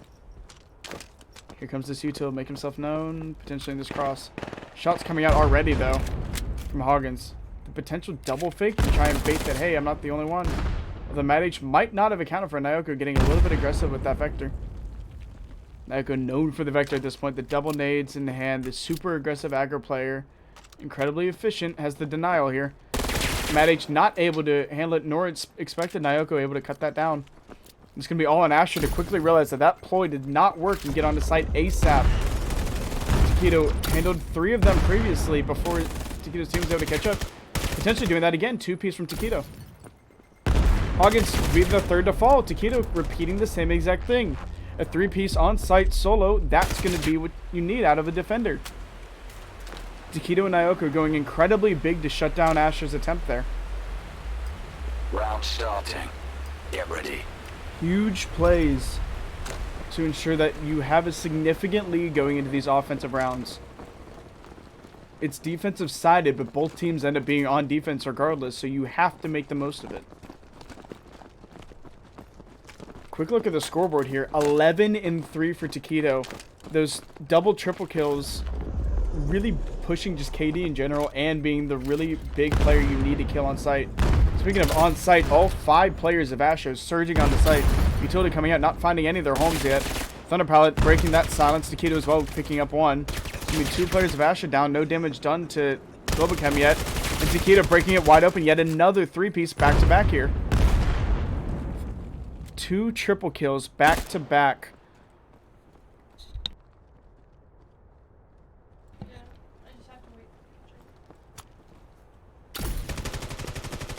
Matt H alone on an island, and it's not going to matter with that trade. Otto body shots into Matt H. The headshots were clean, but didn't matter.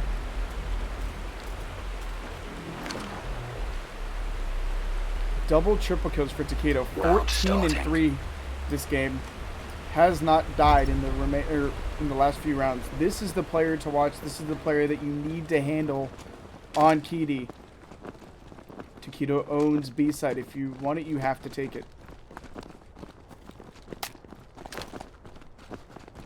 Astra seemed to be rising to that challenge. You see all 4 players in skate park yet again as all this utility starts to come out. Some early smoke down as Hoggins is going to be the first player to push in. A beautiful nade on the back side. Doesn't damage Taquito somehow. Nade ticking out also doesn't damage out Astra. Utility is being dedicated though to this pressure. As you can see, the Astra players slowly starting to take up a mid advantage. T with a huge first blood for Astra. That might be the kill that they needed to break into the site. Your lone defenders and Thunder Pilot as 3 players surge through Arch. That they're not going to find anybody here, and this is going to be the site ownership for Astra.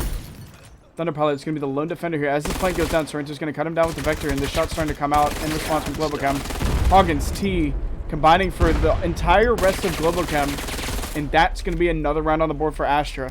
T broke open the Globochem defense by killing Taquito, and that started it all off. Round starting. Get ready.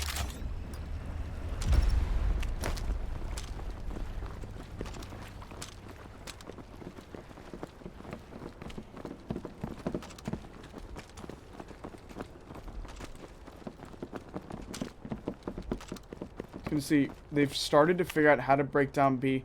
Granted, that game plan requires taking out Taquito. Taquito kind of aware that need to play a little bit more safe. Notes the Yuto coming across mid. Still stays in this back line. Just kind of wait for something to happen. For the past 2 rounds, Astra has been insanely aggressive. They have one player aggressing through mid in terms of Matt H. Nyoko knows that this is where that fight is initially.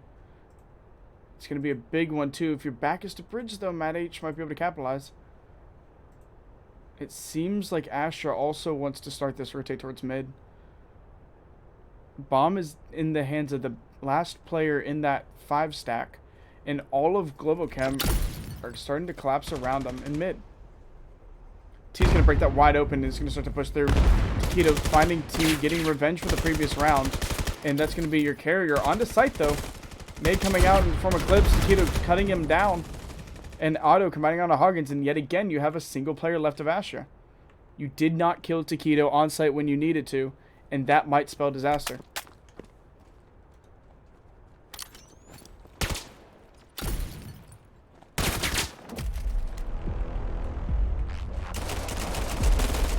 We're switching sides. I'm going to do the side swap. I'm going to hop in and back out really quickly. We'll keep this underway. 7 for the Round favor starting. of Globochem.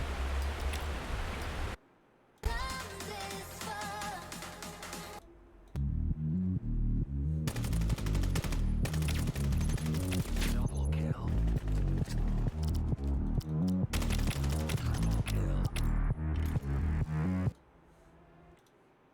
Sorry to cut that commercial short, but we are back in. 7 for the favor of Globochem. Hopping on board with this round in form of Taquito here as we get these names up on the board for you. Globochem looking for a map 1 win off the rip.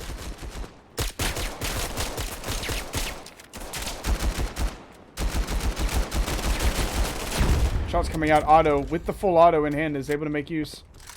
Put down to half health, and that's going to be scanned down for Globochem in an insanely fast, aggressive round. Clips is going to get tapped down. Is able to win the fight against Taquito. No health to his name, is able to get 2.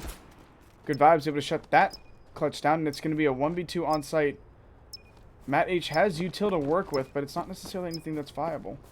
Auto in hand, cut down, 1v1 situation. Matt H thinks it's back connector. Has to find good vibes. Good vibes, able to clutch up for the team.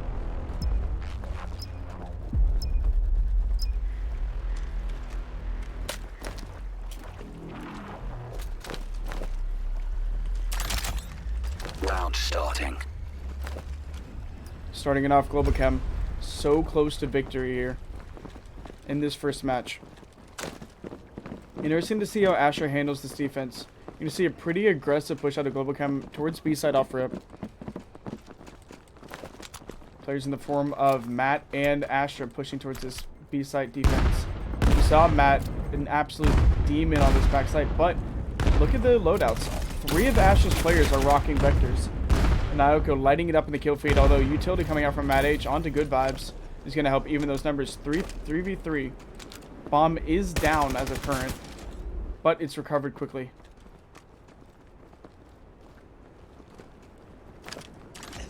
That's coming out on former T. Taquito not able to get a piece of Hoggins or T yet necessarily. That's when Otto is able to cut down Sorrento. Hoggins and T are the last 2 in this push. Hoggins able to get Otto. T able to get Taquito.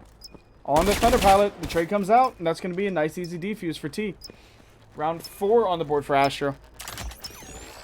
So a little update from the match also going on right now. REKT won their first match against PeaceKeepers, and they are on to map 2. The score is currently 1-0, REKT being up over PeaceKeepers.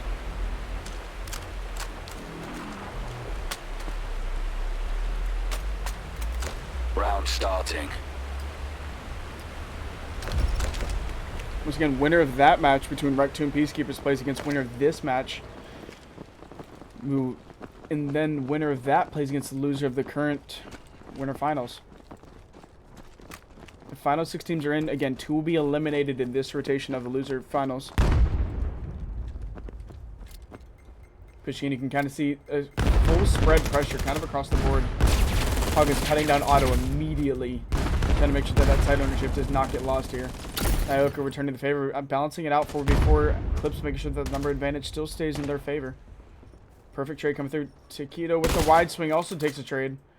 Matt H on the off site as Clips starts to push in. Clips is getting cut down by Thunder Pilot. T does not have a health bar to his name. And T is alone on this site defense. Bomb's going to get recovered there by Good Vibes. Good Vibes and Thunder Pilot have almost no health. It's very possible for T to get this clutch. T gets one.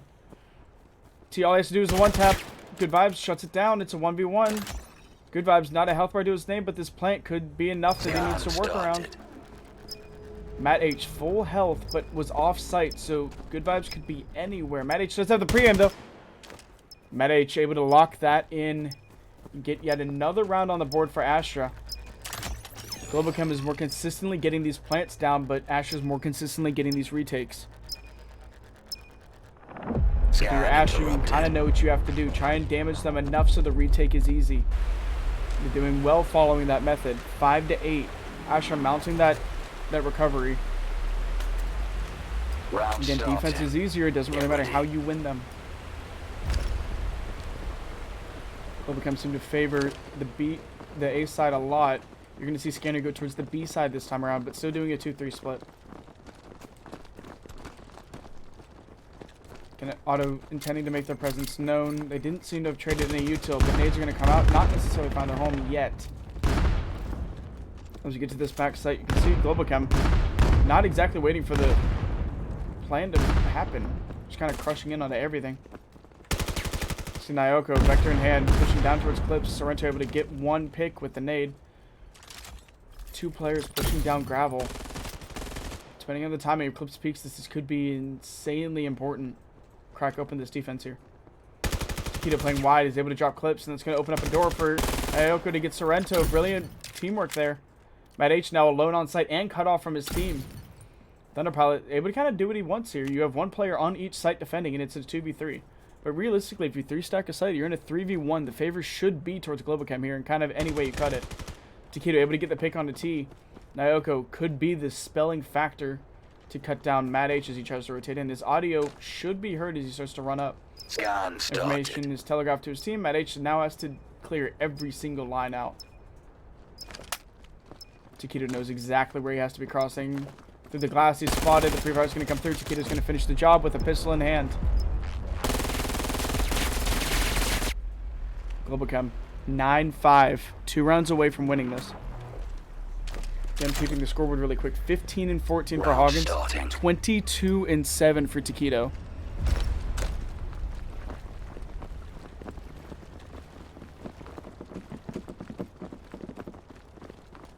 (22-7), single assist. Any kills coming Taquito's way, Taquito's normally locking down. If you're Astra, especially for these coming maps, you have to learn how to shut that down. Taquito, again, kind of proving the point, dropping their kill lead in the form of Hoggins.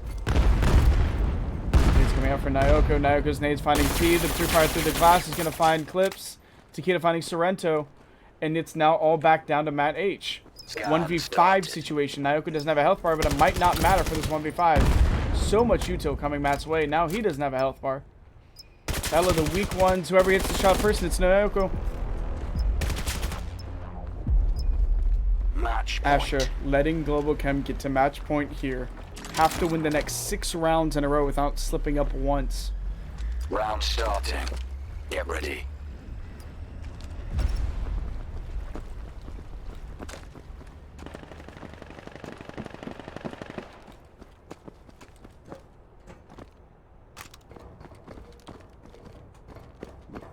We'd counted 22 and 7, now 24 and 7. All day, all night. But Clips' nade doesn't care about KD. Beautiful pre-nade to kind of break it up for Astra.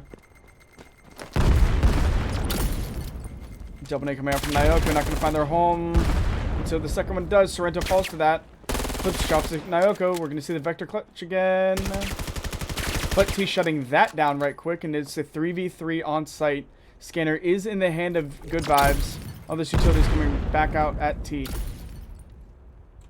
The potential collapse in the form of Hoggins. If Hoggins can get there quickly, he is perfectly behind Globochem, and I don't think Globochem necessarily realizes it.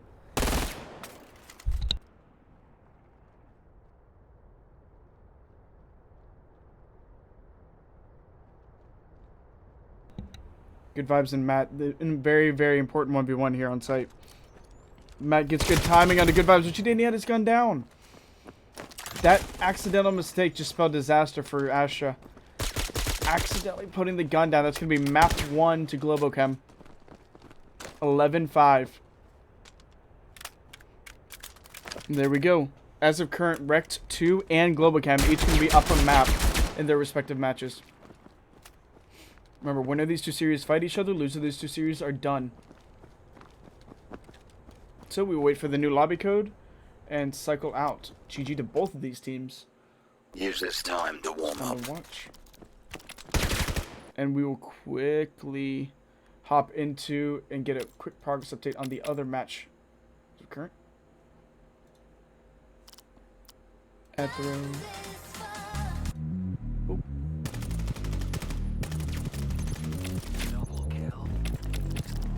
This is a very efficient way to do hiding codes. But while we wait on that match to finish up, this one's just starting. Round 4. This is map 2 as well, as far as I'm aware. Scan complete. Map 1, like I said, went to REKT 2. PK is going to be on Rayab. Again, get this straight until I get a lobby code. Round starting.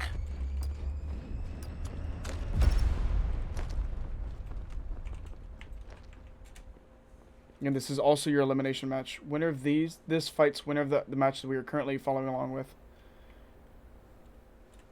Popping the scoreboard really quick. You have 5 and 3 for the new gun of Proxy and Kamikaze Ray equaling him on the other side. Chumi's nade rains out, finds Shook, and Z-Link onto PK. Lobby code's coming in. We're going to wait for them to lobby up pretty quickly, and then we will swing back over to them. You'll see this collapse on the A site, or on the B site by REKT 2 just once here. Z-Link with a very flashy play, potentially going to watch Proxy 1v4 here. But at the end of this round, we will load back up and watch the remainder of this Globochem match. Scan started. They line up for him. Proxy gets 2, but not the 3rd. It's going to be the 4th round in REKT 2's favor. Give him a little bit more time for them to lobby fully up. Round starting. Get ready. Move in. And as we kind of mentioned with this, with Suna, which I'm guessing we're about to see for the Globochem Astra match, is how teams play this. I enjoy massively because it's taken off of Dust 2. There's so much more differences you can play, the sizing and everything between. Do you play slow? Do you play fast? Do you play mid? Do you play out? Do you play aggressive? What is the plan? Watching all the different personalities of all these different teams play is really, really fun to watch. And part of what makes this game so good is you can play it kind of as you want. There's enough game mechanics where there's no right answer to this. Especially with a nice little snap and Kamikaze Ray returning the favor. Cutting from underside. Proxy's going to get a free kill onto Tech, and that's going to be Scanner down. Zip's going to get a kill on the off site and potentially spray down into Proxy. Zips with a nice 2-piece. Just going to put him in a 1v2. But he doesn't have Scanner. He has a minute to cross all the way through.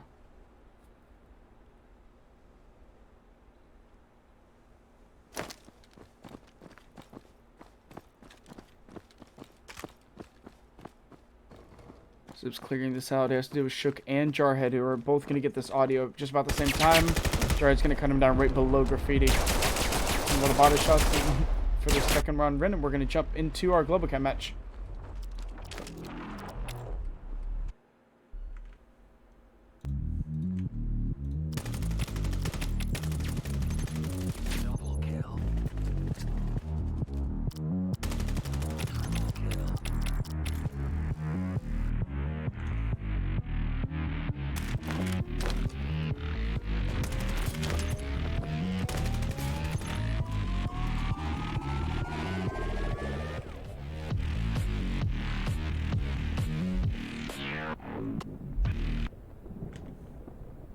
And here we go. Perfect timing. We're going to see the start of this as Globochem is going to be on offense here. Start this push in. Otto for the pistol round to pick up one of his own. Vito swinging in. Get a potential fence right there, but everyone's tagged up as this plant's starting to go down from GB. Nade Utility Globochem haven't dropped a player yet. Injuries kind of across the board, but nothing yet. pilot and Nyoko. Damaged but not out. There's going to be a trade from Sorrento. T dropping auto. T getting dropped by Taquito. Taquito, there's one behind you. He's not going to get Hoggins. Hoggins dropping Taquito's teammates. All going to be on Taquito to finish that kill. 1v2 situation. Hoggins trapped between a rock and a hard place. Taquito and Nyoko able to combine there.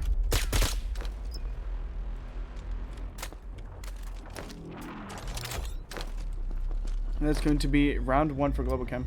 Again, putting it in the name. Globochem are up one round here. English. They're up a map and a round.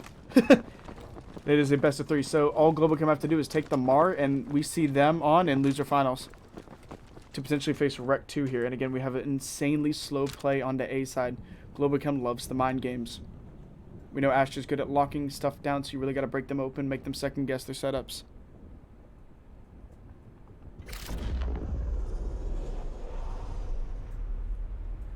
Slow play style. As we kind of talked about before, it's going to be on Matt H or Hoggins to get this read initially.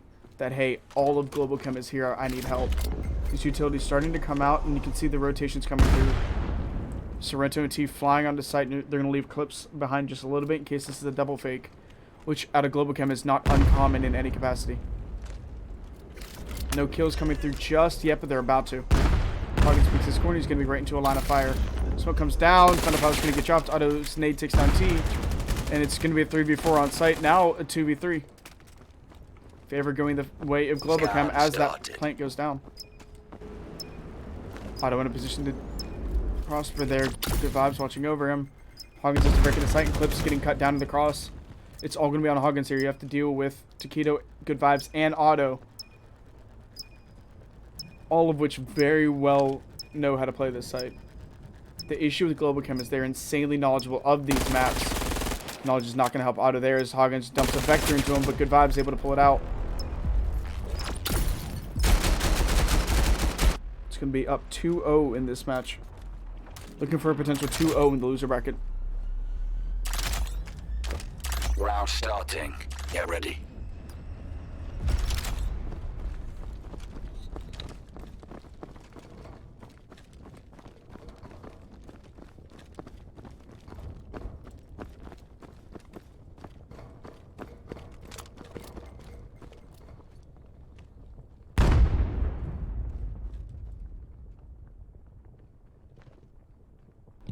The B pressure starts to come through.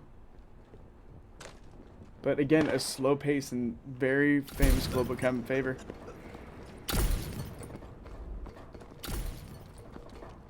Although Astra seem to have read this, they have 3 players dedicated to the correct site. Even though you're outnumbered on site, you still have that initial player advantage. But T gonna get dropped by Naoko, Sorrento balancing it out against the kill lead.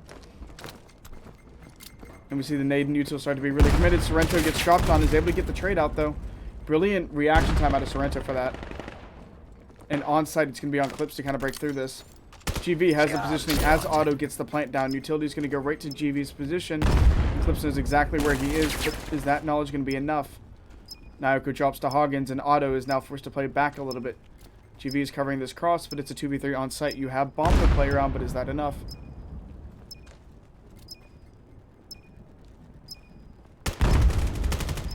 Matt able to drop Auto. It's all on Good Vibes. Good Vibes 1v3. 20 seconds remaining. Time is on your side. You just gotta stay alive, play the defuse tick. Hoggins does not care. Challenge is in. Good Vibes falls, and that's gonna be Astra's first round on the board.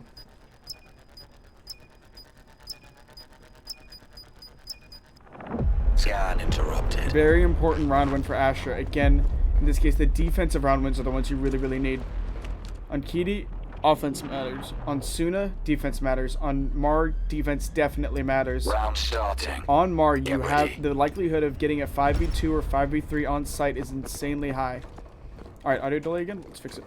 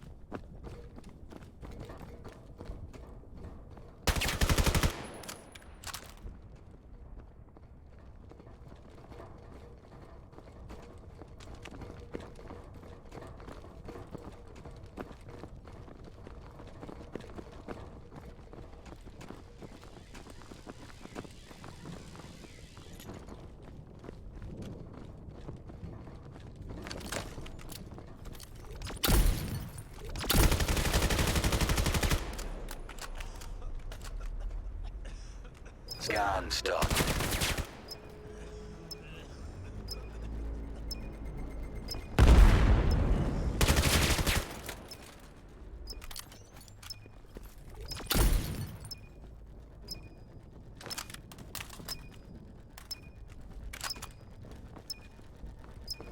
Alright, sped up the audio by 500 milliseconds. That should help. Or half a second. And it's going to be Astra breaking into sight. Taquito doesn't have a health bar. Oh, that nade doesn't care. Brilliant nade from Taquito on Eclipse. Just drops right down in front of him. And that's going to be the third round for Globochem. And chat, let me know if that fixes audio delay. Round starting. Get ready. Yeah, no. How it's working is you have to like almost cheese it to get into spectator. And then from that, like the audio cycling between Steam VR, Twitch, and OBS, and Veil for some reason is having issues. And it randomly changes the delay. We've adjusted like 6 or 7 different offsets to stream alone. Hey, if you hear it, comment and we'll fix it. But Hoggins found out a little bit. Holy crap. Great angle. Didn't really deal damage, but it backed off Hoggins. To get dropped by Taquito in that fight. And Otto picking up one of his own, but Sorrento's inclined to trade it. With the beautiful angle Clips has, drops Taquito, and that's going to be pressure on site by Nyoko. That's going to be the entire site owned for Globochem. Nyoko anticipating this zip. It's not going to come because you have Hoggins and Matt H pushing across midline. The slow walk across.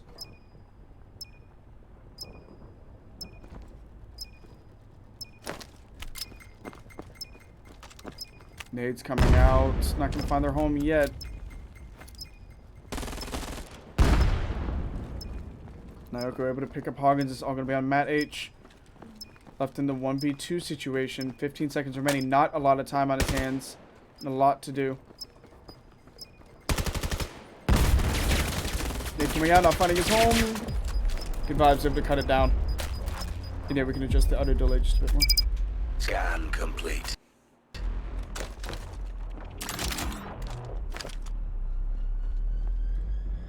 Round starting. Get ready.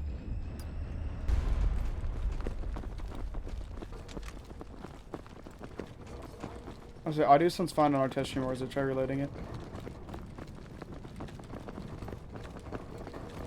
We're gonna see a very fast stack towards B side here.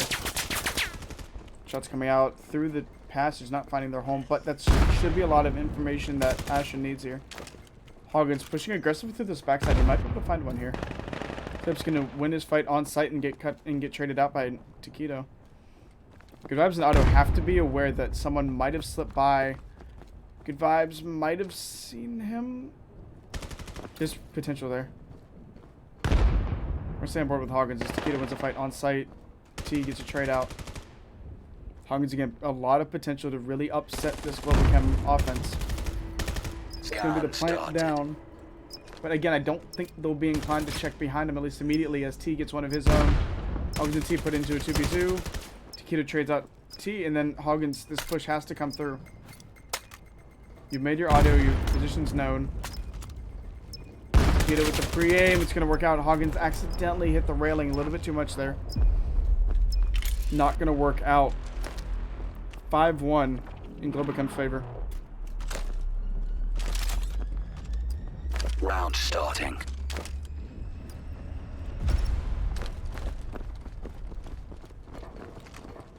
Once again, if it ain't broke, don't fix it. You're going to see a 5 stack towards B yet again, except you're going to send 3 of the players bottom mid. The pre-aim coming through kind of already from Hoggins. Looking to hit this cross. Spots Taquito. Taquito says, "Why? Try it again." Cuts down to Hoggins immediately in that trade-off. Taquito doesn't have much of a health bar. Nyoko is able to get win onto Matt H. This looks like it's going to be a full wrap towards A. They must have seen the pressure that Clips and Sorrento were providing and just wanted to rotate it across. T's now stuck in a really unlucky situation. The glass Taquito's seen him, but I don't know if it's going to be enough. Has the stack with Thunderpilot. Taquito's weak on this swing. Thunderpilot going to take his swing through. He gets found out by Nyoko. Vector in hand's going to pay off. Thunderpilot going to hop on board here. Potential to find Sorrento in this bottom corner, and it's going to be just Clips. Sorrento's able to get that win. Has to deal with another, though. Stuck in a really bad cross, but Donato going to win that one out, and it's going to be all on clips here. One-handing through the... One-handing across the zip line is able to get a pick, but it's a trade. It's going to be yet another round for Globochem. A pretty dominant back and forth so far. Astra really putting up a fight, but it's always just barely not enough to get these defensive round wins. This is all going to really come down to Astra's offense. If they can pick up one more defensive round and then just win their offenses all the way through, that will be what we need to see. Make Globochem think about every single little play. Don't let them get confident. Don't let them make a play. See Hoggins even changing up where he's sitting. Don't let them get any guaranteed information from last round. And Veil teams that don't change up much tend to get punished. And see showcasing why. He was able to pick up one, denying a lot of the initial push, and is able to calm to his teammates, hey, look out, Taquito's on the way. Astra is able to get good vibes, immediately trade out by Taquito yet again. Taquito being the king of trades in this respect. Recovers scanner. Doesn't know Sorrento's so close, but Otto's able to get that pick.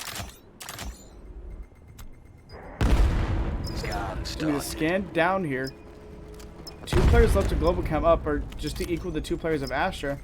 But Astra really has to go in and break the site. Hoggins with a pick onto Taquito. That was huge. Only 1 player left to Globochem remains, and it's Otto. Otto has a brilliant preem to handle Hoggins, but you really got to deal with Matt H as well. Players of Astra slowly closing in 25 seconds remaining to get this last kill and this defuse.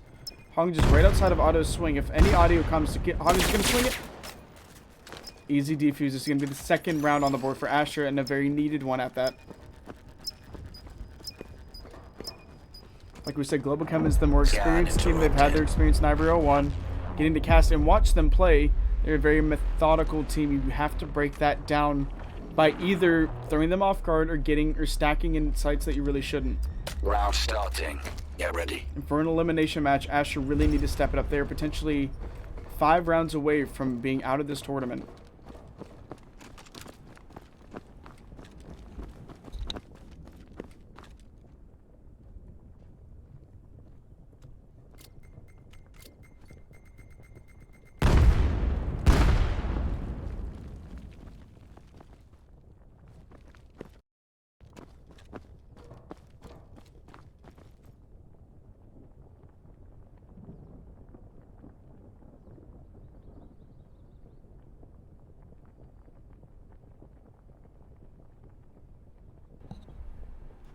Slow pressure on the site, 5v5. Otto and good vibes showcasing themselves to Hoggins. Hoggins with the speed reload and nade down. Matt H able to get the kill onto Nyoko behind. That trade was huge. Killing out a Vector, or one of Globochem's Vectors this early on is insanely important. Hoggins playing the smoke, not a pilot. Here's the audio, 2 audios entered. One-handing Sorrento is able to pull that off for Astra. Getting a 3rd round on the board.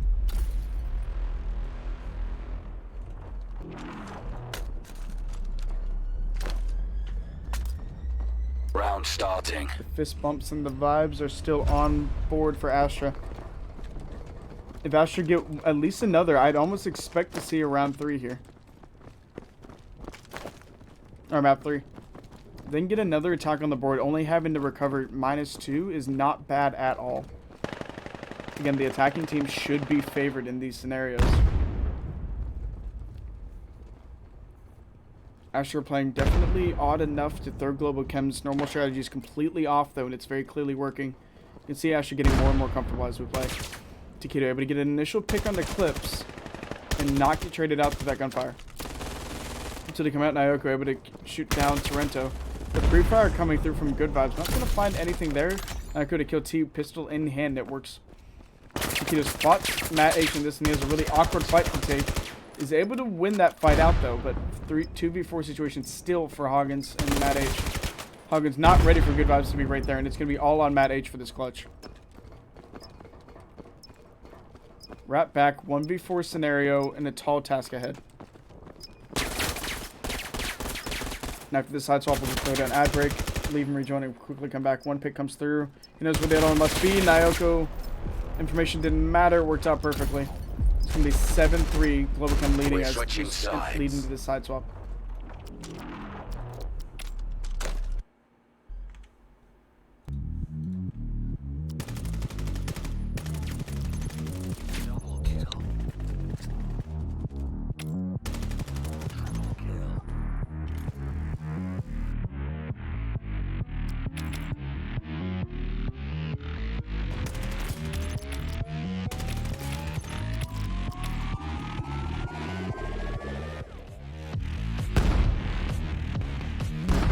joining in right back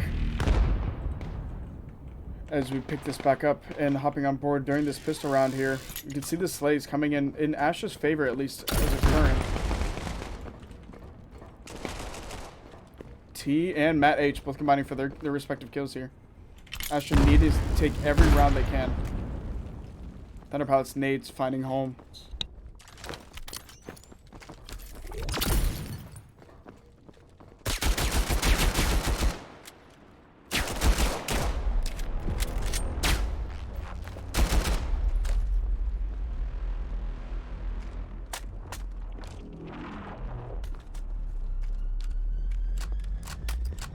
Round starting. Get ready.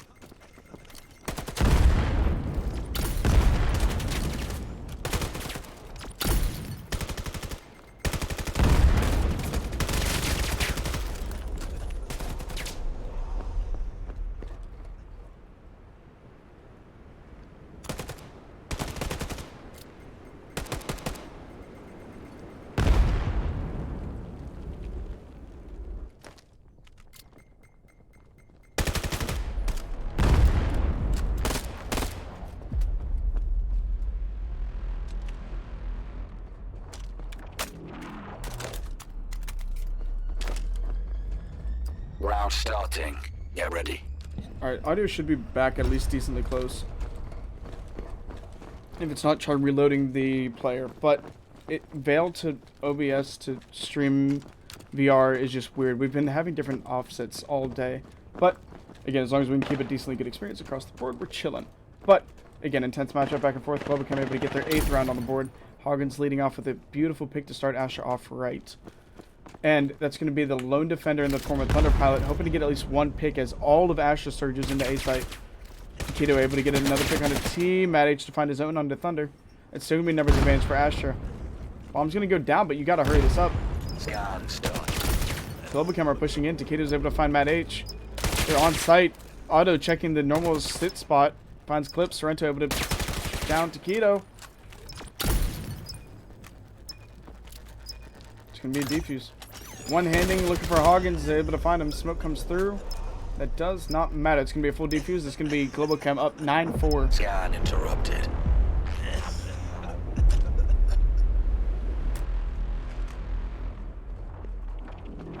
9-4 for Globochem over Astra.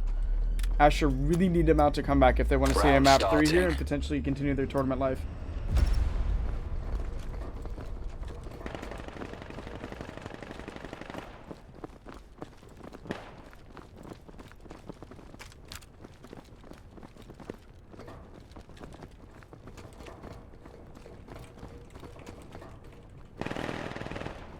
And we will stay on board with the winner of this and go immediately into the winner of the other match. We're not going to stop watching this yet. REKT ended up winning their match total. So we will see REKT versus winner of this.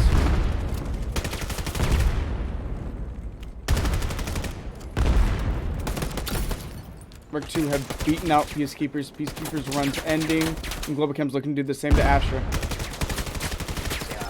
Sorrento's shots were better there. It's going to be the plant down. Gotta deal with Globochem mounting their defense here. Sorrento playing off the bomb. Potentially looking for something. Taketo on the wide swing. Is going to drop Sorrento. Has to find Clips. Does. 2 players still up. He's going to mock the defuse and attempting to get someone to peek there. Matt H left in an impossible scenario. Good nade though. Going to kill the player on site. Matt H has to swing this 1v1 scenario. GV doesn't have health. Pre-pro where bomb is properly. You get it.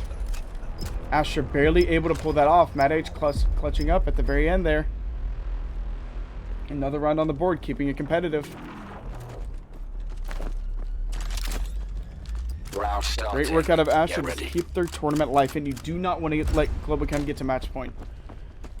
Globochem, they build a lot of confidence when they see that 10. The double digits are huge for them. Astra have to keep shutting them down every single match, every single round. You cannot slip up. And for an update, the bracket is updated as of current. Matt H, beautiful shots on Taquito, getting aggressive, didn't help out. Good vibes, able to trade it out though, and has the info. Good vibes, just playing this tight corner. The Pre-Fire is not going to find anything there. That is Scanner in the hands of Sorrento, rotating around. You can see all of Globochem, or all of Astra starting to rotate across. Nyoko, beautiful shots onto the zip line. Nyoko shutting down that entire rotation. T missing the zip line is going to take damage from that fall. Dropping the drop nade doesn't hit there. It's already gone, but it's kind of fun. It's able to work out. Thunderpilot able to pull it off. Hoggin's able to pick up auto, and again, it's still back and forth we go. 2v3. Astra don't have the numbers, but they have the scanner and the surprise. Kind of tell that Globochem isn't exactly sure what information they have. Sorrento pushing onto site rather quickly. His audio is going to be heard here. Thunderpilot also pushing onto site. As this point comes through, the nade comes down to the normal spot. Is not going to find its home, but Nyoko is.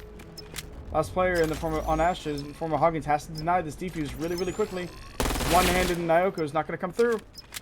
Hoggins not a health bar to his name. Thunderpilot also not a health bar. Neither player has utility. Defuse starting back up. Hoggins has to swing this yet again. Again, both players weak.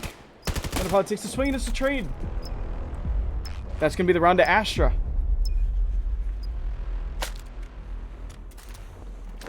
Astra able to win the rounds when they need to. From 9-4 to 9-6, huge mounting. Again, I don't exactly understand how Trade evaluates the 1v1s, but brilliant work. Quick look at the scoreboard really quick. Taquito 24 and 11. And then the kill lead on the other team is Hoggins 19 and 12. 24 kills in 9 rounds. Gonna get shut down in that cross. Not really a ton you can do there. Astra numbers in this fight. Sorrento making sure that it stays that way. 4v2. That nade taking off a lot on T. T's going to be the rotation denial, attempting just to cause issues for Taquito.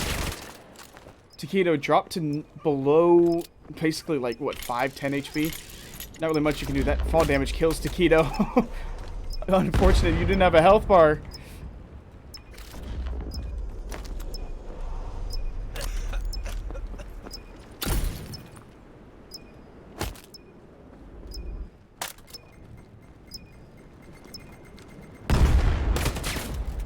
Shots coming out. Sorrento locking it down yet again for Astra. That's what we need to see, mounting this comeback. Potential map 3 here. Round starting. Get ready. Potential map 3 is all Astra need. 2 rounds away from Globochem is from finishing this entire series and pushing them into loser finals. Astra, another map ahead of this, another 4 rounds needed. And they decide the slow approach on A is the way to do it, but also look at on your minimap. Globochem is kind of surging around this. Clearing their positions out, looking for any information that they might have, and again, it's going to be on auto to get this information across to his team. Thunderpilot will be able to quickly rotate over, but it's going to take a little bit more time for the rest of Globochem. Coming out, not necessarily finding anything, and we're going to be on auto to see this entire team stack. Check this upper hallway. Teams know that the slow push has definitely come through. And as you look on the minimap again, they've already started to sneak behind auto. Auto does not realize this yet. Globochem have not started rotating, and Astra almost have the entire site. Here we go. Minute remaining. That's going to be a trade out on site, and that's going to be immediately Globochem surging in. Nyoko to find this initial pick here, otherwise it's going to be a free plant down. Time pressure will be on. Nyoko with the drop down. Is he going to find anything? Nade coming through the usual spot. Matt H falls to it. All the nades coming in. Thunderpilot able to pick up T. Sorrento no health to his name. It's all going to be on Hoggins here. Hoggins with the drop down kills Nyoko. Seconds remaining. Again, the nade going to the user spot, but that's not where they are. You have to kill 3 here to stop Globochem from getting on match point. Teams fall around you. Good vibes had the pre-aim. You won that, but not from behind. Thunderpilot locking it in. Globochem to match point here. Match point. Match point for Globochem. Tournament life on the line for Astra. Round starting. Get ready.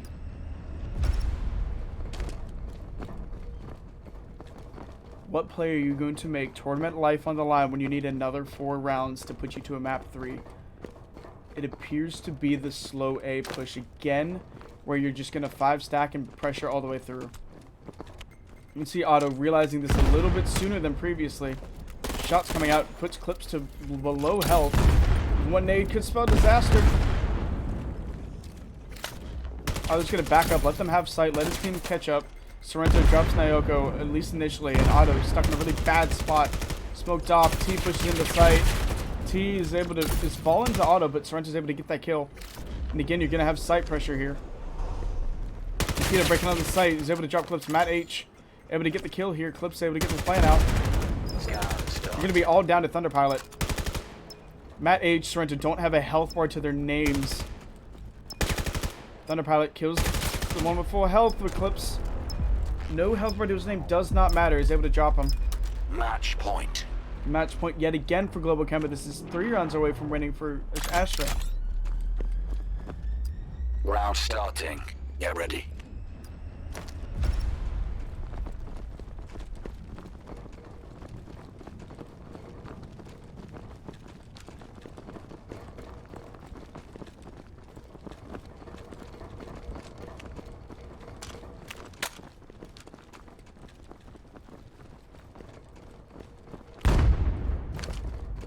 Nades coming through, and all of B site is left empty.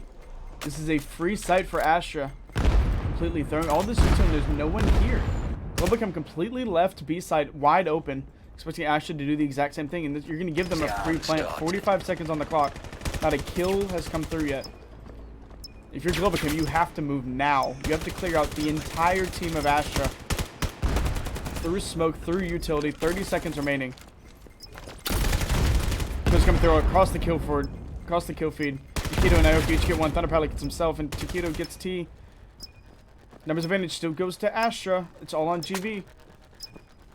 It's all on good vibes. Has to clear out clips. Has to clear out Matt H. Flash is still coming through. Finds clips. It's going to be in a 1v1 situation. Hopping on board with Matt. He is the sole responsible player to make sure that his team has another round to play, and they do. Astra, another round on the board. 2 rounds off of winning this. Globochem on match point. Globochem need to take one round to put them into the next one and knock out Astra of this tournament. Astra fighting like hell to make sure that doesn't happen.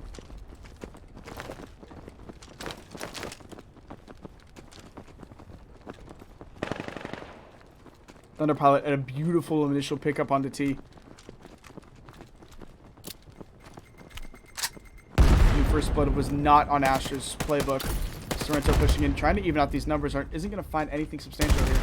People are coming in. Not going to find anything. The nade coming through for Otto, or the gun's coming through for Otto. Otto with a 2-piece. This might be a disaster for Astra. Only 2 players remain. It's all going to be on Matt H yet again. Tournament life, except it's a 1v4 you have to handle. And that is game. Globochem move on to face REKT 2.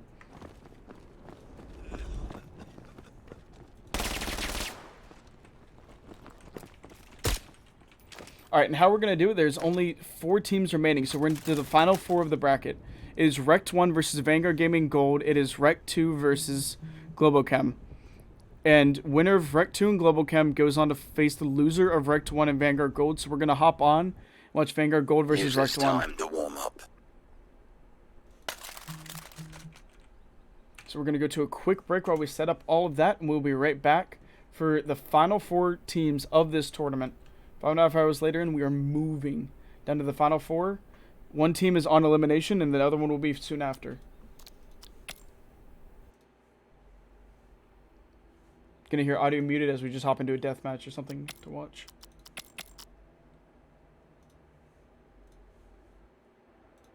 Team deathmatch.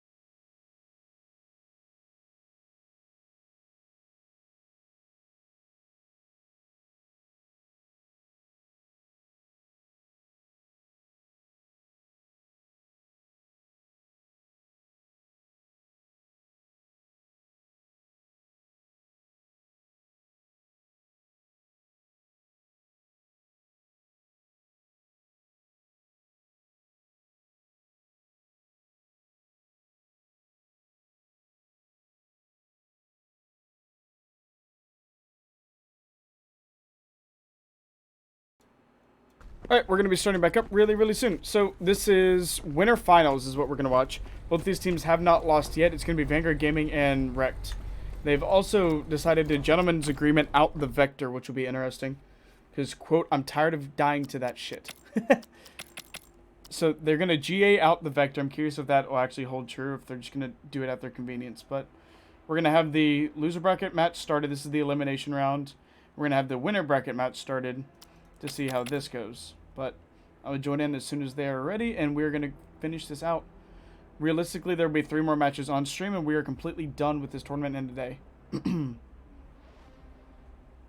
But yeah, no, very good tournament going on. So, REKT versus Vanguard Gold. Both teams undefeated. Both teams have had a strong tournament run this round. This is 1 and 2 seed. The only upset that we've had realistically so far is Astra losing to Globochem. Astra was a 3 seed, while Globochem was a 4 seed, but their seeding points were so tight it doesn't necessarily matter in this respect. So, should be a pretty solid rest of the tournament with all close matches. 5th and 4th seed are going against each other, and 1st and 2nd seed are going against each other. But here we go soon enough, as we're waiting on Omi to get into this match.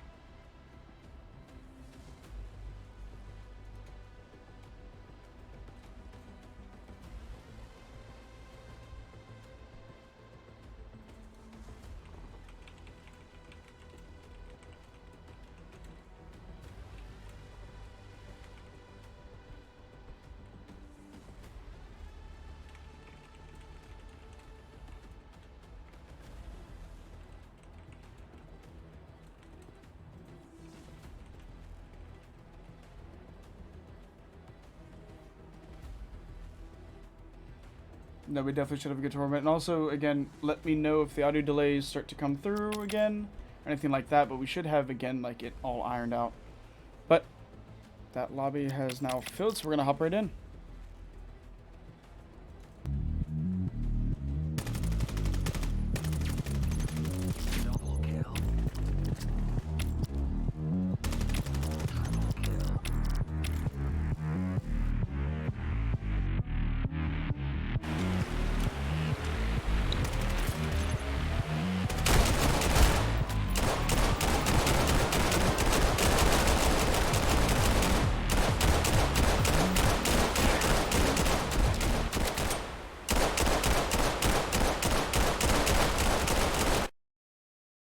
Use this time to warm up.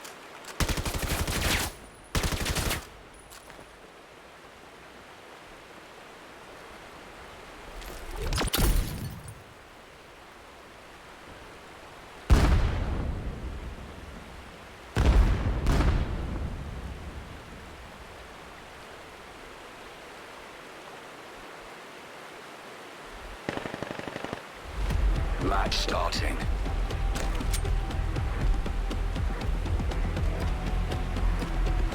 Round starting. And here we go. Starting this off, we have Vanguard Gaming on defense and REKT on offense. TK is starting to come through, so that means likely a match restart or something of that respect.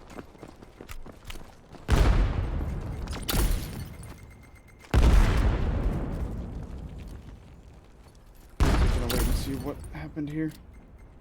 But yeah, no, this is going to be a hell of a good match. Neither of these teams have lost yet. Use this time to warm up. Yeah, it was a match restart. Cool. Let me type in these names a 3rd time.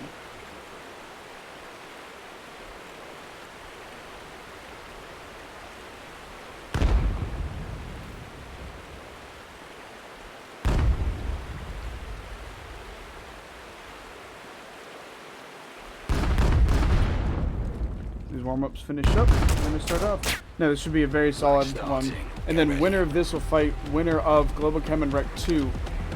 Respect to both REKT teams for getting, or respect to REKT for getting both of their teams into this tournament, or getting into the Final Four. REKT 2 are now going to have at bare minimum 4 Crest points for each team, or for each player.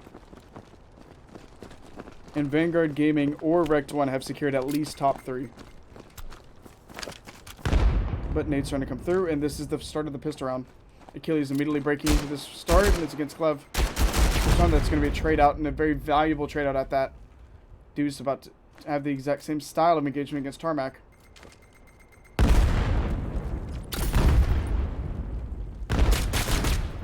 Deuce with a huge win. Just going to get traded out immediately by Nero. Trade's coming through yet again. Trade's not helping REKT in this situation as they were outnumbered initially after that Deuce kill. Nade's utility is trying to come through. Skyla on this backside as Nadix and Kilo spinning forward. Nadix can't really do much against two players, and Omi right there with the beautiful double.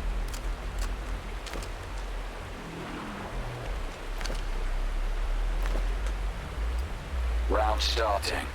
Get ready.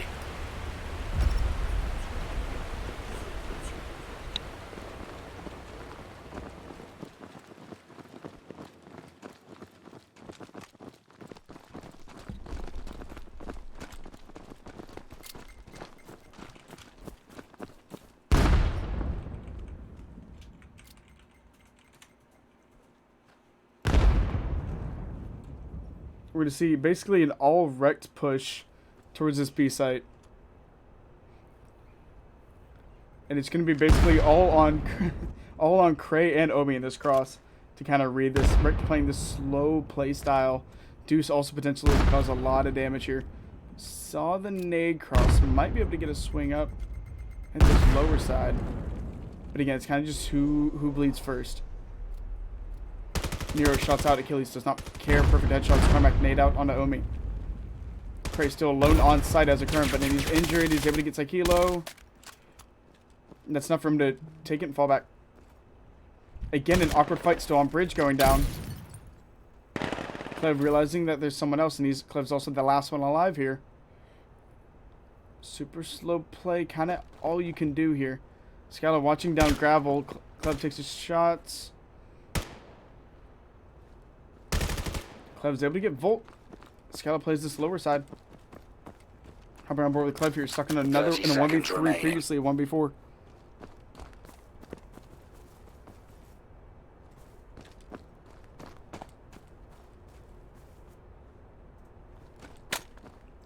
Clev 17 seconds on the clock. A tall task with bomb being down in arches. Achilles with a free aim is not really going to allow him to do much, but Cray takes the swing first. Great shots, and Vanguard Gold goes up 2-0. Someone said in chat, yeah, all REKT final is in theory possible if REKT 2 win theirs and REKT 1 win theirs. But irregardless, if REKT win theirs, they will face their own team. If REKT win their match, they play a REKT no matter what. REKT 2 win their match, they play REKT no matter what. Either in grand finals or in loser finals. But same exact defensive setup out of Vanguard Gaming. And here we go. Deuce still playing that mid lurker positioning.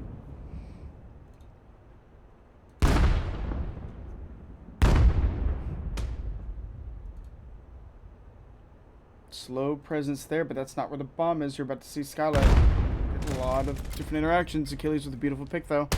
Shots on a Nero, and he finds that as well.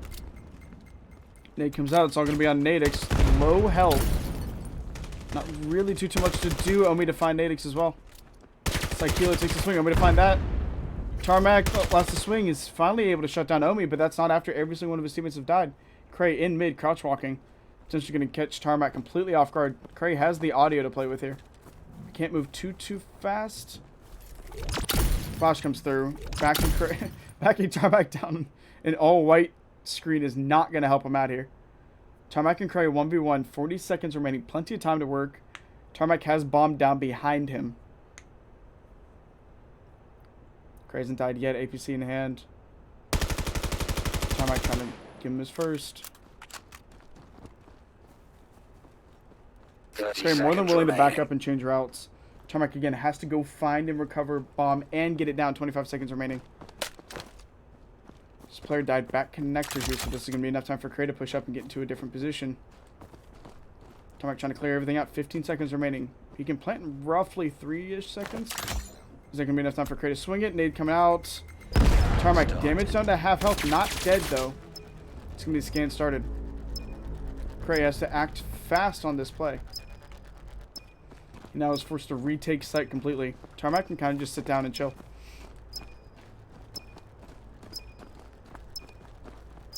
Craig playing off of old information. Tarmac's not there anymore. He has to quickly suit this out. 24 seconds remaining. Utility come out, does not go the way he wants to. Flash not effective. Tarmac slowly inching around that wall. He's able to play down. Tries to find it. Tarmac able to get the kill. Very long-winded, but Tarmac able to make it work. Face mask adjustion, and that's going to be REKT's first round on the board. Round starting. Again, best of 3 double elimination. Neither of these teams have lost it, so facing against teams like this that are giving them back-to-back rounds and really tight engagements is going to be something slightly different. You start to see a 2-1-2 split on offense as well, probably to equal the Vanguard Gaming 2-1-2 split on defense. There's not too much differences in how these teams play defense, but watching the offensive pressure changes is different. Your bomb is in A site, but how you adapt to this and how you play this is going to matter. Deuce has a spot. It's not going to matter. Nero with the perfect headshots. Nero doesn't have much of a health bar, and bomb carrier is Nadix, full health. Swinging here, the lone player on this side is Skylar right now. Weird engagement going on in gravel right here as Achilles and Clever kind of just trading shots back and forth. But this kill could mean a lot. Clev is left alive. That's Vanguard Gaming having to turn around and address him. Tequila gets twin fired by Skylar and Achilles. Not too much you can do. Crest still adapted to that off-site pressure, and REKT haven't made any pressure advances on the site yet. They're still looking for that pick. Craig dropping to Clev here. And like I said earlier, they have to now sit down and be aware of where Clev's position is and find him out. Same with Clev here. He's going to be a rotational denier as Nadix with bomb is going to rotate to the B site. Cray had to rotate all the way over to help out, and then he got cut down, so that's not going to help. It's going to be a free site for Team REKT. Clev, like I said, is going to be your intro denier, and then you still have Nero, not much of a health bar, but still a presence on A site. Could spell disaster. It's going to be Tarmac dropping Achilles. Scala and Omi both have to pressure through all of REKT to even get to the site they need to attack. Incredibly tall ass for Vanguard Gaming, although Omi's able to get Tarmac. Scala doesn't have much of a health bar. Nero doesn't have much of a health bar. Clev's damaged, as is Omi. Omi flying around the corners, able to pick one. Scala has the info on the Clev, and that's going to be a trade out. Nadix left all alive, planted the bomb, called it a day.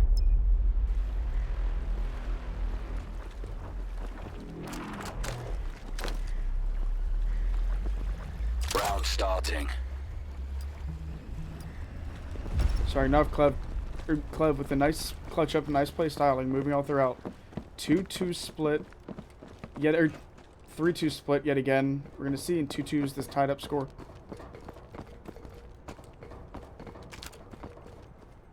Clev and Achilles trying to play. So there's a little spot on the door where you can wiggle on and you get slightly more of a heading. You can kind of see over that. Nade's coming out from Clev, not finding necessarily anything there. Achilles breaking the silence with the first blood on a Tarmac. Although this is going to be the site presence for REKT. Scala, the lone defender on this A site, going to get shut down immediately by Nadix. Omi sees 2 players in the cross, but through the rebar is going to get cut off a little bit. Plant coming through for Nadix. Omi has to find Clev to get the site pressure going quickly. Nadix back into the fight after getting the plant down. Clev dropping Omi as Achilles drops Nero on the other side. 2v2 on site. 2 incredibly dangerous players in the form of Clev and Nadix. Clev, the current kill lead for his team in this match. Nadix, an all-around known player to just be insanely snappy with aim. Don't necessarily want to be left alone with either of these guys, let alone both of them. Nadix proving my exact point against Cray, and now it's all on Achilles. 1v2 scenario, 12 seconds remaining. Clev taking the trade, leaving Nadix yet again left alone with bomb, giving REKT another round.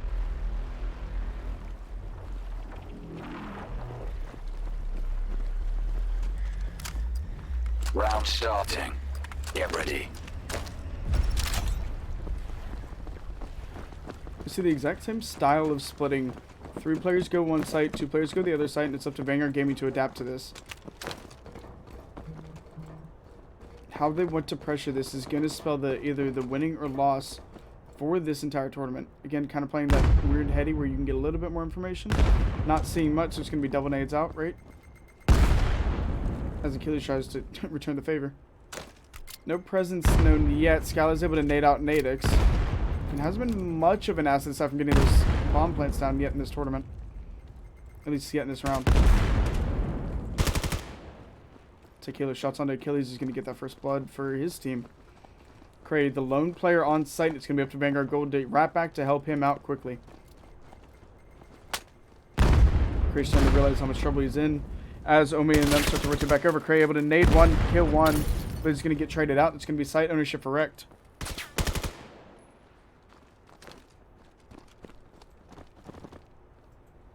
Shots come out for Nero. Omi cutting him down, putting another on the board for Vanguard. 3-3.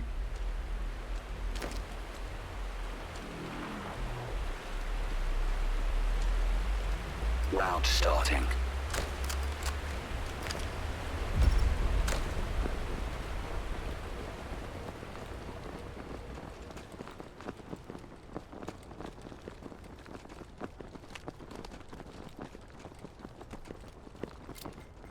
Need utility coming out. It's slightly different pressure by REKT, sending a much larger devotion to A side. Vanguard Gaming may not be ready to handle this. Shots come out. Deuce able to pick two. Skylar's nade able to finish it out there. Just gonna break this site wide open for Vanguard Gaming.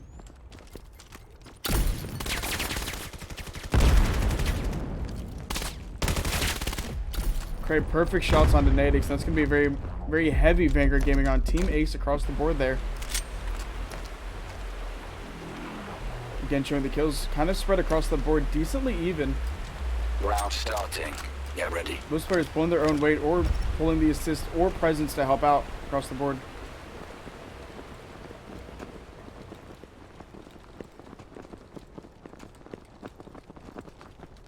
Shots play out. Back to your original split of the 2-1-2 for the offense for REKT.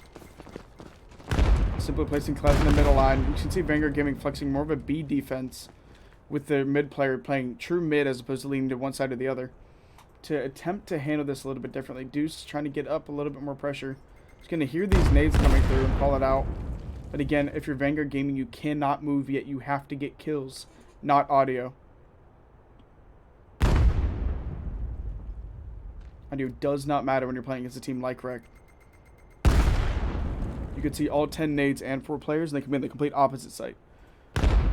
As we start to hit this minute mark, you're going to see a lot of action start to really prosper. All 10 players up, 1 minute remaining, and REKT's about to pull the trigger here. See Sakilo slowly inching up. Hasn't been spotted out by either of these players yet.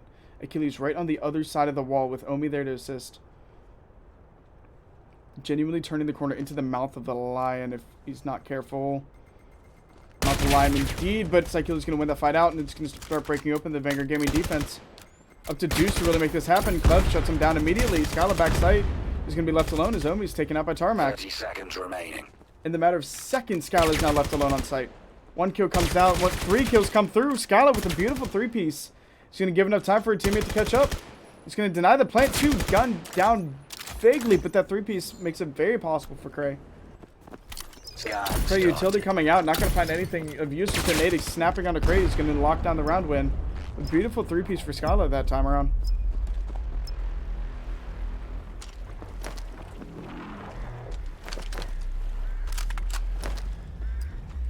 Round starting.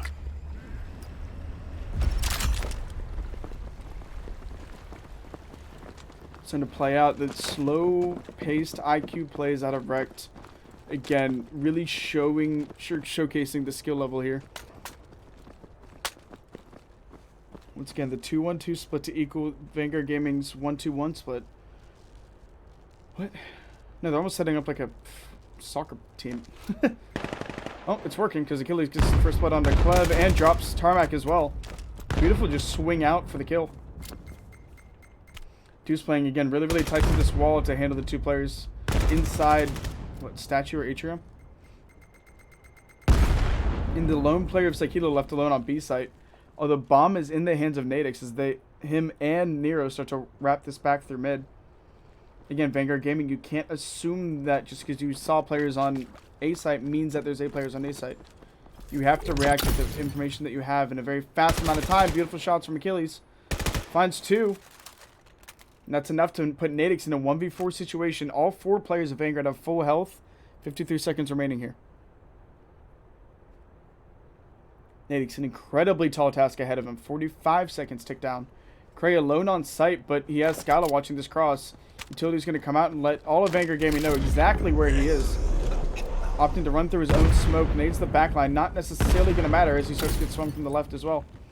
30 seconds Nadix remaining. has to crack this defense open. Cray swings out. Just the wrong time. Nadix misses the shot. Scala gets the trade. Just like that, Vanguard Gaming 5-4.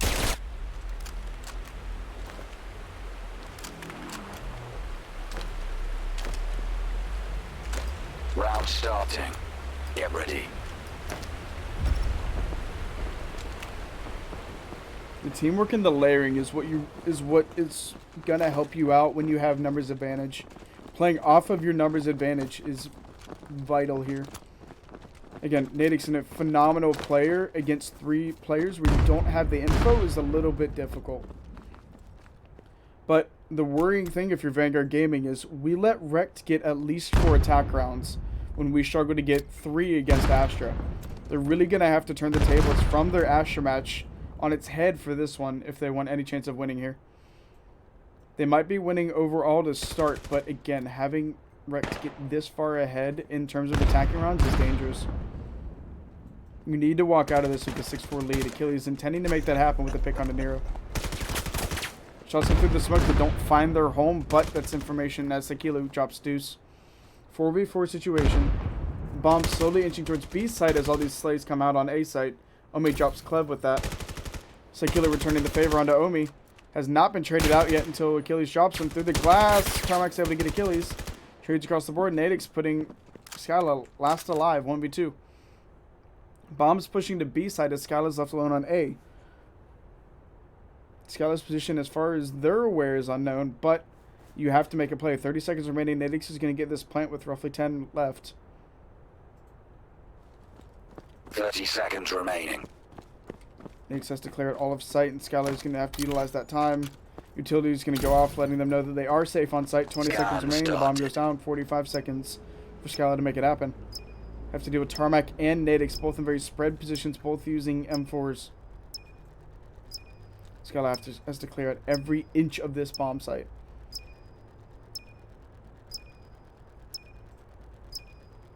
The second a bullet is fired, all of REKT is going to know exactly where she is. Shots come out.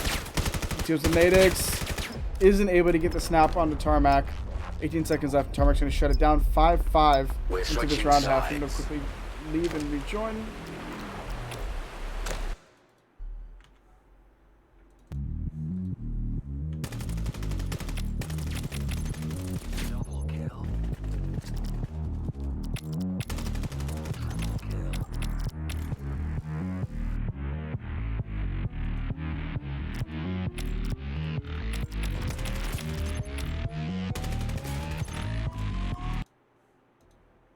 For iStock for that commercial break as we go right back into the pistol round here.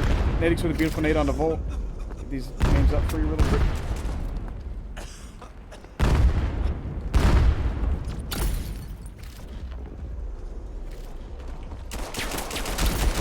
Names are up as well as the gunny. Cray shots onto Nadix, able to get the pistol kill. This is near on the wide swing. Cray with the shots out. It's going to be trades across the board. It's going to leave Achilles and Skyla versus the 3 players of REKT in terms of Tarmac, Sakilo, and Clev.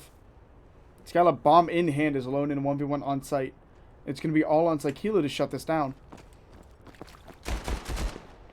Fire going off across the map. Skyla's going to crouch walk around this corner. Eventually finding Sakilo left alone. Skyla able to get the kill as well as Achilles. Making it from a 3v2 to a 1v2. Now going to be all on Clev. Damaged. And now time pressure on the clock. Has to find Skyla and Achilles both in incredibly different positions. His teammates died. You have vague information on where both of them are, but that is very different than killing them out. 25 seconds and no players shown their head yet. Achilles watching the long cross. Skyla playing close on site. Footsteps are known from Skyla. Shots tagging out, keeping him back. 20 seconds remaining. Clev has a lot on his hands. Starts to defuse, taps it. Skyla is swing off the tap. Skyla gets the headshot kills there. It's going to be Vanguard Gaming starting off with an attack win. 6-5.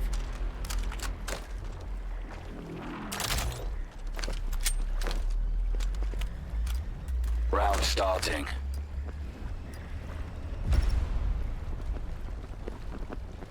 We saw REKT kind of do the 2-1-2 advance offense split ups. Very curious to see how Vanguard Gaming acts on it. Looks like it's going to be a 2-3 split. And players Achilles and I actually don't know who else is with him. No, it's actually just Achilles. Achilles mid. It's a 1-4 split. Vanguard Gaming getting really, really aggressive during skate park. REKT doing more of a 1-1-1 across the board spread. Nade in hand. Nade's coming out into that back site. Might find Psykelo or at least damage him there. No damage coming through. Crate tagged up a little bit by some utility. And it's very obvious direct where this push is going to come from. Oddly enough, both Tarmac and Nero are in their spawn set. As Nero gets shots onto Cray, Omi and Nate straight out. On site, there's going to be a push through the smoke from Skyla. Psykelo drops to Deuce. It's going to be all on Nero and Tarmac to retake the site. 3v2. Clev on the opposite side is going to come over to assist as this plant starts to go down from Skyla. Deuce and Skyla must lock this down. So waiting for Clev to swing over. You may be outnumbered, but you can play around bomb and the defending team has time pressure. 30 seconds remaining. Skyla peeks out and falls to it, and Clev also able to take down Deuce. That's going to be a 6-6 tied up. Vanguard Gaming and REKT. Body shots for good measure out of Nero and the reload.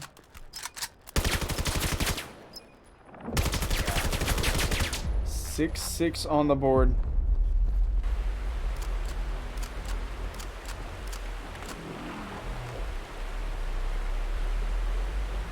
Round starting.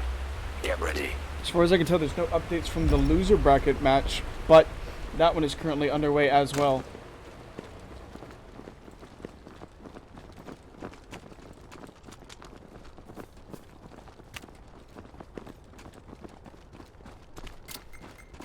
Nade coming out, not going to necessarily find its target because there is no target there, at least immediately, as Vanguard Gaming slow walking this all the way up. Two players with bomb is Skyla and Omi, as Achilles is able to get some mid-pressure going. Nades breaking down this entire push, killing out the entire middle line of Vanguard Gaming.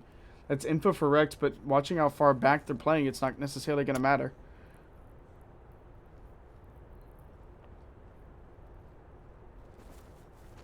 Slow pressure, kind of just waiting to see what Vanguard does and how they swing their attack. Omi and Skyla have bomb and they're on A site, but it's not necessarily going to be that valuable, as well as Deuce pushing up onto this attacking site. Shots coming out immediately. There's Omi and Clev trading fire there. Utility starts to come out.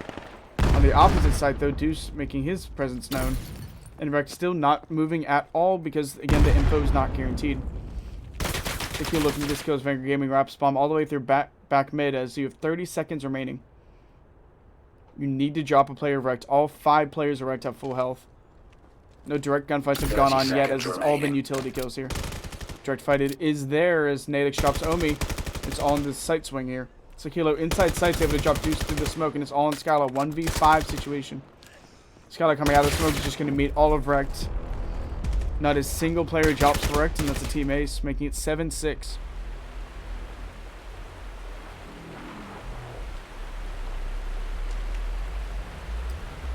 Round starting. Kicking it off yet again, back and forth we go.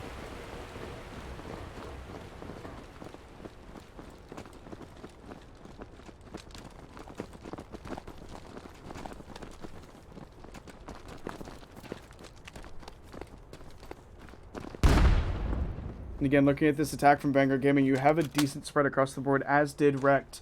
But how they implement it's going to be seen as Clev gets another beautiful pre-nade onto Achilles. The first blood without even being seen. Numbers advantage goes to REKT, and none of their positions have been fully revealed at all. Clev about to potentially be in an uncomfortable position against Cray. Cray, APC in hand, has the gun advantage in this fight, but might not have the positional advantage. As all of Vanguard Gaming is just kind of waiting for this fight to go down to swing in. Minute 5 on the clock. Slow nade presence is Cray slowly creeping around, but May end up finding Nero on this initial swing and then have to deal with Cleve immediately after. Times this wrong. You time this wrong, you die, and it's your team in a 3v5. You time it right, you could potentially break open the entire B site from A. A lot of pressure riding on Cleve on Crane this kill. Sees the corner of Nero, it's not going to be the kill. That's both teams reacting just immediately. Vanguard Gaming springs into action. Cray with the self-nade accidentally.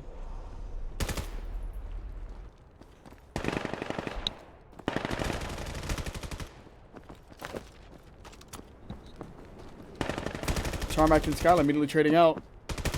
And that's going to be Vanguard Gaming losing yet another down to just timing here. REKT only dropping one player in that exchange.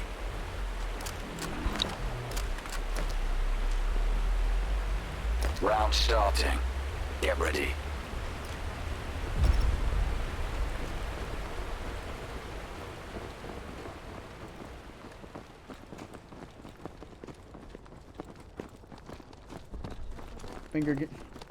Vanguard Gaming down 2 rounds in this time. Need to really break this open. Again, attacking rounds are vital, but the map wins are as well.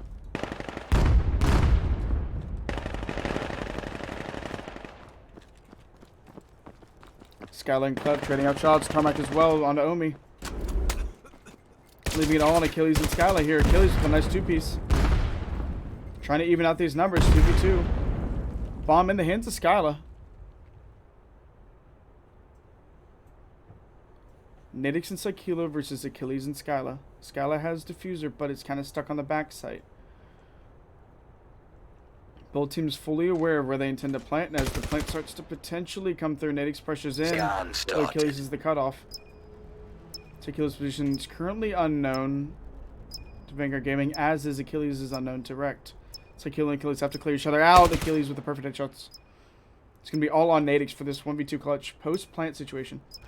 He made it onto site, but it's going to be on Skylar to break this open. Trade out works out just fine for Achilles. It's going to be Vanguard Gaming 7-8, keeping it close.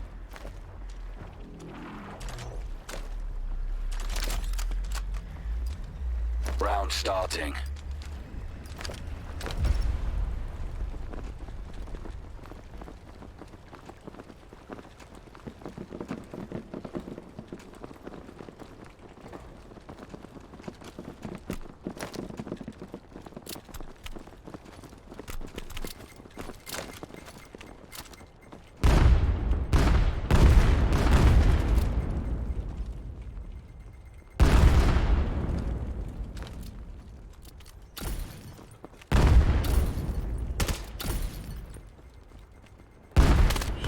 Out. Nero and Cray find their targets. Cray drops to Nero again. It's going to be numbers advantage to REKT, especially as Nidix gets to kill on the Skyla. It's all going to be on Deuce in this situation. Deuce finds one, almost finds the second.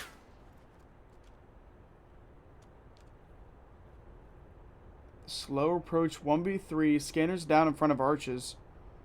Tall task yet again for the player. Nidix throwing shots. Can't land the kill, but Deuce has to recover the scanner. So pre-fired backward shots aren't there. Psykilo gets the pick onto Deuce. It's going to be 9-7 for REKT. And a little bit of an update from off-screen. REKT 2 won their first match against Globochem.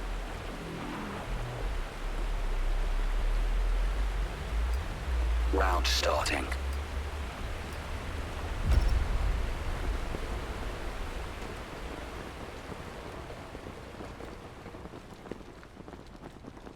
Vanguard Gaming down by 2. REKT on defense here. Vanguard Gaming mounting an A attack.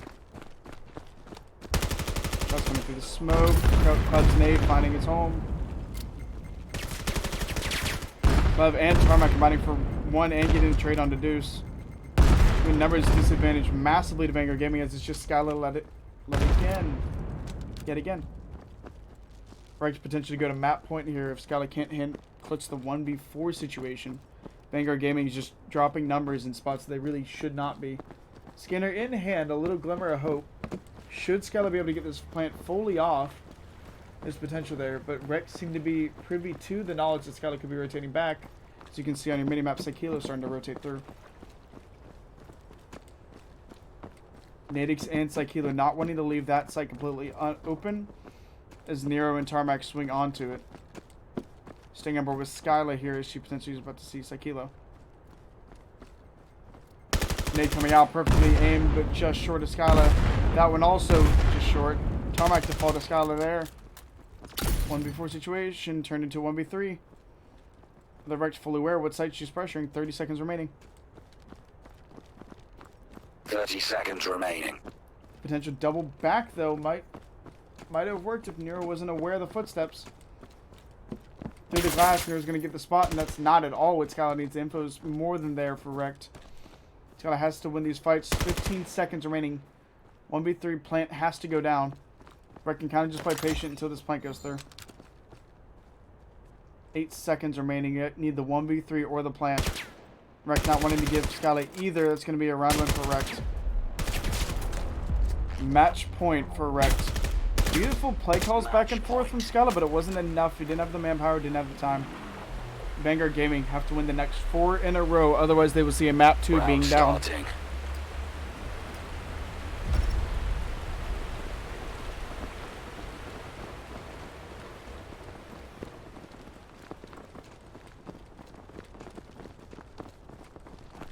A 5 stack towards A is the current play call here. Down but not out. Vanguard Gaming is looking to make this stack play. See what they can make happen. Nade and utility starting to come out. Utility starting to return from REKT, and none finding their home just yet. Craig getting this first play into connector.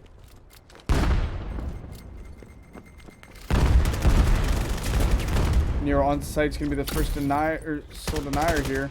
Nero shutting down Skylo, who normally has bombs up the crate to get this kill. I can just get this spell. Huge disaster for Vanguard. He does, though, as Clev drops Omi. Numbers advantage still going to the side of REKT, especially as all the other players drop. It's up to Achilles. 1v4 situation to keep this map streams alive. As REKT take it to a map 2 up 1. Clev with the drop shot is going to be a trade. REKT take map 1. REKT and REKT 2 have each won their respective first maps. Scoreboard on the screen for just a second as we're about to load into the next one.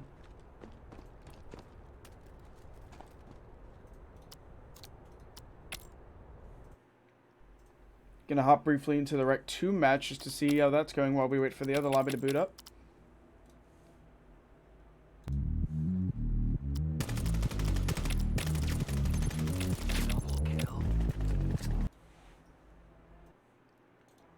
Sorry, I was stuck for cutting off your ads, but the Vector GA is of no such thing on this match as we see Globochem on defense and REKT 2 on offense here. We're going to hang out on this match just for a little bit while we wait for the winners match to cycle back up. Zips juggling nades while he waits for the defense line. I haven't seen that before. Tech onto Nyoko. This is going to be a huge initial kill.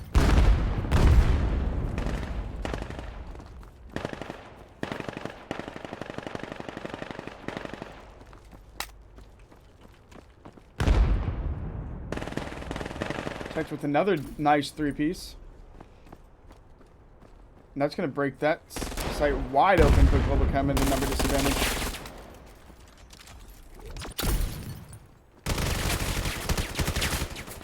Otto with a beautiful 2-piece, but he's going to get traded out. He's going to put this entire round all on Thunderpilot here.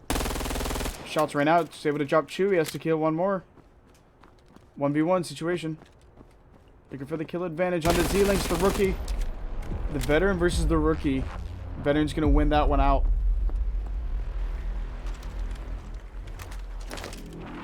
Going up for Globochem in the lead here. Round starting. Get ready.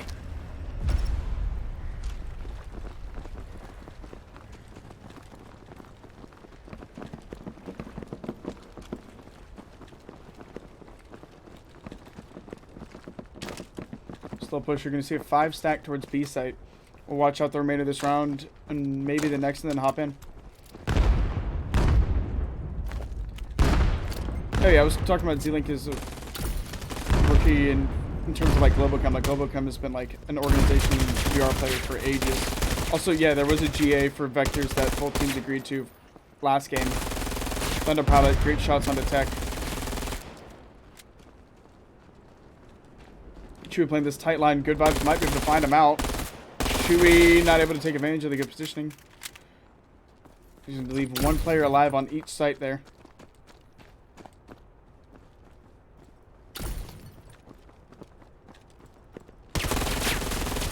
Great shots on the Thunder Pilot.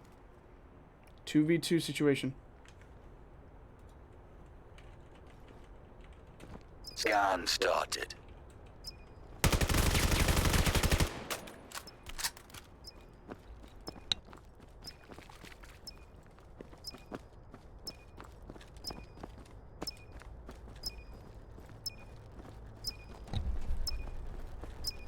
I have to defuse here. All on Z-Link. 1v2 situation. Z-Link gonna find one, gonna find two with enough time to defuse. REKT gonna tie it up 2-2. And go watch their parent team in the form of REKT 1. Scan interrupted. Yeah, the respectful GA back and forth I actually really appreciate between the vectors.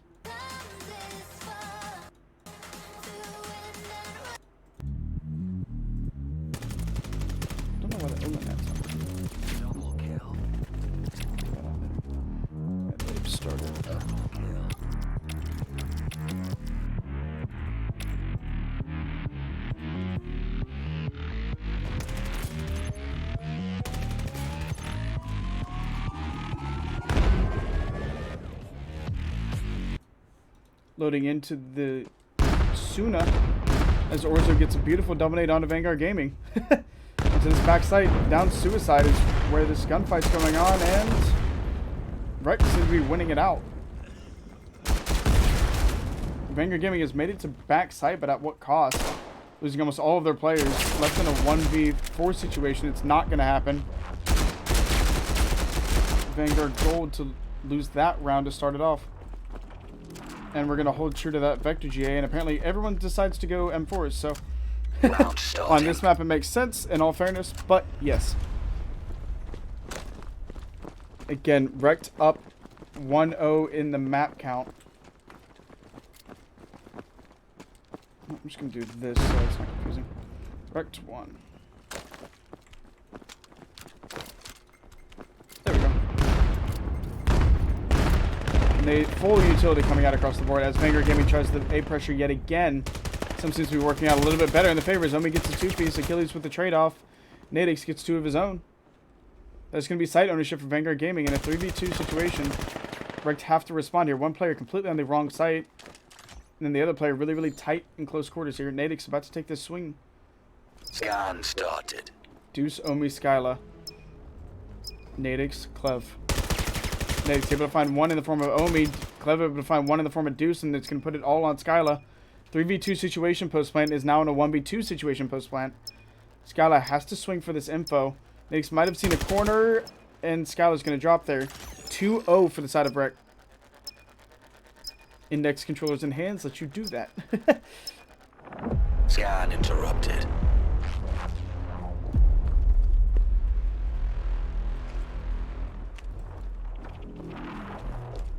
Back and forth we go, except REKT are winning out these rounds. Round Vanguard starting. Gaming pushed into the loser bracket should they lose here. REKT to secure a grand final spot. Should they win? Where does the snake... Alright, hold up. We're gonna discover it. Where does the snake go? Huh. I guess if we can get it through all the piping, it gets all the way over here. Interesting. Oh, everyone watching the stream, you can throw nades over graffiti. It potentially goes to a great spot. Alright, this is the setup. You have Clev and Nadix up top as Skylar, Cray, and everyone else swinging in. I'm on board Nadix as he gets a 2-piece there. Charmac cleaning up the rest of that, and Skylar left alone yet again. Scanner in hand as Achilles gets one of his own across the map. Achilles breaking into connector. Skylar combining for a kill there. Skylar not able to make it all the way across. Nero denying that cross. Last one alive. 1v3 situation for Vanguard Gaming as Achilles shots ring out, not finding their home. Nade May. Tarmac briefly overnading as an inkling that Orza might be underneath. As you can see, Nero going all the way around for a massive back flank. Scanner is down on that ramp up to site. Achilles not in a good spot. Not a lot of time to work here. Scanner down, and a player in every single spot he has to check. Nero playing this back line. Orzo underneath. Top connector has a presence as well. Orzo dropping immediately. Clean headshots out of Achilles. Did it once, has to do it 2 more times. 30 seconds remaining. Nero, Achilles. Achilles able to get another one, has to do 1 more time. 24 seconds remaining. Has to also find bomb. Scanner spotted out. Tarmac just playing patience. 20 seconds remaining. May as well catch Achilles in the plant. Yeah, both players have a pretty solid idea of where they are. Tarmac can take the swing when they kill. Patience is key there. Tarmac showcasing why. Time on your side. Let time do the work. Vanguard Gaming have not been able to find an attacking round yet in this map. Get ready. Soon a defensive sided, sure, but haven't been able to play the advantages properly. Down in map count, also down in the map. You need to fix one of them. Vanguard Gaming going for pretty much an all-out B-side push again. Nero not getting any information in that mid cross. Nate coming out, finding its way into connector, damaging Cray damaging Omi a little bit. Would have been from another nade. On site, Nadix again in that 1v3 scenario that he and Tarmac were able to dismantle pretty quickly.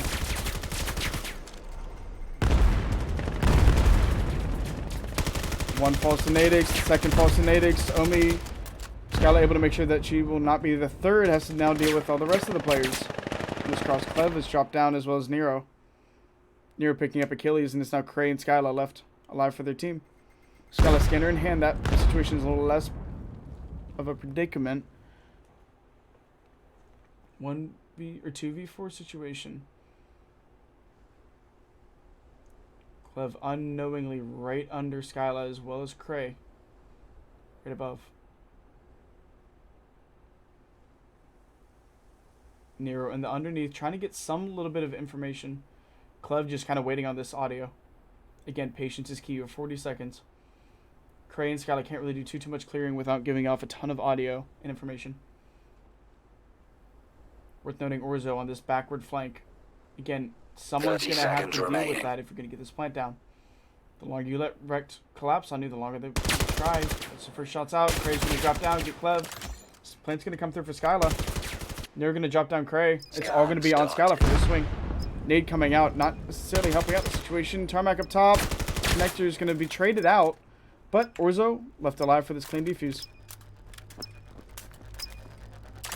4-0 going up for REKT.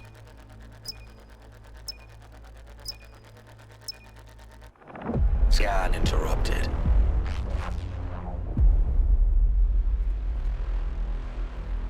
Vanguard Gaming have to find a way to break the pace. REKT kind of breaking them down at every single little play.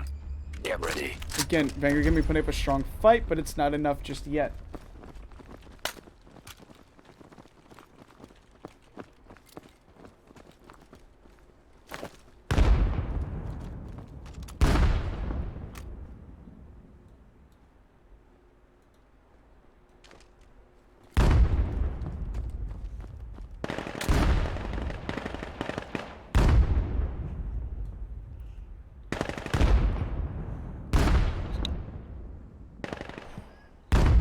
Orzo on the offside as Vanguard Gaming slowly starting to push up in this initial aggression.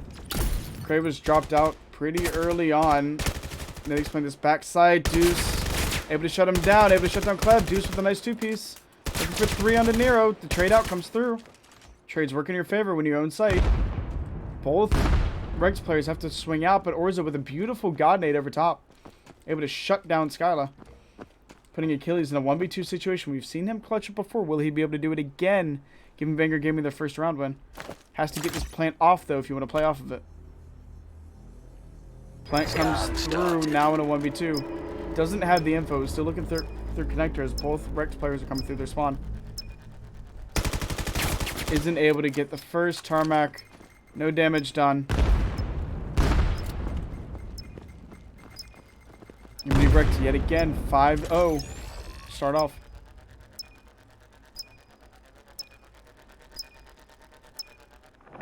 Scan interrupted.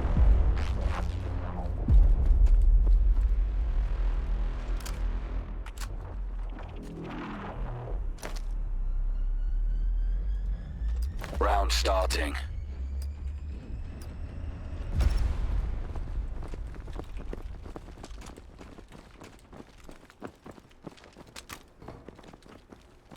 In your typical 2-1-2 split that Vanguard Gaming have not been able to crack necessarily yet. REKT setting up defense, Vanguard Gaming trying out an A attack for a change. Two players fly down suicide, nades coming through. Not finding any of these players just yet. Shots coming out from Orza, the pre-fire pays off as Tarmac cleans them up. Tarmac able to get 2 off of that. Achilles able to balance out the numbers just a little bit as Vanguard Gaming has to swing through the smoke. Skylar not able to live there, neither is Deuce.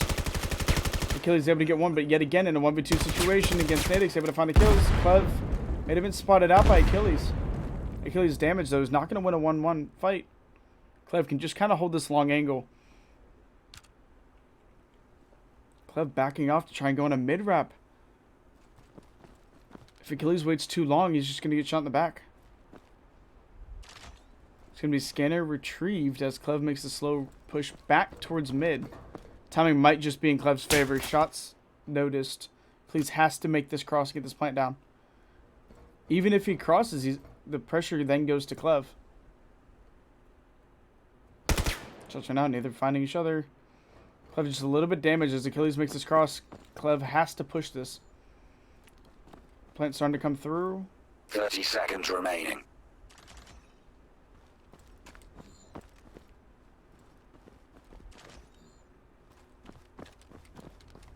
Clev just playing the audio. Nothing Achilles can really do there. I'm just going to be 6-0 REKT over Vanguard Gaming. Vanguard Gaming not able to take a singular attack round yet. Round starting. Get ready.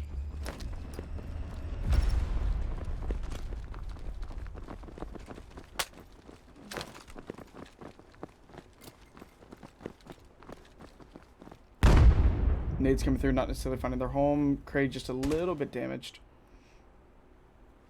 Clem and Nadix coordinating of who's going where. Nade's starting to come out. Also not necessarily finding their home, but making their presence known. Nading the crap out of connector. God, Nade flying in towards Clem. Clem not going to take any of that damage. Nadix finding 1 nade. Achilles, or Omi trying to even out the numbers. There's going to be a full site collapse from Vanguard Gaming. They own site fully here. They swing underneath. Nero drops to Omi. Omi shots out. Scans. Nade's starting to come in. Vanguard Gaming trying to be very well aware. 4v2 situation post plant. Gonna watch Tarmac on this backward swing. Deuce, though, anticipating the denial. Omi and Orzo connected. The last player alive. Orzo has to get all 4 players of Vanguard Gaming and defuse. 24 seconds remaining. Omi Akimbo M4 is able to shut it down.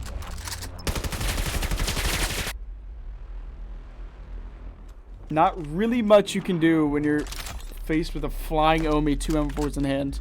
Round starting.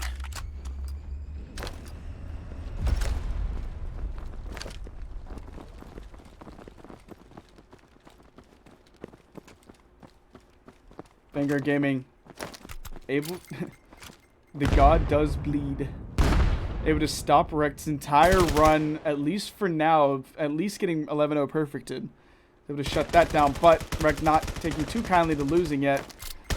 It is getting 2 kill advantage off the rip. Nade's coming through. Double nade out of Nero. Skylar last alive for the team. Nero finishing his handiwork. 2 nades and an M4 all needed to shut down Vanguard Gaming's entire push. REKT dropping a singular round. So far, 7-1 advantage here. Round starting.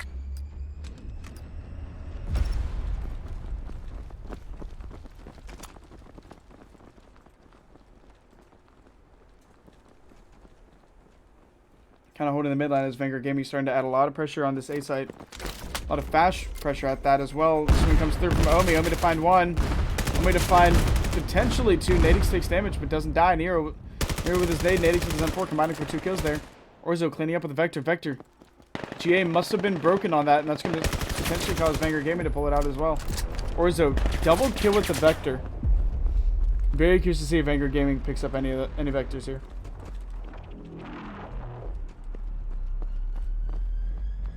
Round starting. Get ready. Don't necessarily think they will.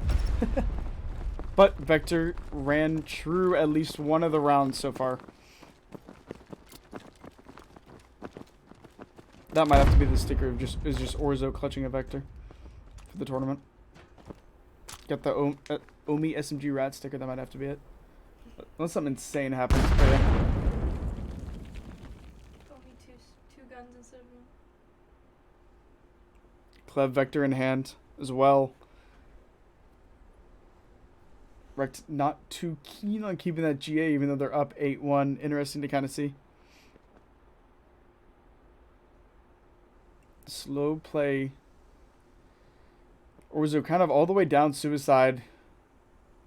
Track playing patient. They get the kill off site. Could potentially cause REKT to rotate all the way through. But again, as we talked about in the KD, they're not akin to rotate on just information alone.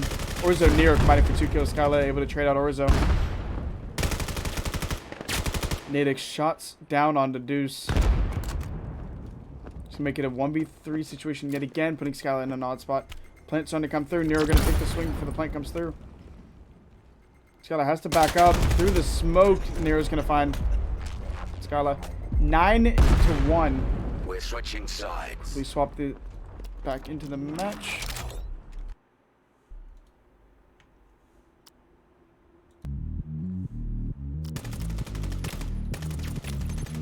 Double kill.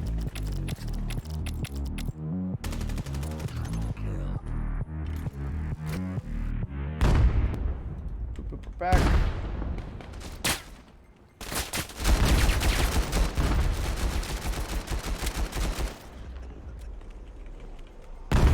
Vanguard Gold required to take the following 10 rounds before REKT can get 2. REKT also up a map currently. Map advantage, round advantage, series advantage, all goes in the favor of REKT here.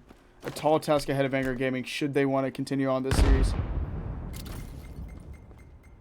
Nero not going to go anywhere with that. Nate trying to get it through Graffiti, which we figured out by watching this match that he can do that. Orzo and them kind of repeating the same push that Vanguard Gaming did. Cray playing tight with it. This was able to pay off. Nadix on the backline able to cut down Skyla. Omi and Nadix trading out. Orzo standing alive on that. Just on Cray and Deuce to shut down Nero and Orzo. Nero and Orzo already have side control here, and Cray is the lone defender injured in connector. See Deuce going all the way in this back wrap. Forcing a very long rotation here. Plant's starting to come through. Cray has that audio. Going to opt for the additional Utah from his kill. So it's potentially the Akimbo. Tilde starting to come out. Flash potentially finding its target. Deuce swinging underneath. He's not going to see anyone. Orzo's able to get that kill. It's all on Cray. Only 2 situation injured. Not going to happen. Orzo double headshots. 10-1 match point. Vanguard Gaming only winning a singular round out of this entire map so far. He's going to put REKT up 2-0 into the grand finals, while Vanguard Gaming is going to be tasked to win the winner of REKT versus Globochem. Don't necessarily have an update on that map just yet, but we will join in immediately after this. In that series, REKT 2-1 map 1, and we came out of that map 2 on a tie. If we see Kitty, they're still playing. If we see Mar, they're on map 3, and that would have meant the Globochem won Kitty. But stay in this series first. Vanguard Gaming trying to get an additional round on the board. Cray with the first blood on the Clev. Really stuck in this very odd underposition. Cray with yet another kill on the board. Important nade onto Nadix in that case. Nero shutting down Vanguard Gaming's kill lead there, making it only a 1-player disadvantage. Scala balancing it out, killing the player on the offsite, and it's now going to be on Nero and Orzo duo to cut around across. Orzo taking damage on that. Nero able to make it across and get the kill on the Cray. Orzo underhanding it to Nero. What a genius play that is. Why bother getting your bomb carrier all the way across if you can just pass it to him? That is the nice thing about VR, is you can do stuff like this. Brilliant play call. Now if only Nero can catch. But starting it off, 2v3 post-plant situation. Vanguard Gaming All injured. REKT injured. Nero shouts onto Achilles. Scala trading him out. Deuce and Scala. Find Orzo. Vanguard Gaming able to get a second round on the board.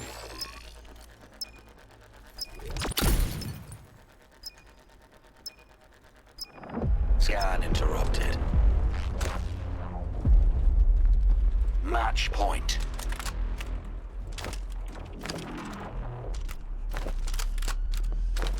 Match point for Round REKT, starting. looking to go up Get 2-0 ready. in this series. Lock themselves into grand finals and top 2.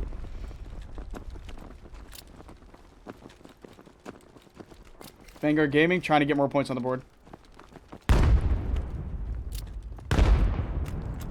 If the audio is behind, I can quickly fix that.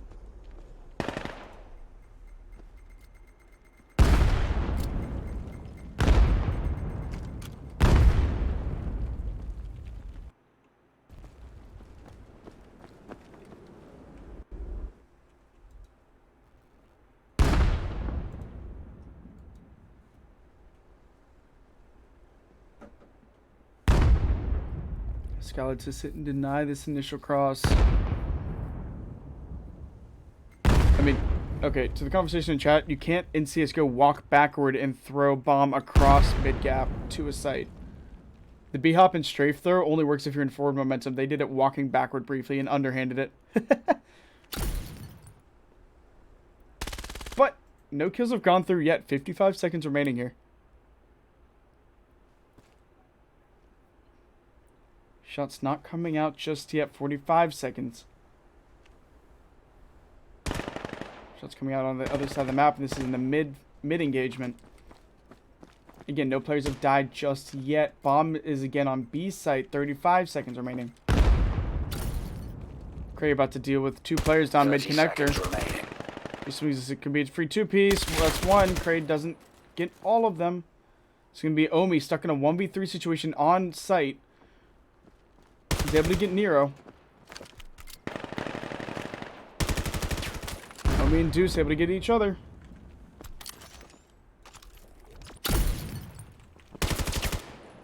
Scan started.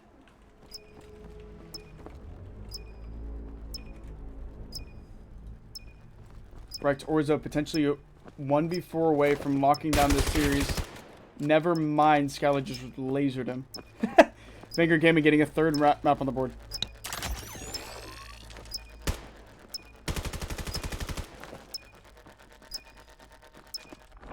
Scan interrupted. Match point.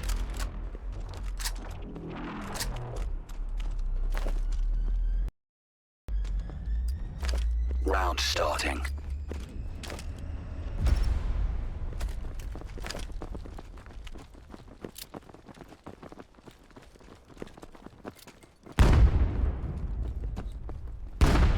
Again, potential final round for REKT here. Scala nades down. Clev backed off a little bit. And this is an all REKT dedication towards A site. Vector coming through the smoke, not finding anything here.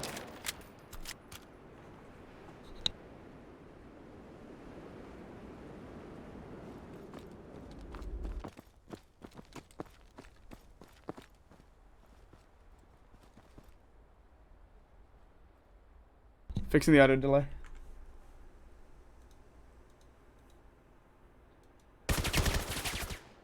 Negative 800, right?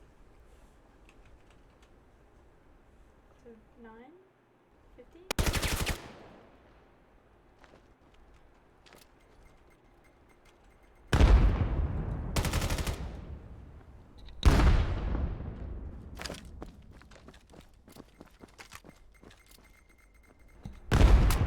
Yeah, attempting to fix the audio delay, but as we see this is going to be a 2v2 situation for Vanguard Gaming to keep tournament hope alive.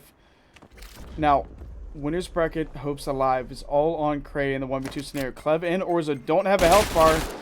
Akimbo Vectors are enough to shut it down. That's going to be REKT winning that out. We're going to quickly hop over to the tiebreaker match going on right now for REKT 2 versus Globochem. I'm going to restart my veil, see if that fixes it as well. But we'll be right back.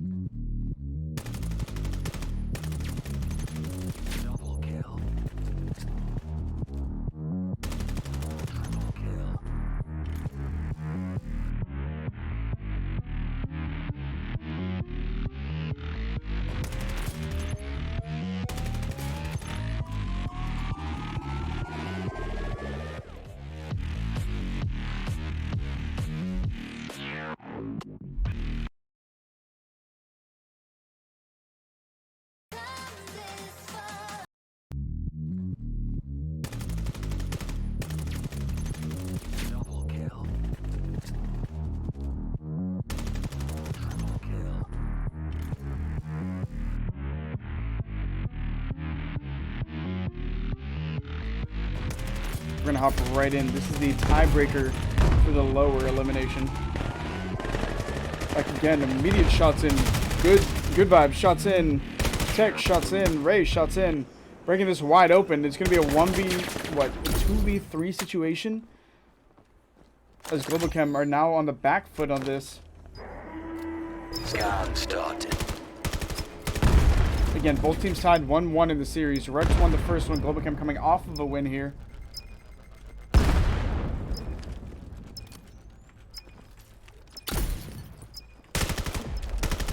Tied up 1-1, although REKT 2.0 are leading this match.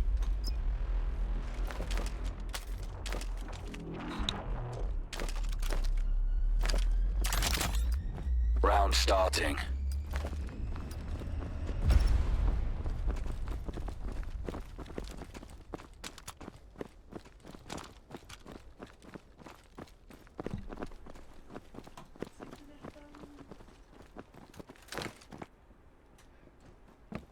Alright, we're going to see almost what we saw on REKT with the 2-1-2 attack split to kind of equal the 2-1-2 defensive split. Rip's kind of playing this smoke as Taquito's going to back off here. Taquito, remember, our top frag from last round is now 0-3. Now 1-3 after that beam on the zips. Now 1-3. It's only after 3 rounds, but domination from Tech so far as he gets shut down by Good Vibes.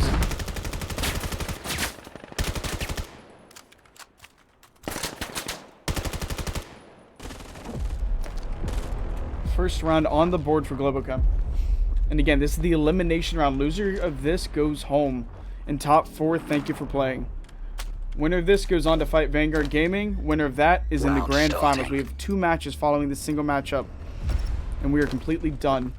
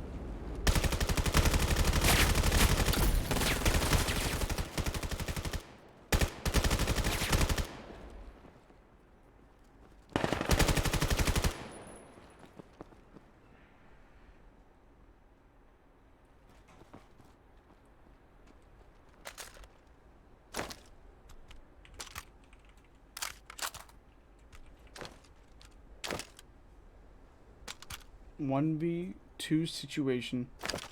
Taquito aiming up. Thinks that there's a player above, and Taquito would be right in this situation.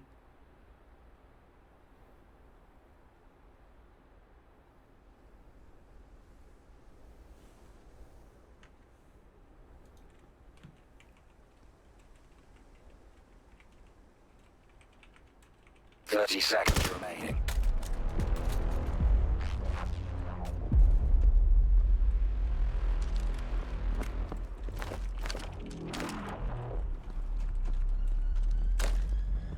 Round starting.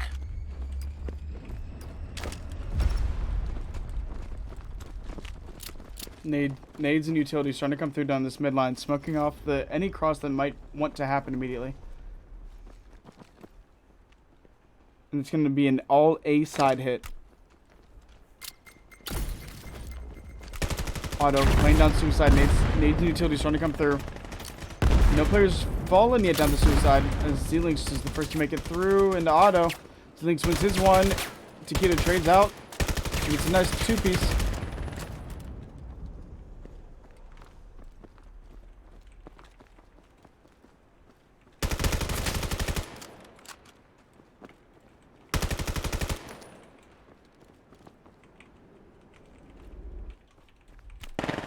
Good vibes, tying it up, 3-3.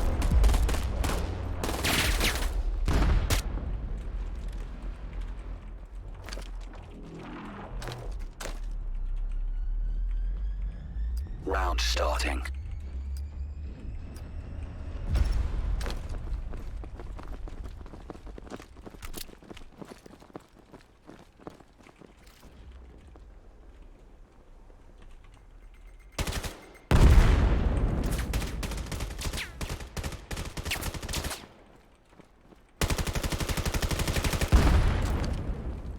Alright. Back pretty much fully casting this. So, 3-3 tied up. Life advantage goes to REKT. 2 as of current, but the trade outs still give them that advantage, but the health bars do not. As you can see, a very mid pressure with bomb included down this mid set. All 3 players trying to surge through tech, able to get it shots onto auto. Taquito to fall to Chewy's vector. It's going to be a site presence completely. It's going to be a 1v4 situation for Good Vibes. Has to play all the way across. This. Gets the drop down onto Ray. Good spray control. Damage done though. Good Vibes. Down but not out yet until he meets Sips' M4.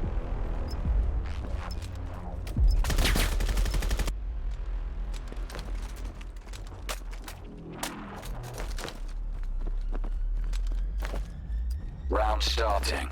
Get ready.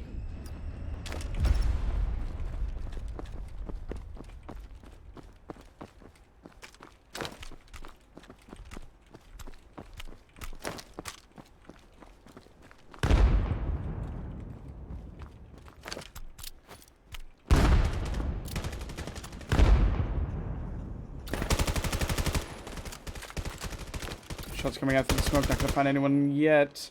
Full health from everyone involved. But again, bombs pushing down this weird mid lane. Taquito to trade out with tech. And the trade's coming down in mid. And then that's your bomb down in mid line. Right now it's to go sit and recover through it.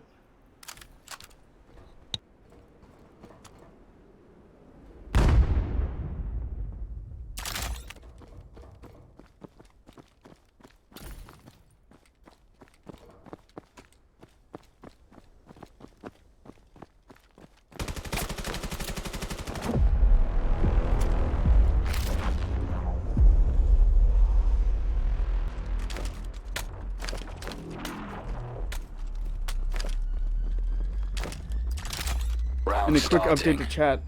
The reason why we're not fully casting this is Vanguard Gaming is going to have to forfeit because they are EU. We're going to finish this entire tournament tonight. So winner of this would go on to grand finals to face REKT. So there is a high potential for a REKT versus REKT grand final.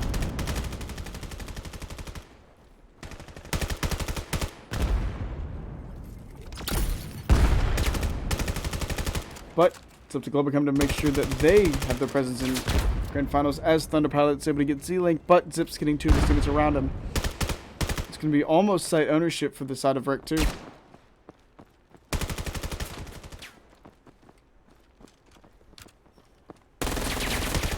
Beautiful shots out of Taquito, but Ray making sure that there's at least a response there. Thunder Pilot Ray. 1v2 situation. Doesn't recover the scanner clean, but it's to deal with a player on either side. Drops auto. Ray, Thunder Pilot, 1v1. Thunder Pilot's position known as well as Ray's. Go -8. Go -8.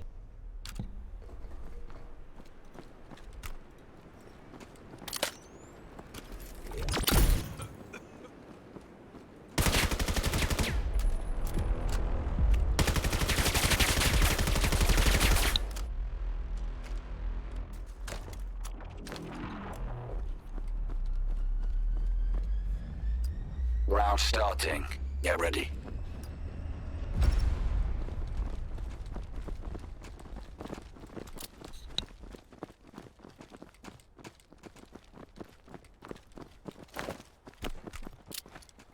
For the next round, we're just going to have to flat out delay the stream like another 2 minutes, and then so we have more time to work with on the audio delay. We can only push the audio up by 800 milliseconds-ish. Yeah, Gold is going to FF their loser bracket match because they're in the EU and it's almost midnight pushing for them. So the winner of this is going to immediately get pushed forward into grand finals. This is effectively the loser bracket match as of right this second. Scan started. We'll confirm with them as soon as this match is over, but that does seem to be the case currently. Chewy playing behind the barrels that we all know and love. And it is a 2v3 situation for Globochem to counter to wrap this back. Shots coming out for Good Vibes. Z-League not want to give him any free kills. Utility out. Nyoko onto Z-Link. Shots right now. Good Vibes. Cut him down. Chewy in this back sight. 1v2 situation for Chewy. Swings it. Doesn't take any damage. Nyoko doesn't have a health bar. Chewy making use. Chewy to clutch up for his team in that respect. We're switching tied, sides. not tied up, 6-4 in favor of REKT here. Gonna quickly leave and join back. Round starting.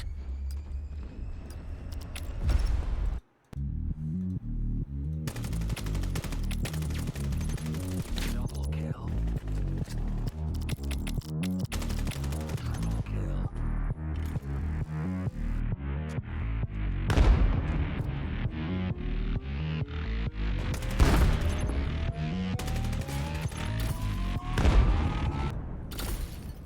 Alright, we're back in. Audio connection. We're gonna hop back in on this. Tech playing down connectors. 2 players. The Globochem surge through. We're gonna win that fight. It's all Globochem in the go feed. Chewy trying to break that up. The last alive for his team is gonna get dropped on by Taquito.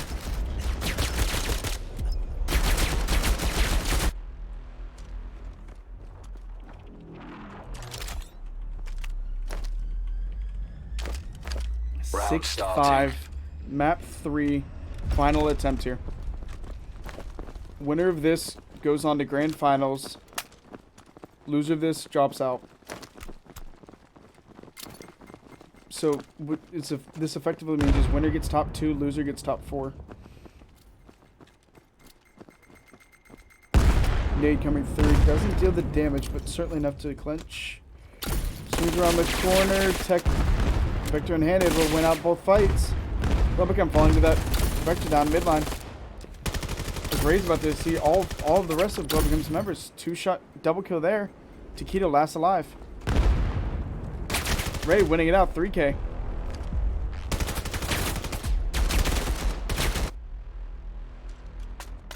REKT stomping forward. Closer and closer to their grand final appearance versus their other team. Now, REKT versus REKT we've already seen in this matchup previously. REKT 1.0 was the one that put REKT 2.0 in the loser bracket.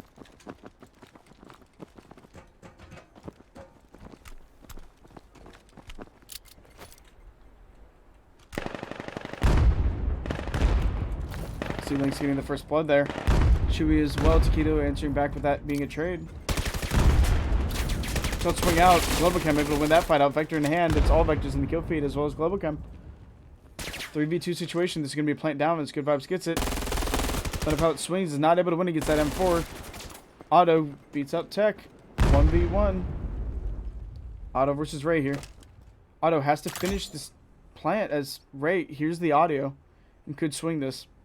Auto in a really odd situation. M4 is going to win out for Auto. Globochem, another round on the board.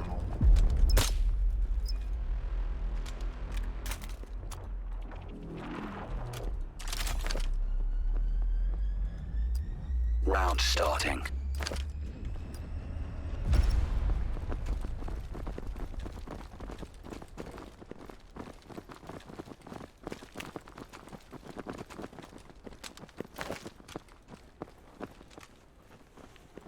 Good back and forth. Again, this is loser finals. Winner of this pushes directly into grand finals. Globochem won map 2, lost map 1, is trying to make it 1-2. Pushing up connector, incredible still plays. Good Vibes has bomb. Twin fights coming through in mid. Through the smoke is not going to necessarily find anything significant though.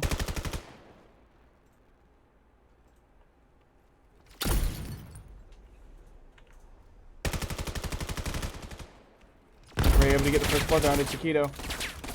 Naoko able to back zips all the way back down into his spawn.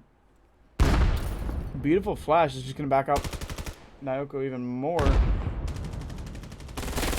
Phoenix playing in this under rail. Thunderpilot able to get one of his own. Up top, the gunfight's going through. Ray's going to win that one out. Thunderpilot Auto pushing in from this back flank. On the Z-Link's able to get the kill. And it's going to be all Globochem. Globochem only dropping 2 of their members in this push.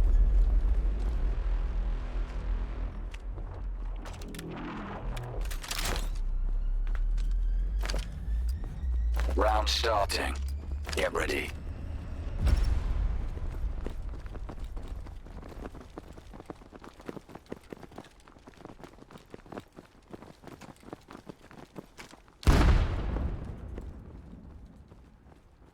Auto Auto swinging wide. Gold Vibes bomb in hand.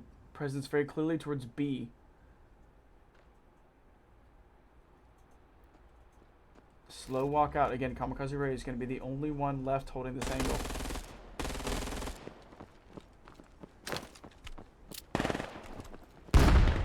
First blood coming through, but is that going to be enough to stop this Globochem advance? Kamikaze Ray now has the help of Tech, but Tech's already injured. That's all the utility starts to be burned out. Takeda able to get shots on. Tech still on site. Beautiful smoke game to force this wide swing. Tech drops down to avoid this death as his team's able to swing over and help out. He's flying above the head, and this is going to be Globochem on site as this plant slowly starts to come through, but Zips is going to cut off that plant. You have both remaining Globochem players in this back site, not really much they can do.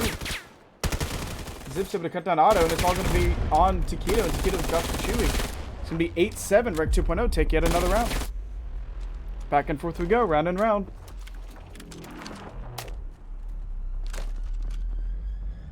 Round starting. Got another round starting. Interesting to see how Globochem do their offense. They seem to be pushing A decently strong here. A little bit of a pace change up. REKT 2.0 have been sending 2-1-2 splits, but it seems that Zips got a little bit of info on this cross, and this is a very fast collapse out of Globochem. Zip shots on and is able to shut down one of them. Nikito able to trade it out. Inside the smoke is going to be a trade through. Chewy, damage done. Not going to be enough. Auto. Switching to your pistol is always faster than reloading. Beautiful swing out onto Ray, and that's going to open up this site wide open. Tech going to be the last player alive. Again, both players in Auto and Thunderpilot incredibly injured. Tech full health, but all it's going to take is a single headshot from Auto. This range. Thunderpilot takes a swing. Both global play. No health bar at all. Tech going to clutch up for the team. 9-7 here. Beautiful clutch play.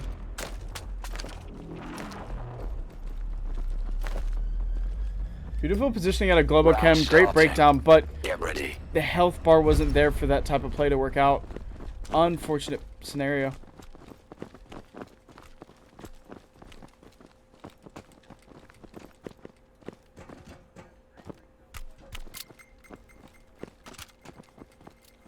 Comes out. There's two players connectors. It's not going to find either of them, but again, little enough to scare them for sure. Utility's starting to come out as Thunderpilot's going to push through the smoke here. The free fire's going to come through. Thunderpilot already swung past it. He's going to open the door for Thunderpilot and Naoko, but Naoko needs to turn around. Naoko needs to turn around. Zip's right behind. Zip able to get only one cough off. Is going to swing through. Is going to be shooting at the backs of Globochem. Globochem got to respond to this pretty quickly. Auto on site. Good Vibes also on site. Chewy taking this wide swing. Needs to get a kill there. Good Vibes, the bomb carrier, is able to take him down. Nikito and Zips both switch. It's going to be 2v1. It's all going to be on Ray, who's still messing with this ladder. Scan started. Auto on the drop down is going to kill himself. I don't know how that happened. He might have like swung down and like shot his foot or something, but does not matter. It's Good Vibe gets the cleanup. Somehow it was a TK. I think he like dropped down and shot himself in the foot as he was swinging. Round starting. But regardless, this is going to be Globochem round win. 7-8. Again, back and forth. Both of these teams really trying to prove that they want to be top 2. Winner of this, second place in the tournament. Loser this, fourth. Vanguard Gaming is locked into third spot as they're going to forfeit that grand finals or the loser finals appearance.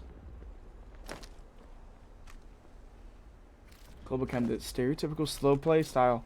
Again, you have to watch for Zips. If Zips gets word it's time to nade connector, he will. If he gets word that it's time to flank connector, he will. Ray with some shots on a Takedo is going to shake up that push. From Grizzly Ray trying to play around this utility being thrown down. It's Auto and Good Vibes. Good Vibes watches as both of his teammates die around him through that utility usage. Does in the lower play, is able to get the first kill. 2v3 situation, but you're alone on site. Ray's able to get the kills down. It's all going to be on Naoko. Naoko will take the trade, but that's going to be REKT pushing it to match point. Match point. Match point for REKT. One round away of us seeing a REKT versus REKT grand finals. Round starting.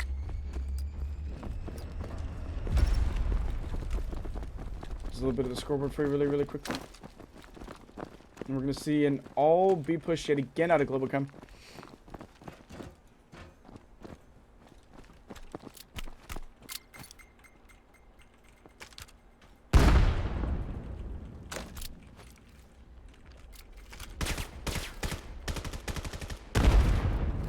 Nade utility rains out, not really dealing any damage just yet, as more utilities is intending to be spent here. Nyoko is able to pick one, immediately trade out for tech. The fight's trying to collapse. Taquito able to get one of his own. Taquito insight's really going to open this up. Good vibes potentially going to get this plant down. It could spell disaster. Good vibes naded out of sight. It's going to be bombed down on site, but it's also going to be on Chewy and Z-Link to really make it take advantage of this. The cough comes through from lower. Can't really do much as either drops down. All going to be on Chewy to play this. 1v3 situation potentially for the game over. Globochem need to win the 1v3 or 3v1 to stay alive. Chewy takes down Taquito. Globochem stays alive. Auto holding it up. Match point still for REKT. 9 or 2 more wins for Globochem. Down to the wire. Round starting. Every kill is going to matter here. Starting to really get comfortable in the speed push, so they're just going to do it again. REKT sending only 2 players to A site, 1 player in this mid presence. Taquito looking for an early pick. Smoke's going to go down. Zip's not going to really react much to that, but it's still going to be utility spent, as all the rest of Globochem is starting to stack towards the speed push. Kamikaze race and Tech's playing a little bit farther back. Globochem wants to push this. Let's let them for a little bit. We can have a little bit of that as long as we can swing back. Tech just riding around just a little bit as needed. And I might have gotten the fight line of him, but maybe not. Just gonna be vector in hand. That probably gets the trade. It's an even trade out. 3-3. Again, Globochem needs to win this to put it to a map around 21. Check the ladder. One of the REKT players is on the ladder right now. Good vibes is able to break onto site and plant here. This is going to be a 3v2 situation. REKT down a player. Last player alive for REKT is going to be Z-Link. Z-Link's able to pick off Taquito. GV or Good Vibes and Thunderpilot both injured here, but Z-Link's is in for positions known. 1v2 situation. Round 21, here we come. 10-10 tied up, match point. Match point. Match point. Winner takes the entire series. Round 21, here we go. We're going to see the exact same thing out of Globochem. We're going to see a change up. What's the play call here? Looks to be the exact same play call. REKT have been getting better at handling it, but haven't fully mastered how to attack Globochem's speed push. Crouch walk, there's no utility spent in mid that's going to cause Zips to swing back out. And that might have been a small misplay, though. Tech also pushed up much farther than he normally does. Is Auto ready for it? No, Tech gets the 2-piece. That's huge. Absolutely huge. All of Globochem is now left on site. If REKT can get even one of these, it's going to be huge. Taquito Nyoko shutting that down initially. Playing out bottom ladders is all going to be on Chewy, Zips, and Z-Link, and it's going to be a 3v3 as this plank goes through. All 3 of REKT's players are in different positions here. No one player able to get any picks necessarily. 3v3 situation. Bomb is down 30 seconds. We will have a winner. Flash coming through. Definitely hitting Good Vibes in that swing. Z-Link's cut down to the cross by Good Vibes. Nyoko able to get his own. Zips in a 1v3 situation. Globochem have taken it. Globochem with the comeback, winning map 2. After losing map 1, they're able to bring it all the way back. We will see a Globochem versus REKT Grand Finals in Crest League. One more best of 3 series, and that will be the entire tournament. Globochem have fully made the comeback come through. Scan complete.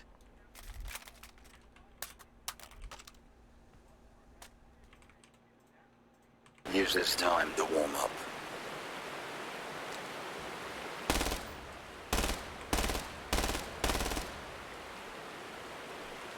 I'm going to make sure the Globochem boys are ready to go, and we're going to dive right into the REKT. REKT are going to be tasked with recovering what their sister team couldn't, avenging the fallen. And then again, for context for our audience, Vanguard Gaming is an EU team, Vanguard Gold at least, and it is past midnight for them, so they're going to submit a forfeit. So what that means effectively is Vanguard Gaming is going to place out in third, Globochem is going to place out at minimum second, REKT 2 is going to place out in fourth, and REKT 1 at the worst they can get is second. So REKT is going to fight against Globochem here. First and second place team. REKT 2.0 will go out in fourth. Vanguard Gaming will go out in third. And we're going to load into the grand finals, the last match of this, all in all. Now, with the grand finals, it is bracket reset format. Because it is double elimination, you have to eliminate REKT twice. Hence the double part of the double elimination. They are undefeated as of current.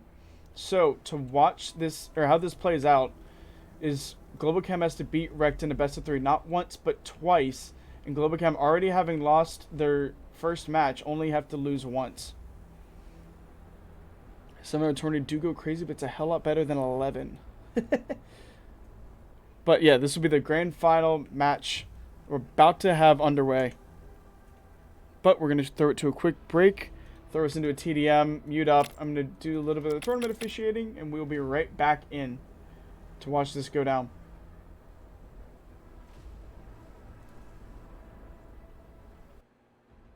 Use this time to Also, warm this up. pacing is great. We got through a 10-team tournament, 5v5 style, best of 3 double elimination in, what, 7 hours? So, yeah, 7-hour tournament for... Yeah. I'm pretty happy with it. Trust, yeah, 7 hours is a lot to cast for sure, but no, great work out of all the teams to get their shit on, and some insanely close matches, too. So, getting to see a lot of fun all at the same time. So, no, pretty happy with that. 7 hours is a lot, but given what it could have been, I'm pretty content. But yeah, we're going to get the REKT versus Globochem match underway shortly. Stay tuned.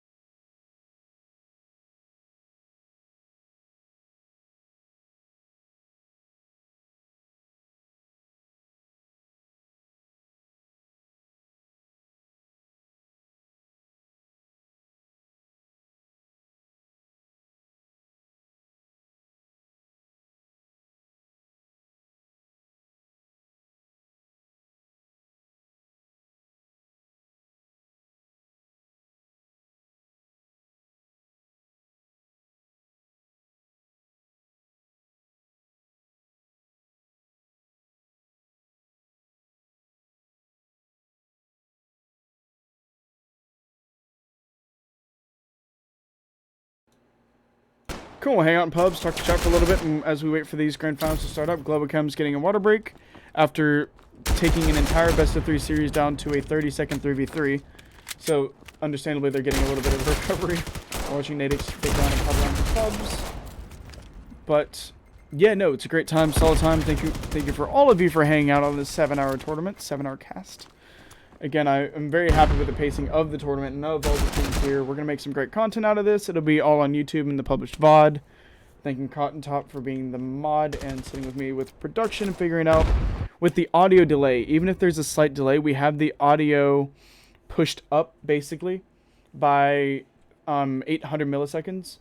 Just to kind of explain how all this works. And it's giving you the audio faster to offset the delay that Steam VR and Veil VR is giving OBS. So if that delay is not enough, we basically have to add a stream delay for next stream, which we'll kind of play with and learn as we go. But anyway, I'm going to give you guys a cat to look at for a second. Just really creepy if we clip into his face.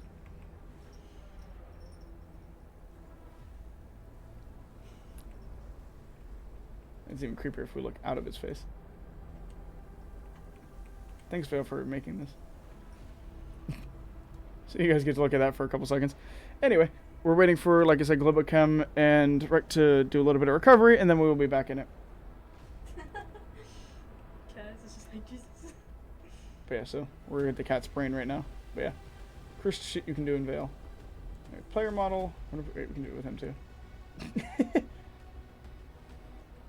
So they actually, if anyone's curious in like modeling, they model out the backs of the eye sockets.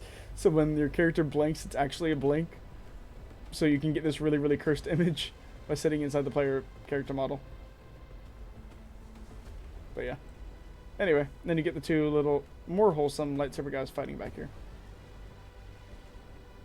But yeah, just waiting on a DM and we will get the grand finals match started. Until then, I get to screw around on Veil. And then you get the dude hidden back here that everyone knows about.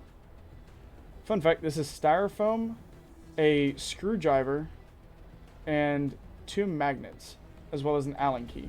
They have this in person in the X Labs game studio, and it's literally a result of just a bunch of developers stabbing shit into packaging, and I love it. There's 3 of these guys hidden on the map, and it's just kind of funny. And the reflection on the eye, I think, is actually, yeah. But anyway, inside of the milk jug is just clear. You can see the bottle top. Outside of here is just kind of fun. Other random trivia tips is no, the spectator camera cannot fit through the basketball hoop if you are out of clipping mode. So I can sit in the basketball hoop, but I can't make it through. So the spectator camera is larger than the basketball. Now I'm just going to keep giving y'all random facts until we have a grand finals match to play.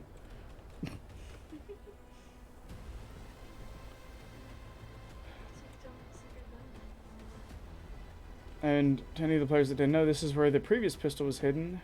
And you have a deagle hidden up here in the lab. Check under here. And then the full auto pistol was hidden back here. But yeah. Fun shit. This is a full yellow cube that is really weird scratch effects. You can make this into a hockey rink if you wanted to. Which is kind of fun. You can only do that from in-game as far as I'm aware. Energy drinks. This is not an actual build-out can yet. But I'm kind of hoping they build it out into something where it's like a dispenser. Also, I want Veil Twitch to be here. This is cool lore stuff. But imagine the top Veil stream is just here going constantly. So players in-game can watch this stream. That would just be neat. But yeah, Veil, opinion. Pixelated Doggo or Veil stream to guess the best creator. But yeah. Anyway. The name of walls, and I'm still just waiting. But yeah. I'm also just going to pubs while we wait for a second. And grand finals, best of 3, bracket reset format. Let's see. Team This map deathmatch. is cursed. I keep that statement true. Welcome to the free-for-all match of hell. Where Raged Kill is just popping off, apparently.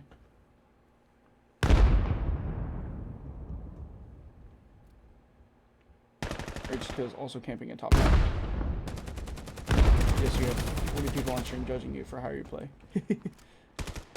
But I mean, it's working. In all fairness. So, anyway, so these are this. And yeah, in all fairness, that's the Vegas first. This is the TDM, which is just wild. But I want them to take Halo map inspiration. And also, in all fairness to them, 9 is Halo map inspiration. Like the map 9. But yeah, still waiting on them to lobby up.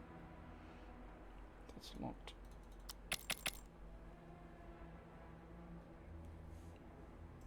Yeah, we'll be right with you shortly. I'm going to throw it to another quick ad while I confirm something with them. But yeah.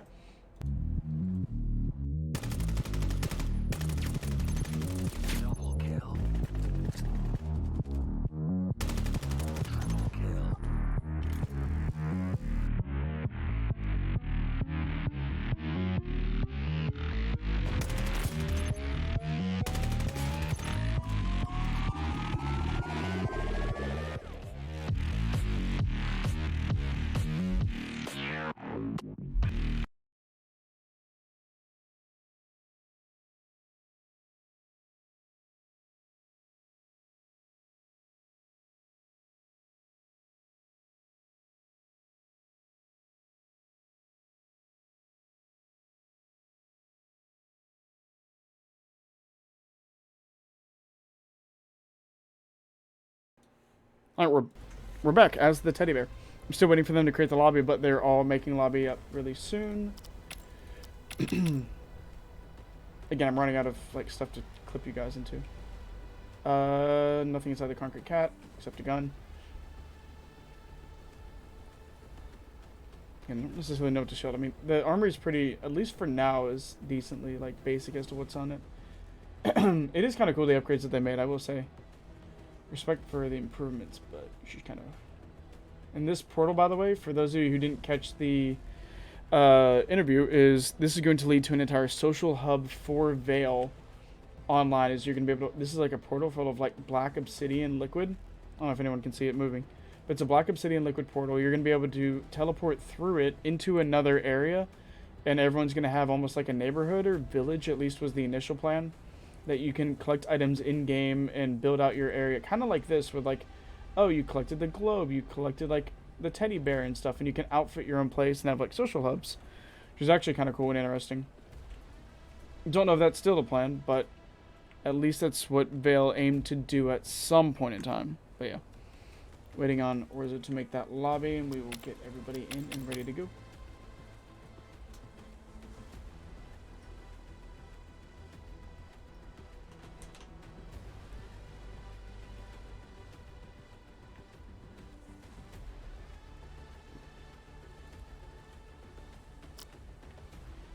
Who's game gonna sit in? There we go. So here's for use There no artifacts going on? Huh. Alright, let's cast a 1v1 for fun. Or waiting. Alright, I can't have a solid frame rate for 2 seconds. We get to hear these guys doing the 1v1. Oh, flashed! At the same time! Little do they know there's gonna be VOD of their 1v1. We ain't playing no ring around the rosy no more. Oh my god. I'm about to put a bullet in your brain. Do it. Metaroar with a wide swing, looking to balance it out. Tiger Killer pistol in the hands, not gonna win the fight. I'm using my pistol. Yeah. I've been waiting in this lobby for... I've been waiting in this lobby for so... Oh wait, I don't have a grenade. No. I can use my smoke. The only smoke out is on himself. Tiger Killer gonna make use of it. Nade going out backward into no valid position. Flash a duel. Oh, it's because you're using the AK. Tiger Killer swinging out. Metaroar can't find him. Tiger Killer with the AK kill. Ah, nice. I use the M4 because I am American. Why did I say that with an Indian accent? You gotta stay warm too. See, I'm just waiting for them to lobby up. There we go. Okay, they've started up the lobby. Cool. So yeah, we'll just wait for that. So the 2 random kids 1v1 and good luck. Okay, we'll wait on lobby code to come through.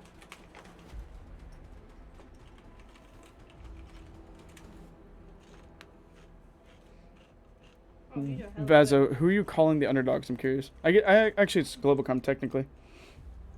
So yeah, underdogs would be Globochem fully.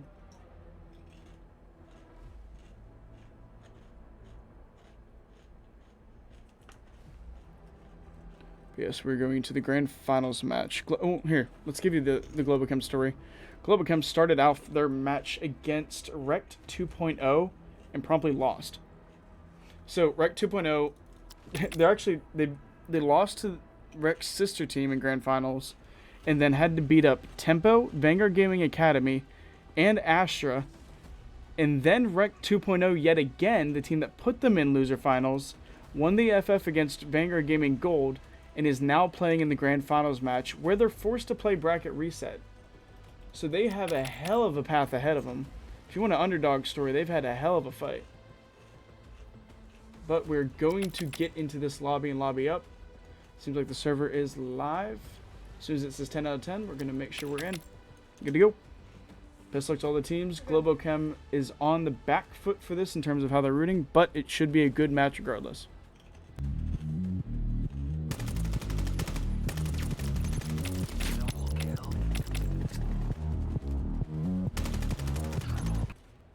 Into grand finals we go. Best of 3, starting off on REKKT. Globochem is going to start off on attack here, and the pistol round is underway.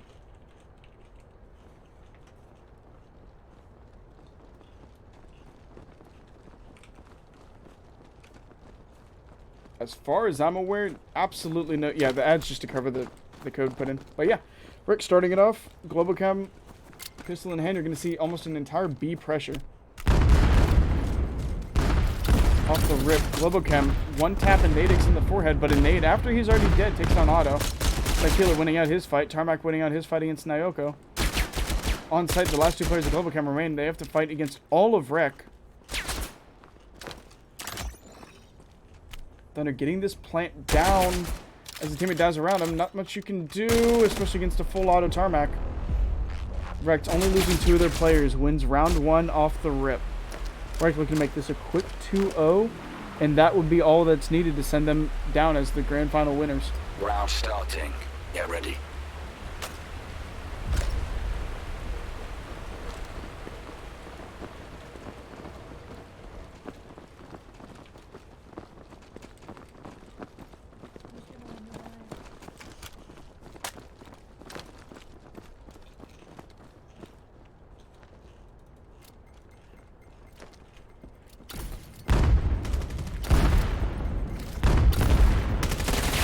Clev, Tarmac killing himself, Clev killing Taquito. Deaths all over the place, but it's still going to even out to a 2v2. Auto dinked down to less than full health. Good vibes is the last alive, has to get this plan off, and can now play around in a 1v2 here. Good vibes though, stuck in a really unfortunate situation. Nadix finds the headshot.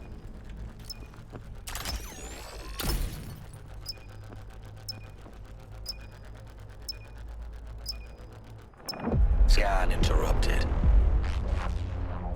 Nadix flossing after the 2-0 victory thus far.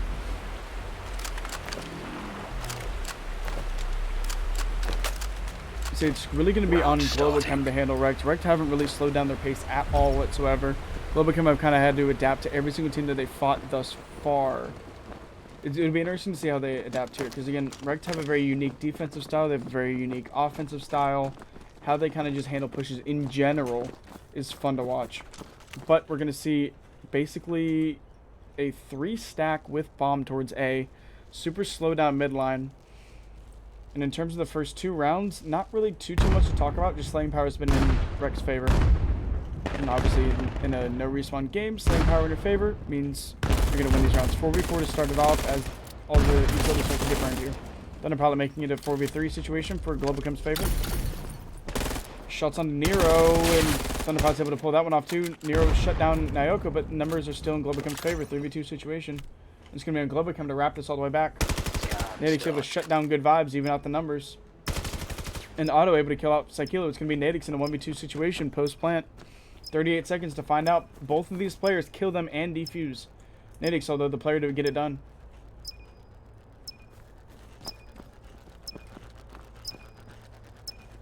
Nadix clearing out the corner, is able to find Thunder Pallet, but Otto shoots Nadix in the back. That's going to be round 1 to Globochem.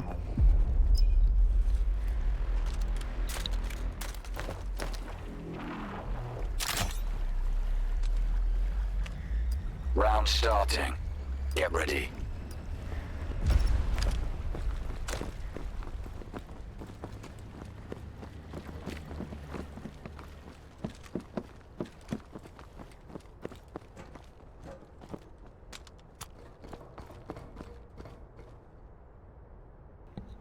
We see almost a switch up towards B side as you have 2 players of Globochem in the form of Good Vibes and Taquito swinging with bomb or scanner, as 1 nade from Nadix is about to end that entire push.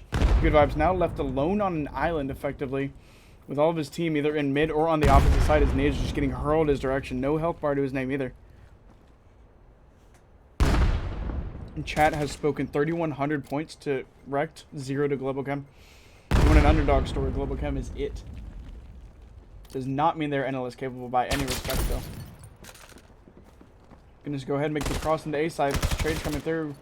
REKT winning out in this engagement as well. Carmack to take the swing. Nero to finish it off against Thunder Pilot. It's gonna be REKT with another round win on the board.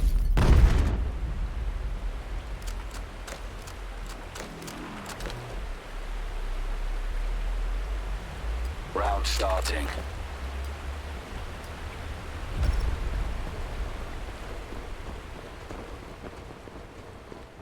The swings start to come through again. Like Globochem aren't exactly getting steamrolled at all. It's all coming down to certain like play styles, how you approach certain fights, how you balance certain engagements. Again, leaving Good Vibes alone is not the best way to do it. You can see them now 3 stacking instead of 2 stacking, and that's going to be numbers advantage. Just like Hilo's the only one left alone on this site. Taquito chasing him down. They have now site control with only getting 1 kill. All that was needed. You can see Nyoko with the 1 piece on the tarmac. Nadix getting 2. It's going to be a free plant for Globochem, but it's going to be numbers advantage kind of tied up across the board.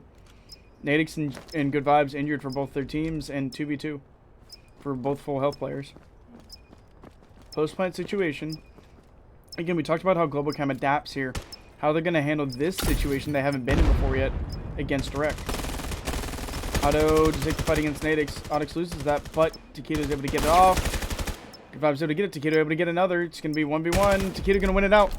3-piece for Taquito. Body shots for good measure, and it's going to be 2-3. Globochem down, but again, as we've seen, this is a defensive-sided map. Any attacking wins you get are well worth the time. Round starting. Get ready. Globochem, great job to get shots in, get trades. That was all Taquito on the back line, getting trades for his teammates. Teammates would get the info, he would follow through with the return. Again, using your teammates to help play off of valuable work.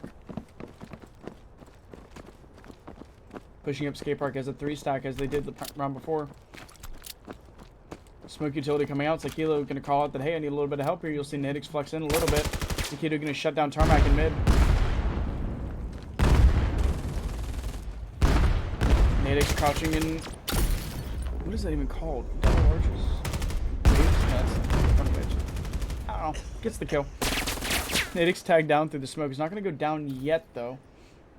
As you see, Good Vibes kind of bouncing around in the front of skate park with the smoke. You can see Nero and Clev both cut off from their team. Globochem has done well to force up this mid-map presence. They've effectively separated REKT into 2 2v2 fights. It is a 4v4, but REKT is not at all together, and Nero able to shut down at least Auto to kind of rejoin to part the Red Sea.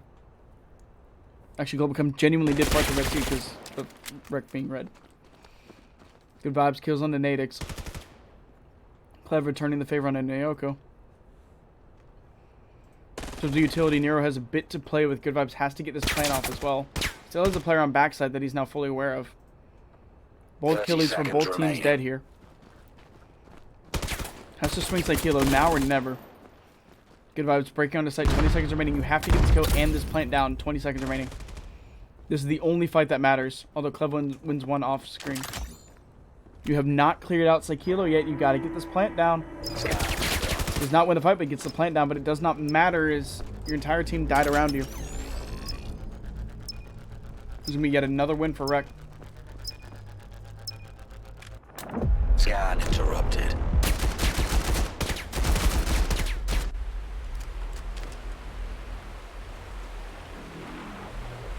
splitting REKT in... Round starting. I'm gonna find a good way to explain. Like, in the 4v4 scenario, splitting REKT 2 and 2 only works if you can isolate them in 2v2s. Because you're effectively letting them collapse on you if you do it improperly. It's a good strategy to pay attention to. If implemented properly, you can really split up good, strong teams like this. We know REKT is insanely good with trades, insanely good playing off each other. Obviously, with the pre-nades, as Nadix gets one onto good vibes, who's your bomb carrier. Tarmac follows through, Thunderpilot with the trade. Thunderpilot gets traded out. And it's basically going to be put all on Taquito and Auto. But in that weird scenario that we just saw, you really have to be aware not to get collapsed on. Parting them, splitting them, and then isolating a 4v2 is needed, but that didn't happen there and it didn't work out. Globochem now injured and limping effectively. They're in a 2v4 situation. Not a ton of information onto the site. They're pushing and kind of clearing out, trying to get more utility from their dead teammates. Utility coming through. Clev gonna be forced to back off. Your Nero shooting Taquito in the back of the head. Auto, the last remaining, goes down to Clev. 5-2 for map 1 here. Globochem again needing a bracket reset, has to beat REKT twice. REKT only needing to win 2 times. Round starting. Get ready. The nice thing about best of 3 bracket resets is this can either be done in 2 rounds or 6, depending on how competitively balanced these teams are. The better team will sweep if it's a 2-0. The team that needs to fight the underdog story will win in a 4-0 fashion. And if it's balanced back and forth, you can potentially see all 6 maps. That's why I love this format. Doesn't waste time and it gives each team the chance to really perform, as Taquito does on their club. Beautiful double nade, Nadix and Nero. Nyoko making sure from the grave his nade's able to pull off one and help even out the numbers just a little bit. Globochem 3v3 on site now after that nade. Taquito able to get another pick here. Nadix shutting that down, and Auto immediately getting one onto Tarmac. Nadix, the injured player in a 1v2 situation. We've seen this before, and Nadix is able to pull it off. Good vibes gets the plant. Auto holds back a little bit. Vector in hand in sight. M4 in hand out of sight. If any player is in a 1v2 scenario, I would put Nadix there. But 25 seconds remaining, you have to start moving here. Takes out good vibes. It's information to Auto, but Nadix has to respond quickly. Swings the corner. Auto drops immediately. Nadix 1v2 scenario, able to pull it off. Textbook on how you needed to address that. And depending on how much information you're paying attention to, you know that Good Vibes has a Vector and would still be in sight. So, brilliant plays out of Nadix here. Round starting. I'm still just enjoying myself over the Nyoko, like, from the grave nade. Immediately called out REKT had numbers from the grave.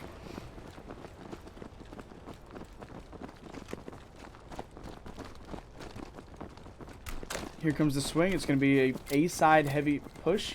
All the utilities being burned on B-side. None of the Globochem members there to eat that nade at all. Utility starting to come out. Clev going to be the lone member of his team in the back site.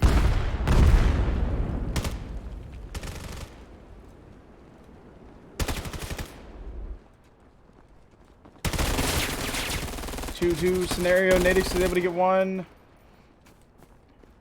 All on to Thunderpilot here. Hasn't had the best map yet, but could potentially still not have the best map yet. Again, still plenty of map to go, but 7-2 for REKT. Leaving your players in 1v2 scenarios is a little bit rough. You gotta at least win your ones in that capacity. But I'm really liking the strategies I'm seeing out of Globochem. There's certainly a lot of potential for this to work on the later maps. Especially, again, a very intelligent team as they start to figure out how REKT plays.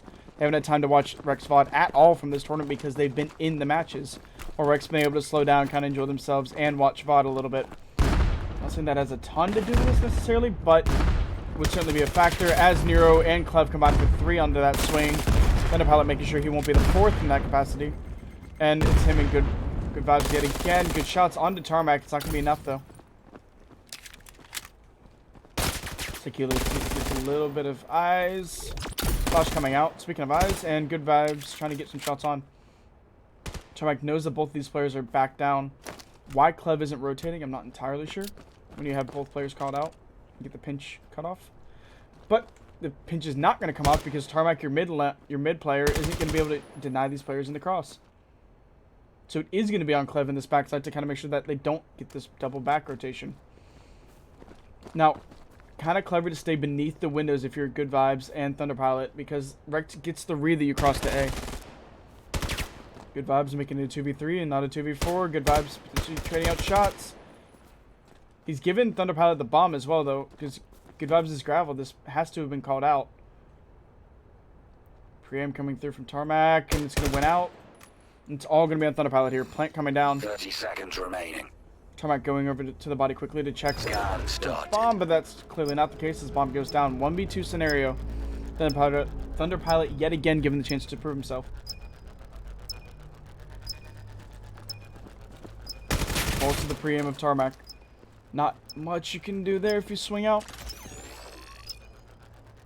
I'm going to stand by that there's definitely hope for Globochem to swing it back, especially in the following maps here, but using this as just a learning experience to see how REKT is playing this and how they're approaching different scenarios is the way to do it. Seeing that they play back, seeing that on how just it's approached is certainly the way to do it.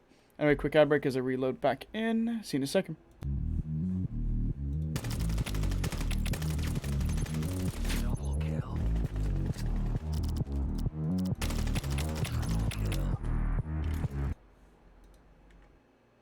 Once again, thank you for iStock for letting me throw your branding up really quickly while I teleport back and forth. We have the entire team of REKT pushing skate park. Just around holding the full auto in hand. This is new since the AstraVR 1 season, as all players know.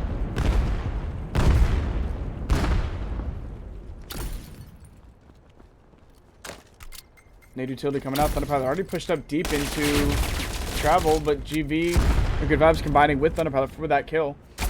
Nero shots out. Clev shots out as well. Thunder Pilot again trading out Nero. Clev ducking right under Thunder Pilot. Throwing up the branding on stream as Auto swings across bridge. That footstep audio is auto. Footstep audio on Auto is super apparent. 3v2 situation. REKT again having numbers here. Bomb is going to be Taquito's concern as he's about to challenge Nadix here. Skip Arc Nadix with the pre-aim in favor does not win. Taquito, not a health bar to the name, but that's going to be bomb carrier down. That's going to be all on REKT, whether Globochem know or not, to address that. Auto swinging through. Taquito gets a little bit of information on his teammate on how they're setting up. As both players swing through, Arches, Taquito able to get a one-tap. And health bar to his name is all on Auto. Auto was able to win that. It's going to be the third round to Globochem, and this might be the start of the switch. Again, defensive rounds are favored on PD. If Globochem can play off of that and win with it, there's potential to see this map go Globochem's way.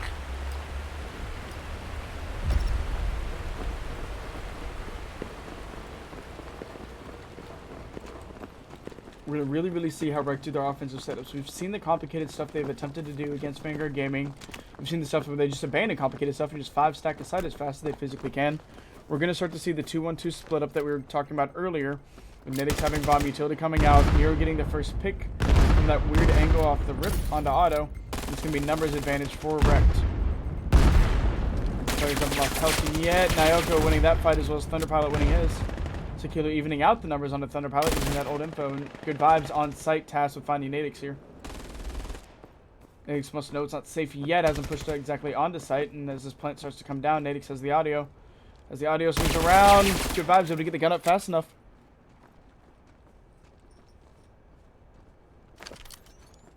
It's going to be all on Clev for this. Clev not going to win it. That's going to be 2 rounds straight in a row for Globochem. Have not dropped an attack round yet. Or a defense round yet. That's exactly what you want to see, especially if you're down 2-8 going into the defense. Telling our team we know how they handled our attack. Let's do the same to them. Again, REKT will try the complicated plays. They'll hold till a minute. They'll do 2-1-2 splits. They'll kind of mix it up a bit. You never really know how to handle it. And much like REKT, you have to take in the info, but you can't impulse react on it. Watch the initial pre-nades. Handle that as you should. And then kind of just go from there. We're going to see Auto and Good Vibes again tasked with handling the initial push from REKT. Auto the most pushed up here. As Nyoko is going to fall to that initial nade. Again, watch those pre-nades. And also worth noting, look at how far up Clev is. Cleva's pushed all the way near their spawn elevator to deny any player rotating in from A. Or any player rotating in from B. Taquito getting a nice double. Tarmac and Nero shutting that back down. Then a pilot with one of his own, and that's going to be 2 more needed for him to clutch up this round. 1v2 post-plant situation. Nero's already weak. Nadix has a little bit of his health bar gone. But Thunder Pilot does as well. That's going to be information known from Nadix. All Nadix has to do is tap, tap, tap. Make sure the defuse doesn't come through, and that'll be a round win. Tap, tap, tap. He does on the Thunder Pilot.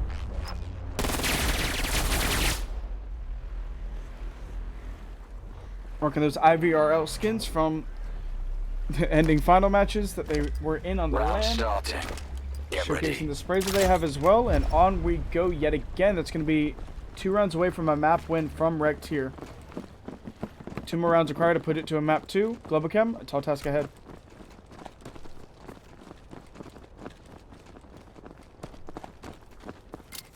Utility coming out early, not going to go as far as Auto necessarily wanted, but also you got to stay back and make sure you don't get yourself grenaded. Taking a page out of REKT's book, stay far back on your defense, play the information, then swing out after you have all the info needed. Damage coming out, REKT not winning out in terms of that. Naoko and Auto combining for 2 kills there. Nero stopping the bleeding at least for a little bit. It's going to be a very injured REKT pushing forward as Taquito picks off another one. Tarmac getting off the trade. Utility coming out, potentially on the Tarmac's head. Nero was able to get a kill there. It's Lore coming out, and that's going to find Taquito, and it's all going to be on good vibes here. It's going to find Naoko. Tarmac and Nero versus good vibes. Bomb is down, but that's going to be easy to recover by REKT. No real pressure good vibes can add to this. Sitting inside his own smoke to start off. Scan started. Watch this from a top-down perspective to see kind of how these players shift and rotate based on the information they get. Tarmac has this smoke, so he's watching here. Nero has the pre-sight to look over, and then again the audio is going to start to come in now as you see Nero immediately adjust. Tarmac does as well with the call-out. Swing into this back side. It's all going to be about who takes his first swing. Nero can kind of just stay down. Trade happens. Doesn't matter. Tarmac's alive in the back. It's going to be yet another round for REKT. There's into match point. Match point. Requiring Globochem to win the next 7.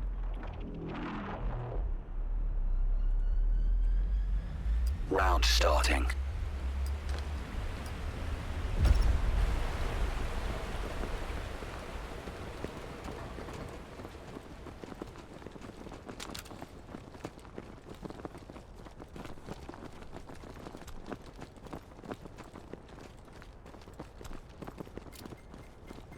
Just going to swing out across the board. Nade utility coming out. Not necessarily finding its home just yet. And probably able to pick one onto Nadix. Nadix was your bomb carrier. Again, easy to recover. Not necessarily a problem, but you actually have to do it. Taquito able to get one on the Tarmac, but that's not before to his teammate's side. Rambo in the vectors. Nero starts to swing through. 2v2 situation. Nero bomb in hand. It's going to be kind of up to REKT how they handle this rotation. And that could either spell, again, disaster or success for them. Slow approach, no one gravel. Start to clear your way all the way through. See what you can pull off with what little information you have. In this case, you kind of have to be privy to the fact that Globochem knows you're rotating. As the swing out starts to happen, they line up for him. Good vibes. 2-piece to give another round to Globochem. Match point. Cannot give them a collateral. Again, even if Globochem doesn't win this one, you don't want to give them any Round amount of starting. ego, any amount of confidence Get going ready. into the following map. Globochem's a very smart team. They will gladly take that and run.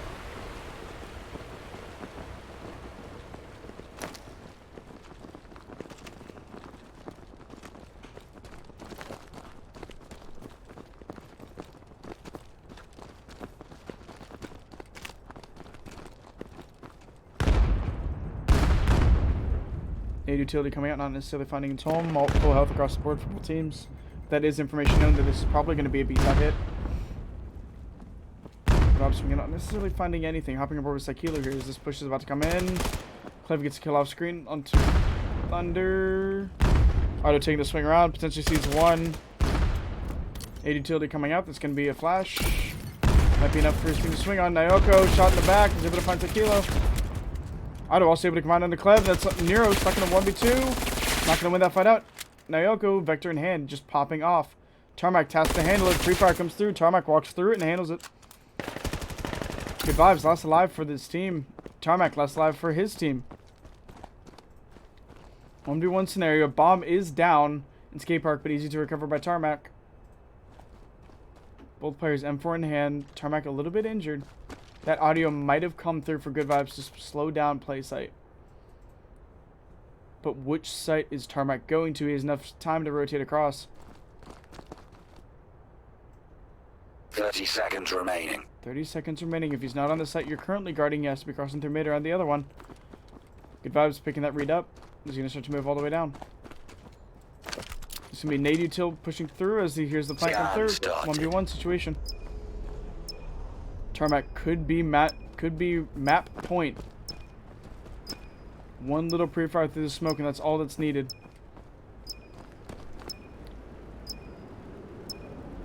Smoke drops. Tarmac wins it out.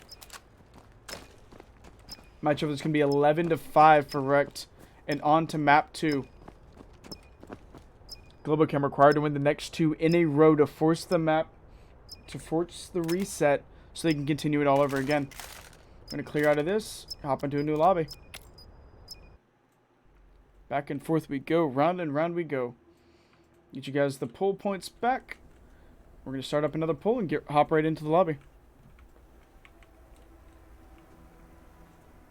Once again, REKT only have to win one more match, and that is tournament over. Globochem, an additional 4. Tall task ahead. Again, not impossible, but certainly going to be an uphill climb.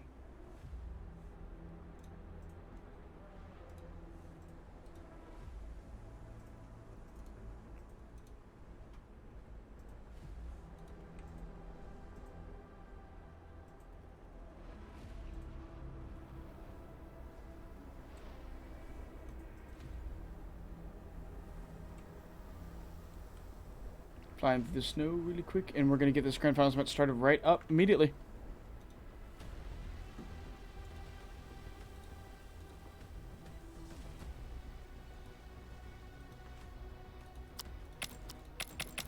I seem to have 2 lobbies up. Yeah, Orzo and Takeda are both in different lobbies.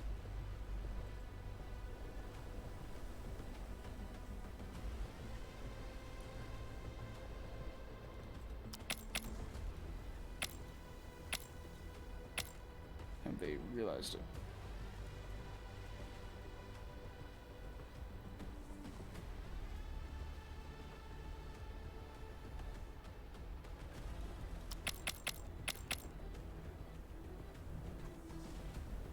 Yeah, they have. Alright, we're going to Takeda's lobby.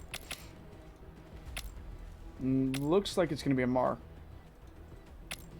Which should definitely be an interesting, again, against these 2 high strategy, high skill level teams.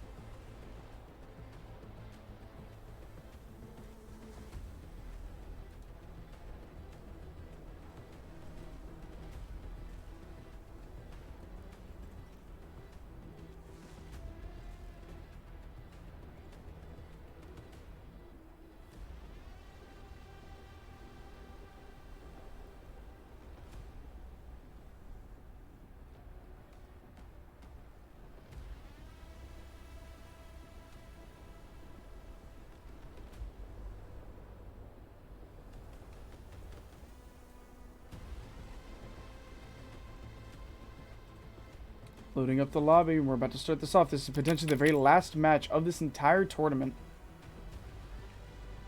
We're going to quickly load in as soon as they get that 10th player in. Throw it to an ad break. Or ad, I guess, wipe or ad screen. So we can get into this lobby. There we go.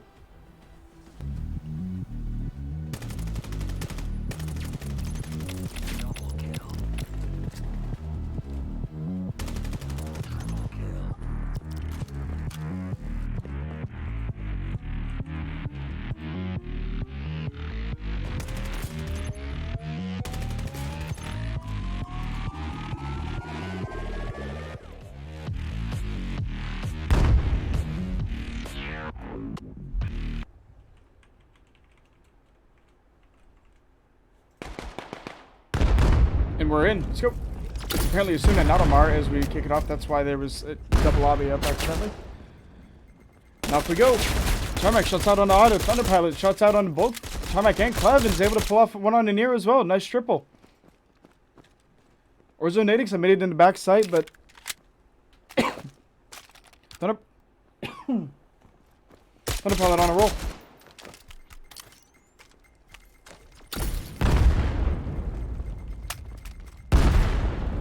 Nadix last on back sight. As you can see, Orzo completely wrapping backward with bomb. Nadix to back off into suicide, and I don't think Globochem have realized it. That bomb wrapped all the way backwards. Watch on your minimap. There's a full wrap going on. Orzo is taking the bomb completely all the way around to B side as this engagement's going on at 8. Nadix's only job is just to waste time. Thunderpilot's still very aware that he could be in back sight, and Naoko's able to kill Nadix. I don't think they're necessarily going to recognize this. 30 seconds remaining. Orzo has the time. They wouldn't have seen the cross because he didn't cross under bridge. He went over. Brilliant fake coming out of REKT. That's potentially going to be round 1 in their favor just by virtue of it being such a long rotation. Scan started. Thunderpilot and Naoko realizing exactly what just happened and starting this rotation back. Scan went down. Orzo just tapping away. That's going to be info out for Orzo to check, hey, my backside or through connector. Or snake. I don't know what people call it.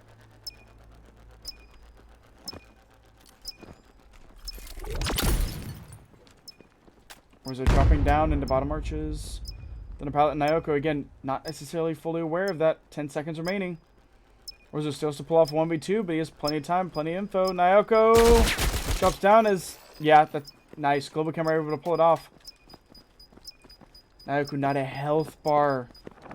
Thunderpilot weak as well. Just enough done. 2 seconds remaining. Able to pull it off. Globochem starting off. Map 2 up 1-0. Round starting. Kicking off. Here we go. Nade utility coming through. You're seeing a 2-1-2 split out of the defending Globochem. It's not necessarily a surprise. Most teams have gotten pretty efficient with it, and it's just the best way to cover. And we're about to have a really nasty fight between Naoko and Clev. Both SMGs throwing into this. Or no, Clev's at M4. M4 in a Vector's World. Nade utility coming in all through connector, not finding their home necessarily, but damaging Clev. And Thunderpilot about to see the Orzo completely on this wide swing. Orzo dropping Thunderpilot. Naoko in this tight underside. Taquito able to pick up one of his own. Nadix able to get Naoko and Taquito. There's going to be complete side ownership. All you have is Auto and Good Vibes forced to rotate all the way across the map from the offsite. Nero picking up Good Vibes, and it's going to be all on Auto to nail a 1v4 to keep the lead for Globochem. Orzo down to a little more than half health. Scan started. He's going to be the first to interact with Auto unless one of the other players picks him off first. Nade utility coming out, backs him off. Orzo's kind of just playing patient, waiting for this cross. Not going to need it though as Nero cuts him down. Shots come out, tied up 1-1.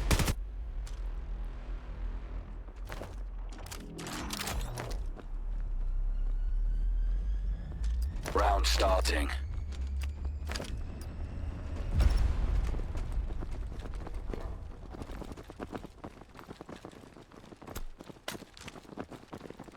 And all be hit here.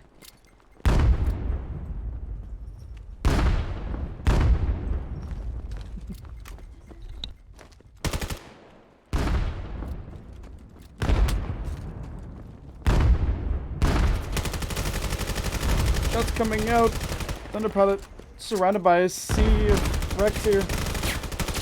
They're just shooting themselves. Like, there's no team damage. Thunderpilot able to take down... Or, no, that was Naoko able to take down one. Able to take down another. It was just trading across the board. And again, you have Auto and Good Vibes stuck on the other side of the map here. There's going to be yet again a free plant for REKT. So we're just going to collect ammo, find his M4 mags, start it up. Scan started.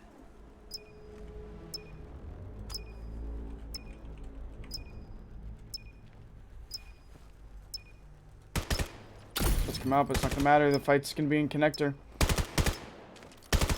1v2 for Club if he wants to initially handle this, but he has the backing of the team here. Free fire's coming through, but that's not gonna matter. Reload on the swing.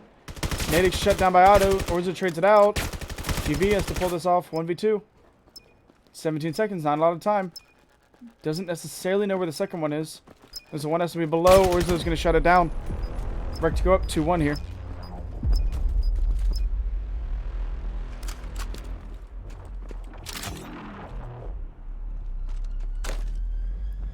Round starting. Get ready. Gonna see an all A side push this time out of REKT. Auto and Good Vibes gonna be on the receiving end of this initial push from REKT. A 5-man pressure immediately.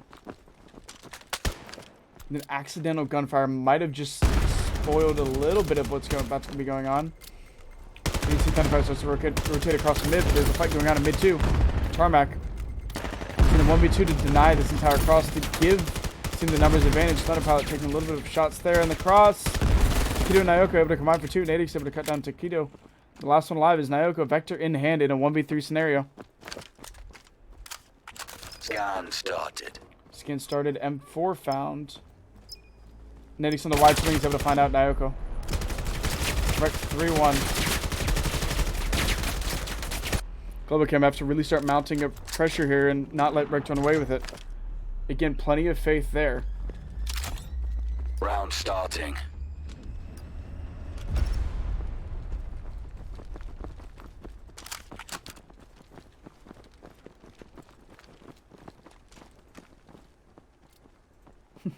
Slow play towards A for the 4 players, but if you notice on the minimap, Orzo, lone player on B side, may have just been given free sight.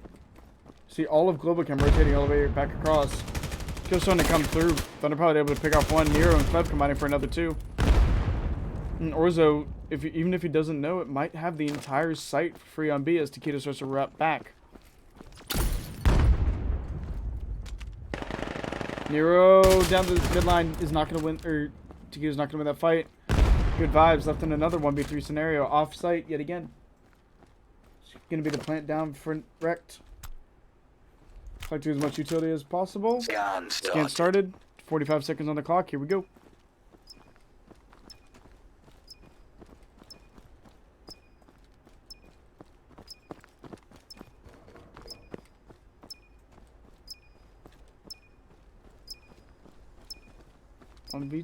One v3 initially. REKT has to have the audio of this one as to where Good Vibes is, especially with that utility thrown. There's so much you can do. Orzo just kind of pre-firing over the railing. Natick's gonna fall to Good Vibes. Orzo trying to get the spray down just over the railing so we can make anything happen. 7 seconds remaining. No time for the defuse. All of them just pre-firing over the edge, just seeing if they can get a kill with it. Scan complete. Not enough time on the clock. Yet another round going in favor of REKT. Round starting.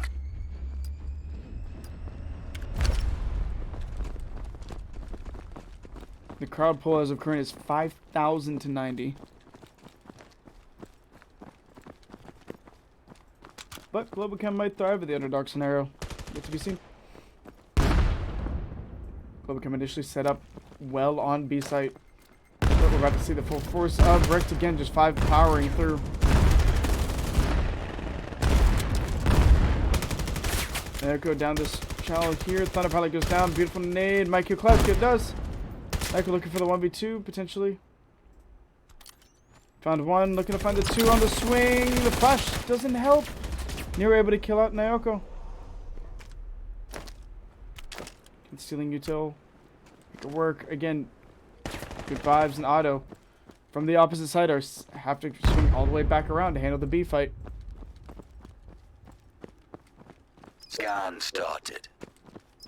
Scan goes down. 2v3 scenario. Tarmac doesn't have a health bar now. Neither does Orzo, but it's now also only Good Vibes.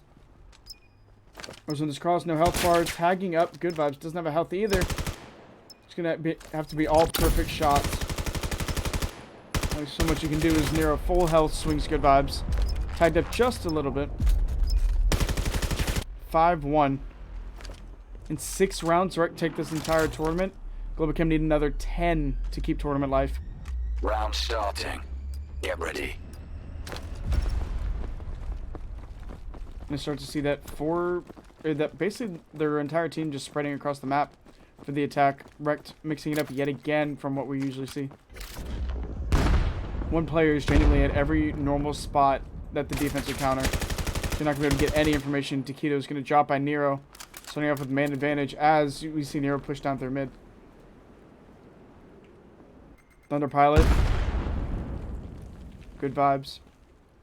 So you've noticed Globochem has switched up their defensive setup. Nyoko and Otto are now defending A site with good vibes, and Thunder Pilot now defending B site. And that's Nero going to be able to get a kill onto Otto and Nyoko. Widening up A site, but that's not where the fight is. Nero dropping Thunder Pilot as he crosses under mid, and it's now going to be all on good vibes yet again. Test with a 1v5 this time around. Bomb not down, but that might not be enough. Reload comes through, drops down into the waiting arms of REKT. All 3 players just pre-firing all the way through that bottom tunnel. 6-1.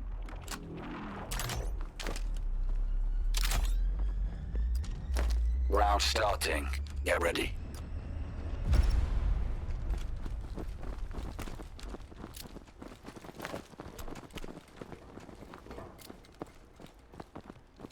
And nice mid pressure comes through, and that's going to be trade outs favoring REKT, favoring REKT this time around.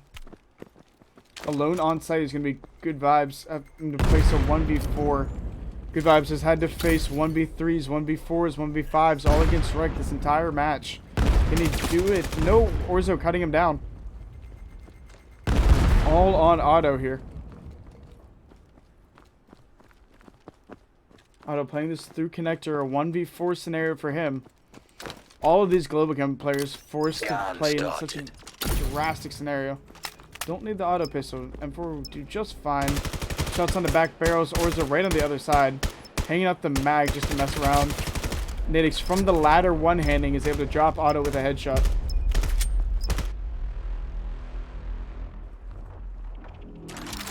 Globochem down 6 here.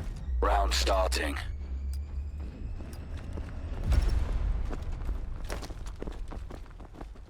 They need to really change something to happen, or they better be damn good on offense.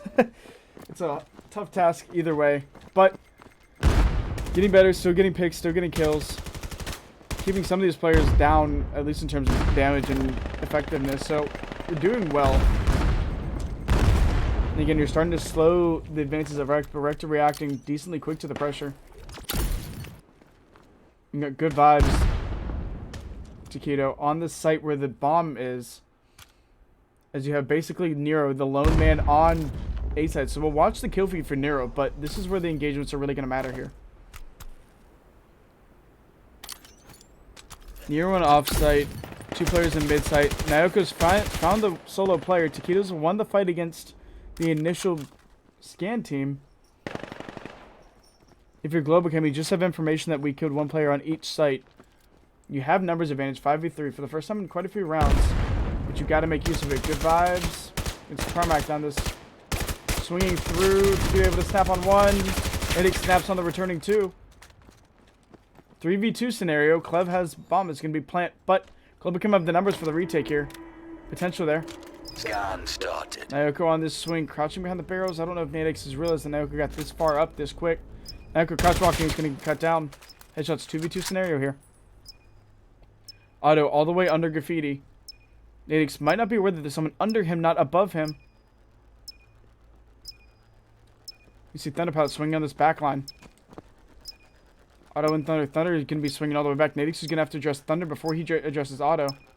Nadix is going to fall to Thunder, but he's going to have the information on Clev. Otto, still a lot of potential here. Otto has to swing Clev now. 9 seconds remaining is enough time. Get to the scanner.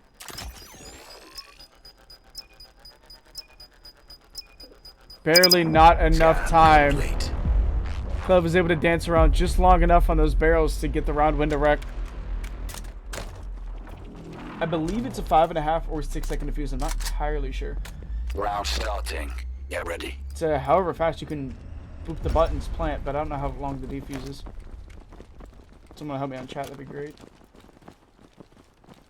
Watching basically an all mid pressure out of Thunderpilot, calling that out. Able to take down one at least through a trade. That was worthwhile. His team clearly reacting off of that. You can see Cleb powering through the smoke, intending to make it through. It very well could be a 7-second defuse. Taquito on a Cleb, shutting down the mid pressure through the smoke though. Orzo Nadix just on the other side, barely missing the pre-fires. No, they didn't change it. 7 seconds before, it was 7 seconds now.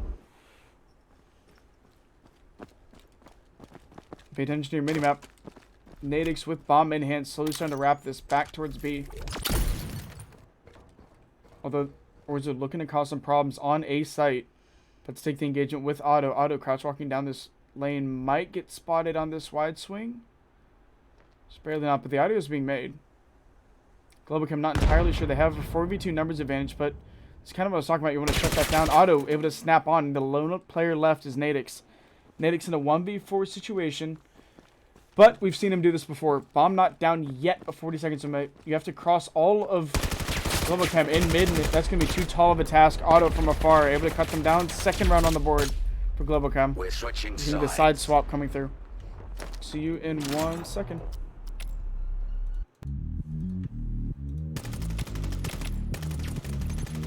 Double kill.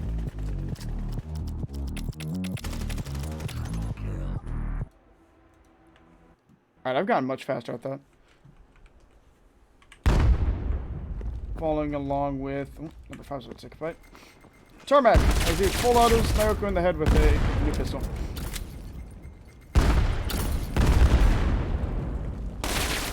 Full auto from for Tarmac yet again on the good vibes.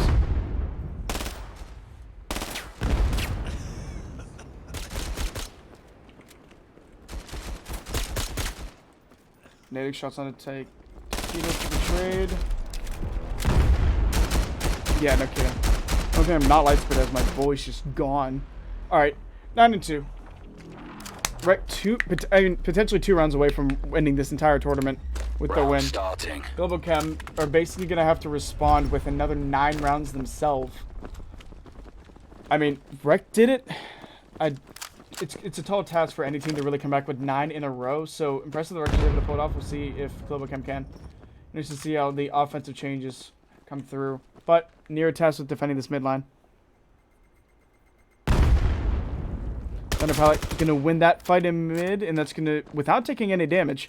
So you have a 5v4 health on your side, and you're able to start to pressure through to make sure that nade doesn't even the numbers.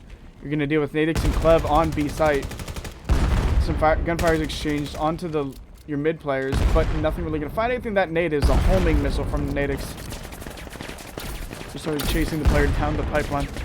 Nadix playing this ladder like we always like to see him doing, flat firing hip firing it into Clev's forehead. Or no, Clev hip fired it into.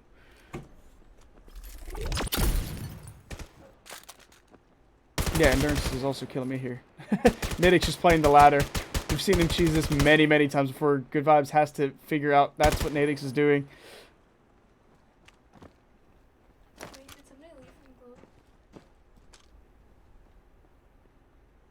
Looks like Clev dropped. No, who dropped out of Globochem?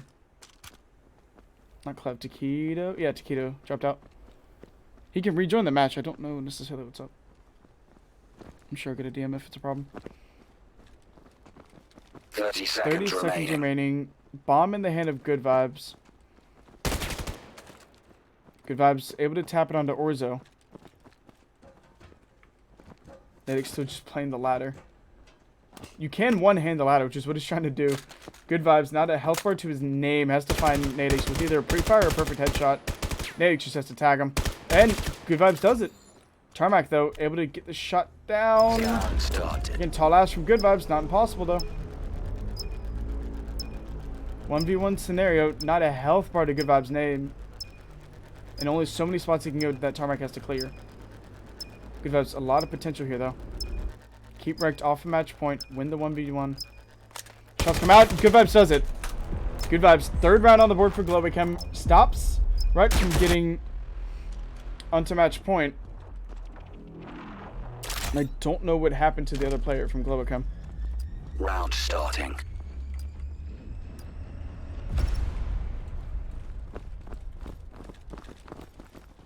But they seem to be playing up and not stopping, so again, I'm sure if I'll get a DM about something for it. And we have a lot of good clips. All of this will be on YouTube, the entire 8-hour stream.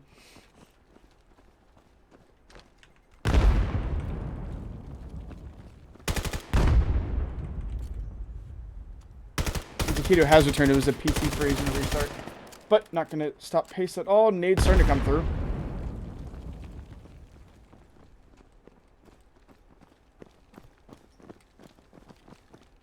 And this is going to be an entire B pressure here, and you're going to see Clev and Nadix have to deal with the full force, or at least 3 of the Globochem members. Shots coming out, Nadix realizes exactly what's about to happen. Double Nade's potential to use here. And as the util comes in, so does his. Nero finds one on the Nyoko. Flashes come through. Auto crossing does not make it all the way through. Nadix headshots across the board. Clev behind him is able to shut down Thunder Pilot. It's all going to be on good vibes yet again, except this time it's a 1v5. There's only so much you can do. Shot down from Nadix up top. 1 round potential from this being it. Match point for REKT 1. If they win here, they win the entire tournament out without dropping a series. Actually, I think also without dropping a map, if I'm correct.